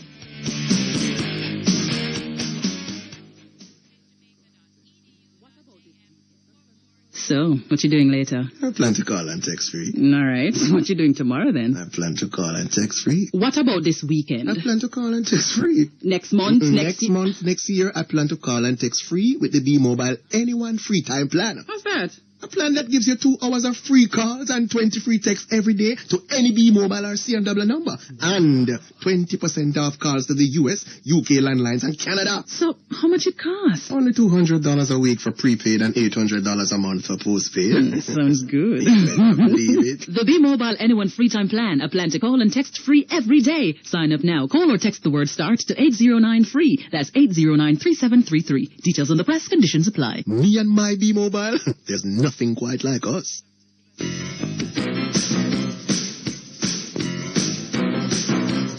For Power 106 FM listeners in St. Elizabeth who just can't get enough, he's now headed your way. Perkins Online with Wilmot Mutty Perkins will be coming to you live from Treasure Beach Hotel on Friday, June 8th. As host, Wilmot Perkins focuses on the issues of the residents of St. Elizabeth.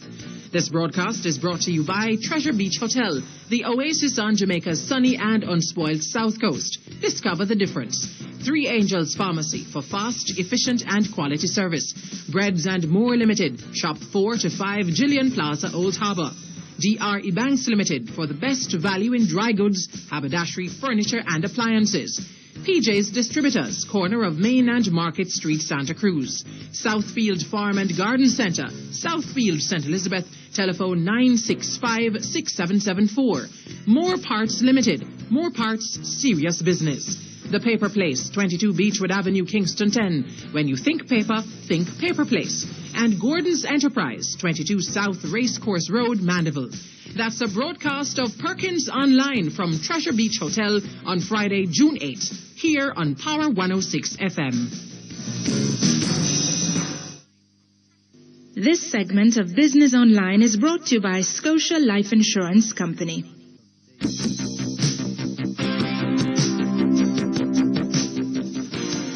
Good afternoon, I'm Orville Johnson from today's Money Limited. Welcome to Business Online. A jump of $2.5 billion, or 124.7% in expenditure on the government's programs for the first month of the new fiscal year relative to 2006-2007 has helped to push the total expenditure up by 26% during the period under review. Other increases in the recurrent expenditure came from a 13.2% increase in wages and 20.8% on the external debt. Revenues in April 2007-2008 were up by 12.1% over the same period in the 2006-2007 fiscal year. Increased expenditure on programs has been possible as the amounts paid on the amortization of the country's massive debt was $10 billion less in April 2007 relative to April 2006. U.S. factory orders rose lower than expected in April, hurt by poor demand for aircraft and other transport. Total orders for the month increased by 0.3% below the 0.8%, which was forecast. U.S. manufacturing sentiment has been volatile in recent months as companies have looked to trim new orders in the wake of a general slump in housing and a build-up in supplies of unsold cars. The local dollar appreciated by 2 cents today in the foreign currency market. The dollar closed trading at an average of $68.25 Jamaican for each U.S. dollar. There was moderately low demand for the U.S. dollar. The stock market slumped today as the three indices all returned declines. Of the 23 stocks which traded, only 4 advanced, while 9 declined and 10 traded firm. The total market volume was a meager $1.6 million. 1.6 million units. Mabry Investments amounted to 546,000 units to lead the volumes, followed by National Commercial Bank and Cable and Wireless Jamaica Limited. Today's winners were Denver and Geddes up 1.8% to close at $7.15. Kingston Wharves up 1.1% to close at $7.70. And Scotia Group was up 0.55% to close at $22.10. The day's main decliners were First Caribbean International Bank Jamaica Limited down 14.2% to close at $21. Jamaica Broilers dipped by 7.2% to close at $3.99, and Hardware and Lumber slipped by 6.6% to close at $14.80. The JC Index declined by 239.20 points to close trading at 90,280.07 points. Our advice is brought to you today by Scotia Jamaica Life Insurance Company. How much are you worth? How much do you want to be worth tomorrow? To determine your net worth, simply add all your assets, then subtract that figure from all your liabilities. That's how much you are worth, your net worth. A Scotiaman policy will increase your assets and help you build real wealth over time. Don't hide from reality. Check your net worth now. Whether it is positive or negative, a Scotiaman policy will improve it for you. Scotiamen, bringing goals to life. For more information, contact a Scotia Insurance Advisor at 922-3765. And that's all the time we have for Business Online today. If you need advice, you can call us at 927-7392 or write to us at Today's Money Limited, 72 Hope Road, Kingston 6. Or email us at info@todaysmoneylimited.com or log on to our website at www.todaysmoneylimited.com. Join me again tomorrow for another edition of Business Online, another fine product from Today's Money Limited. I'm Over Johnson, wishing you a pleasant afternoon.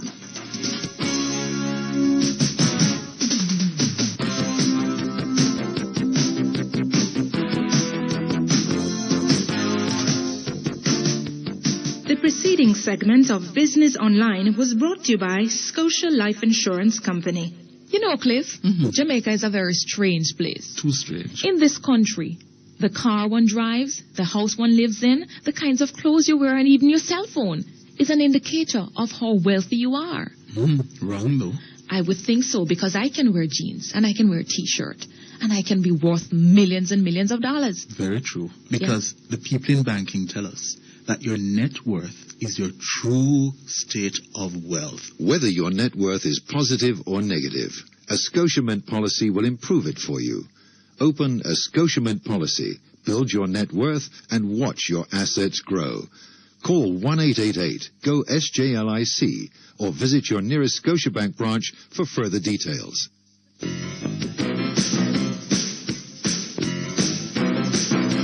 You're listening to Perkins Online, the Thinking Person's talk show. Our phone numbers are 968-4901, 968-4902, 968-4903.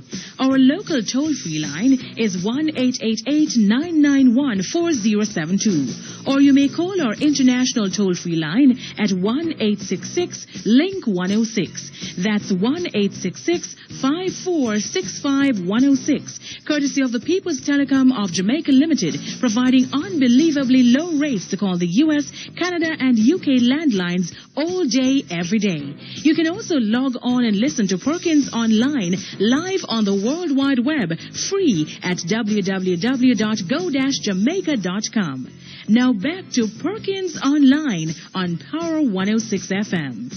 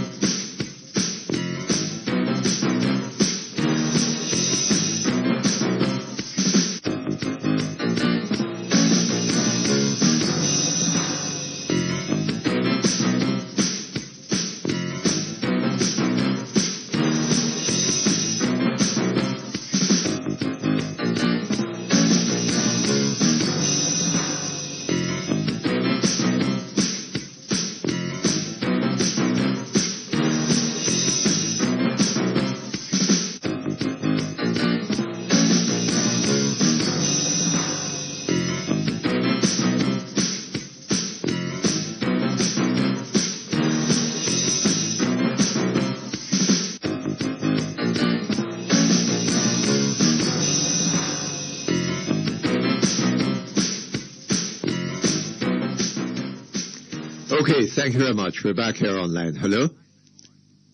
Hello? Hello? Yes? Hello, Mutty. Hi. Hi. Dr. Winston Dawes. Yes. Hi. How are you? I'm just calling about the headlines in today's Observer. Yes. Which is, to put it mildly, alarmist. Uh-huh.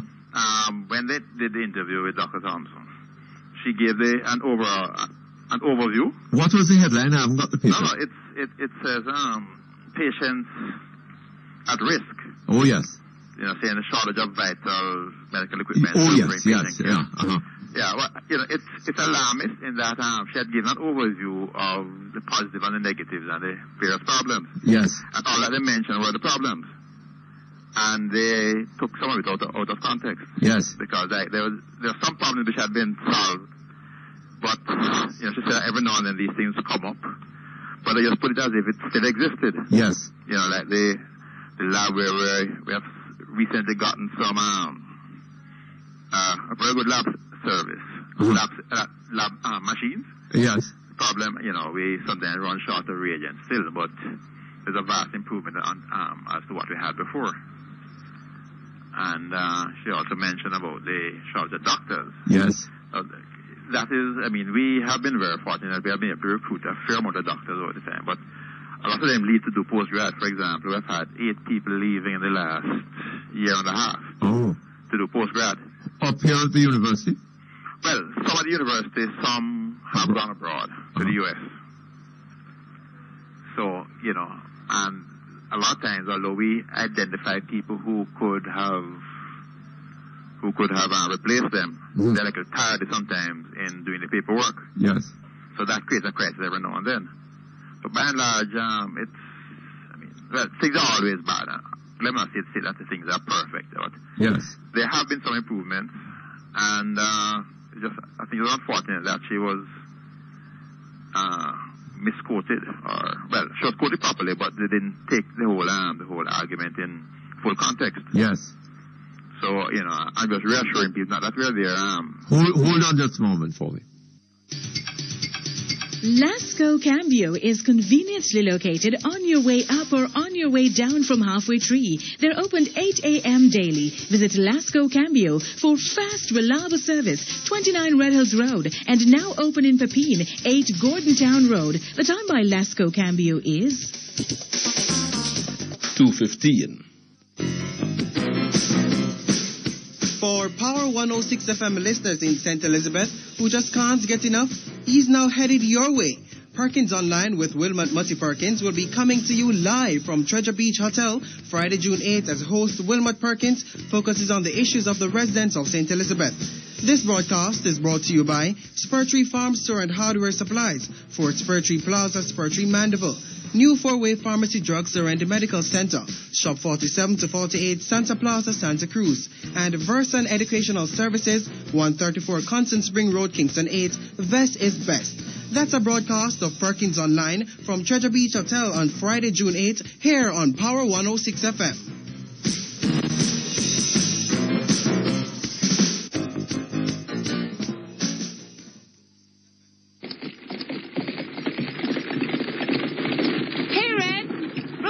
Coming.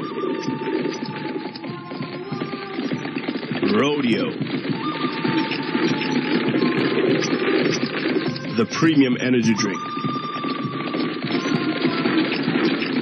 Distributed by Brosco Distributors Limited, 17.5 Q Road. Telephone 908-1211. Welcome to Rodeo Energy Drink. Available island-wide.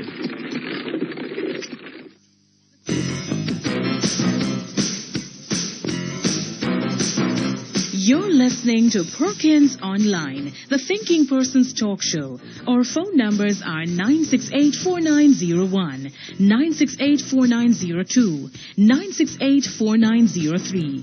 Our local toll-free line is 1-888-991-4072. Or you may call our international toll-free line at 1-866-LINK-106.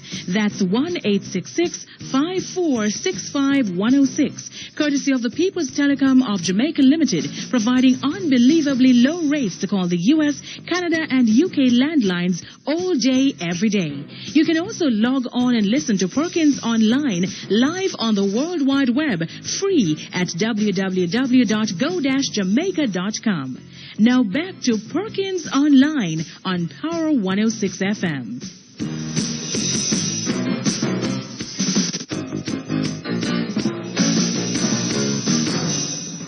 Okay, thank you very much. We're back here with you. Hello? Hello? Yes? Yes, sir. I mean, I just like to make it clear that we're not cowboys who are there guessing with people's lives. Yes. And whenever I've done it in the past, whenever I've found that services went where people were at risk, I've closed the various places. There was a time when our maternity ward was, the cleaners were not doing it properly. And nothing was done, and so we closed until when it was no longer, the patient was no longer at risk from getting infections. And suppose you had cockroaches in your operating theatre? That would never happen with me. Not with me, Monty. No. This is one thing. Whenever things get bad where I say we're not practicing safe medicine, yes, then I close down, and I fear nobody in doing this. Yes. So it was unfortunate this time. I think that... I wonder why it happens in other places. No, Monty, well, because sometimes people operate under less than ideal circumstances, yes, and we pretend that we're doing good, but we face challenges. But we should never, ever bring our practice down where we are absolutely at risk. I'm with you. Thank you very much. Sure. Okay. All the best to you. Hello? Hello, yes? Morning, sir. In the afternoon. I'm in the same country as you. Hi, how are you? Not bad. I thought you had been washed away. Well, that's why I'm calling you again. Oh, is that so? Mutty, rains have started in Montego Bay again. Oh, is that so? And you mean today? Right now as we speak. Oh, God. Heavy showers. But there's a major problem at that top level road. Yes. By a hotel called El Greco. Yes. Right in front of El Greco. When it rains, a huge pond forms every time. And slows down the hill? It slows the entire Montego Bay to a halt because some people try to go on the bottom road, but then that becomes congested. And then people try to navigate this large pool of water. And a number of cars shut down and break down, and it's just unreal. And this has been going on for several years. My God. It's not a new phenomenon. Yes. How can you have a tourism capital with this kind of thing going on?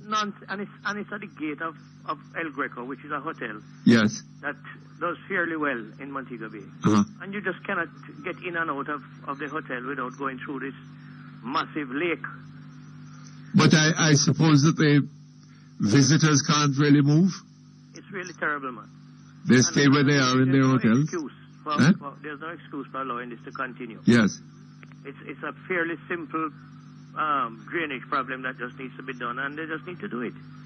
But, there's this problem of drainage all over the island.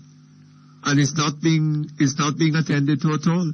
We have spent billions of dollars on drains, and I tell you, a lot of them have been really badly designed. I went to Portland on the weekend, and just looking at some of these new culvert bridges that have been built. Yes. You know exactly what is going to happen when the rain starts. Because yes, indeed.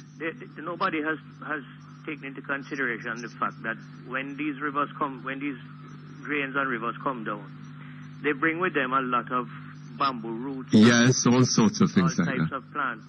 That tend to clog the drains low down. And clog everything up. So it has to be designed in a way that it will accommodate a lot of this. Yes. Just that is being brought down in the river. Yes, But nobody seems to be doing much planning at all. It's a knee-jerk reaction every time we have a problem. Then you hear a lot of people running around after this place is completely flooded. Montego Bay is going to be flooded again. It's just ridiculous. Well, I'd be very surprised if it not. But look here, the South Gully is the one giving the problem now. Yes. Oh, yes. And nothing has happened about that up to now. Not a thing. Oh, God.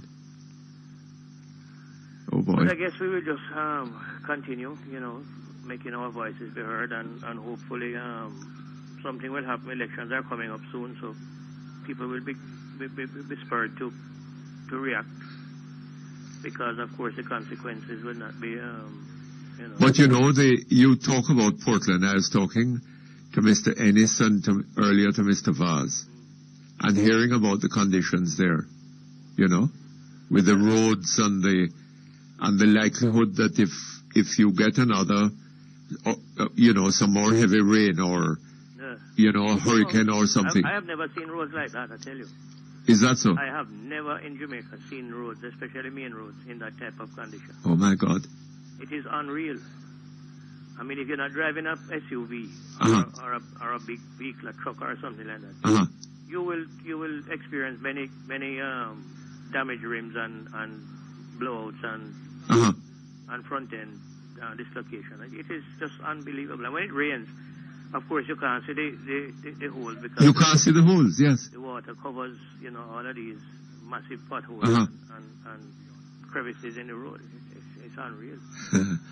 Mr. Ennis was telling me something that if you go beyond 2 miles an hour, you're likely to find yourself in trouble. No, that's true. I mean, we literally crawled from one pothole to the next. Oh God. It's unreal. But we'll see what we shall see. Yes, but I mean the Montego Bay thing is a serious thing too, because as you say, what is your tourism like at the moment? Not very good. Not very good. No. Oh. Not very good at all. And we're hoping for a good July. Yes. But then there's a number of issues that one has to take into consideration. I don't know when the Prime Minister is going to call elections, but July has now become our biggest tourism month for the year. Yeah. Oh, is that so? Yes. And July? Well, it's partly due to the fact that we have some fest in that month. Oh. We were in August with the festival, and we were asked to move it to the middle of July because that was relatively slow. Now we have moved it. It is the biggest tourism month in the calendar. Ah. But if you have an election in the middle of July, it would damage that, wouldn't it? Yes. Would detract from it. It will be called either at the beginning or the end of July, but not during the month of July. But then that's not our choice. That's not our decision to make. Yes, indeed. And July is the 7th month, It's the 7th month. It's the 7th month. Yes, and I believe the Obeah have said that the 7th month is the important month, huh? Well, I don't know which one auspicious is more important month. than which one, but I think it's something that needs to be done, and let's move ahead. Yes, indeed. With our lives. An extended Absolutely. campaign is not good for the country. I don't think it's going to be good. Eh? A long extended campaign is not auguring well for the country, and I don't know if it is desirable. But Yes. then again, as I said, that's... And it has been, in a way, going on for a long time now, It has been. It's been going on. I hope it continues just to be a campaign and not get into the type of violence that we associated with elections, Yes. We don't need that kind of stuff. We don't need that. No. Well, good to hear you, Mutty. All right. Nice hearing from you too. It would be good All if the somebody best. Eh? heard and tried. And I hope something can be done about that soon, because if you go into July with those conditions in Montego Bay, then that is going to hit you hard too. Because it might well rain in July. Eh? Oh, he's gone. Sorry about that. Okay, hello? Hello? Hello? Yes, good afternoon. Hello? Hello? Yes, good afternoon. Hello? Yes, good afternoon to you. Mr. Perkins? Yes, sir. Hello? Hello, yes. You're not hearing? Yes, I'm hearing. Then why you keep saying hello? I heard it. You're listening to the radio? Hello, Mr. Perkins. Yes, sir. I just want to call very briefly. I want to express my regret at the government drawing out this election situation for such a long time, knowing that the Jamaica situation where violence might erupt, I am wondering why the government takes so long to call the election while they're campaigning across the length and breadth of Jamaica and the election date. Well, they want to secure a victory. They hope they want to do that. And if they thought that things were good for them at the moment, they would go forward to the election. If not, they're trying to use time to their best advantage, right?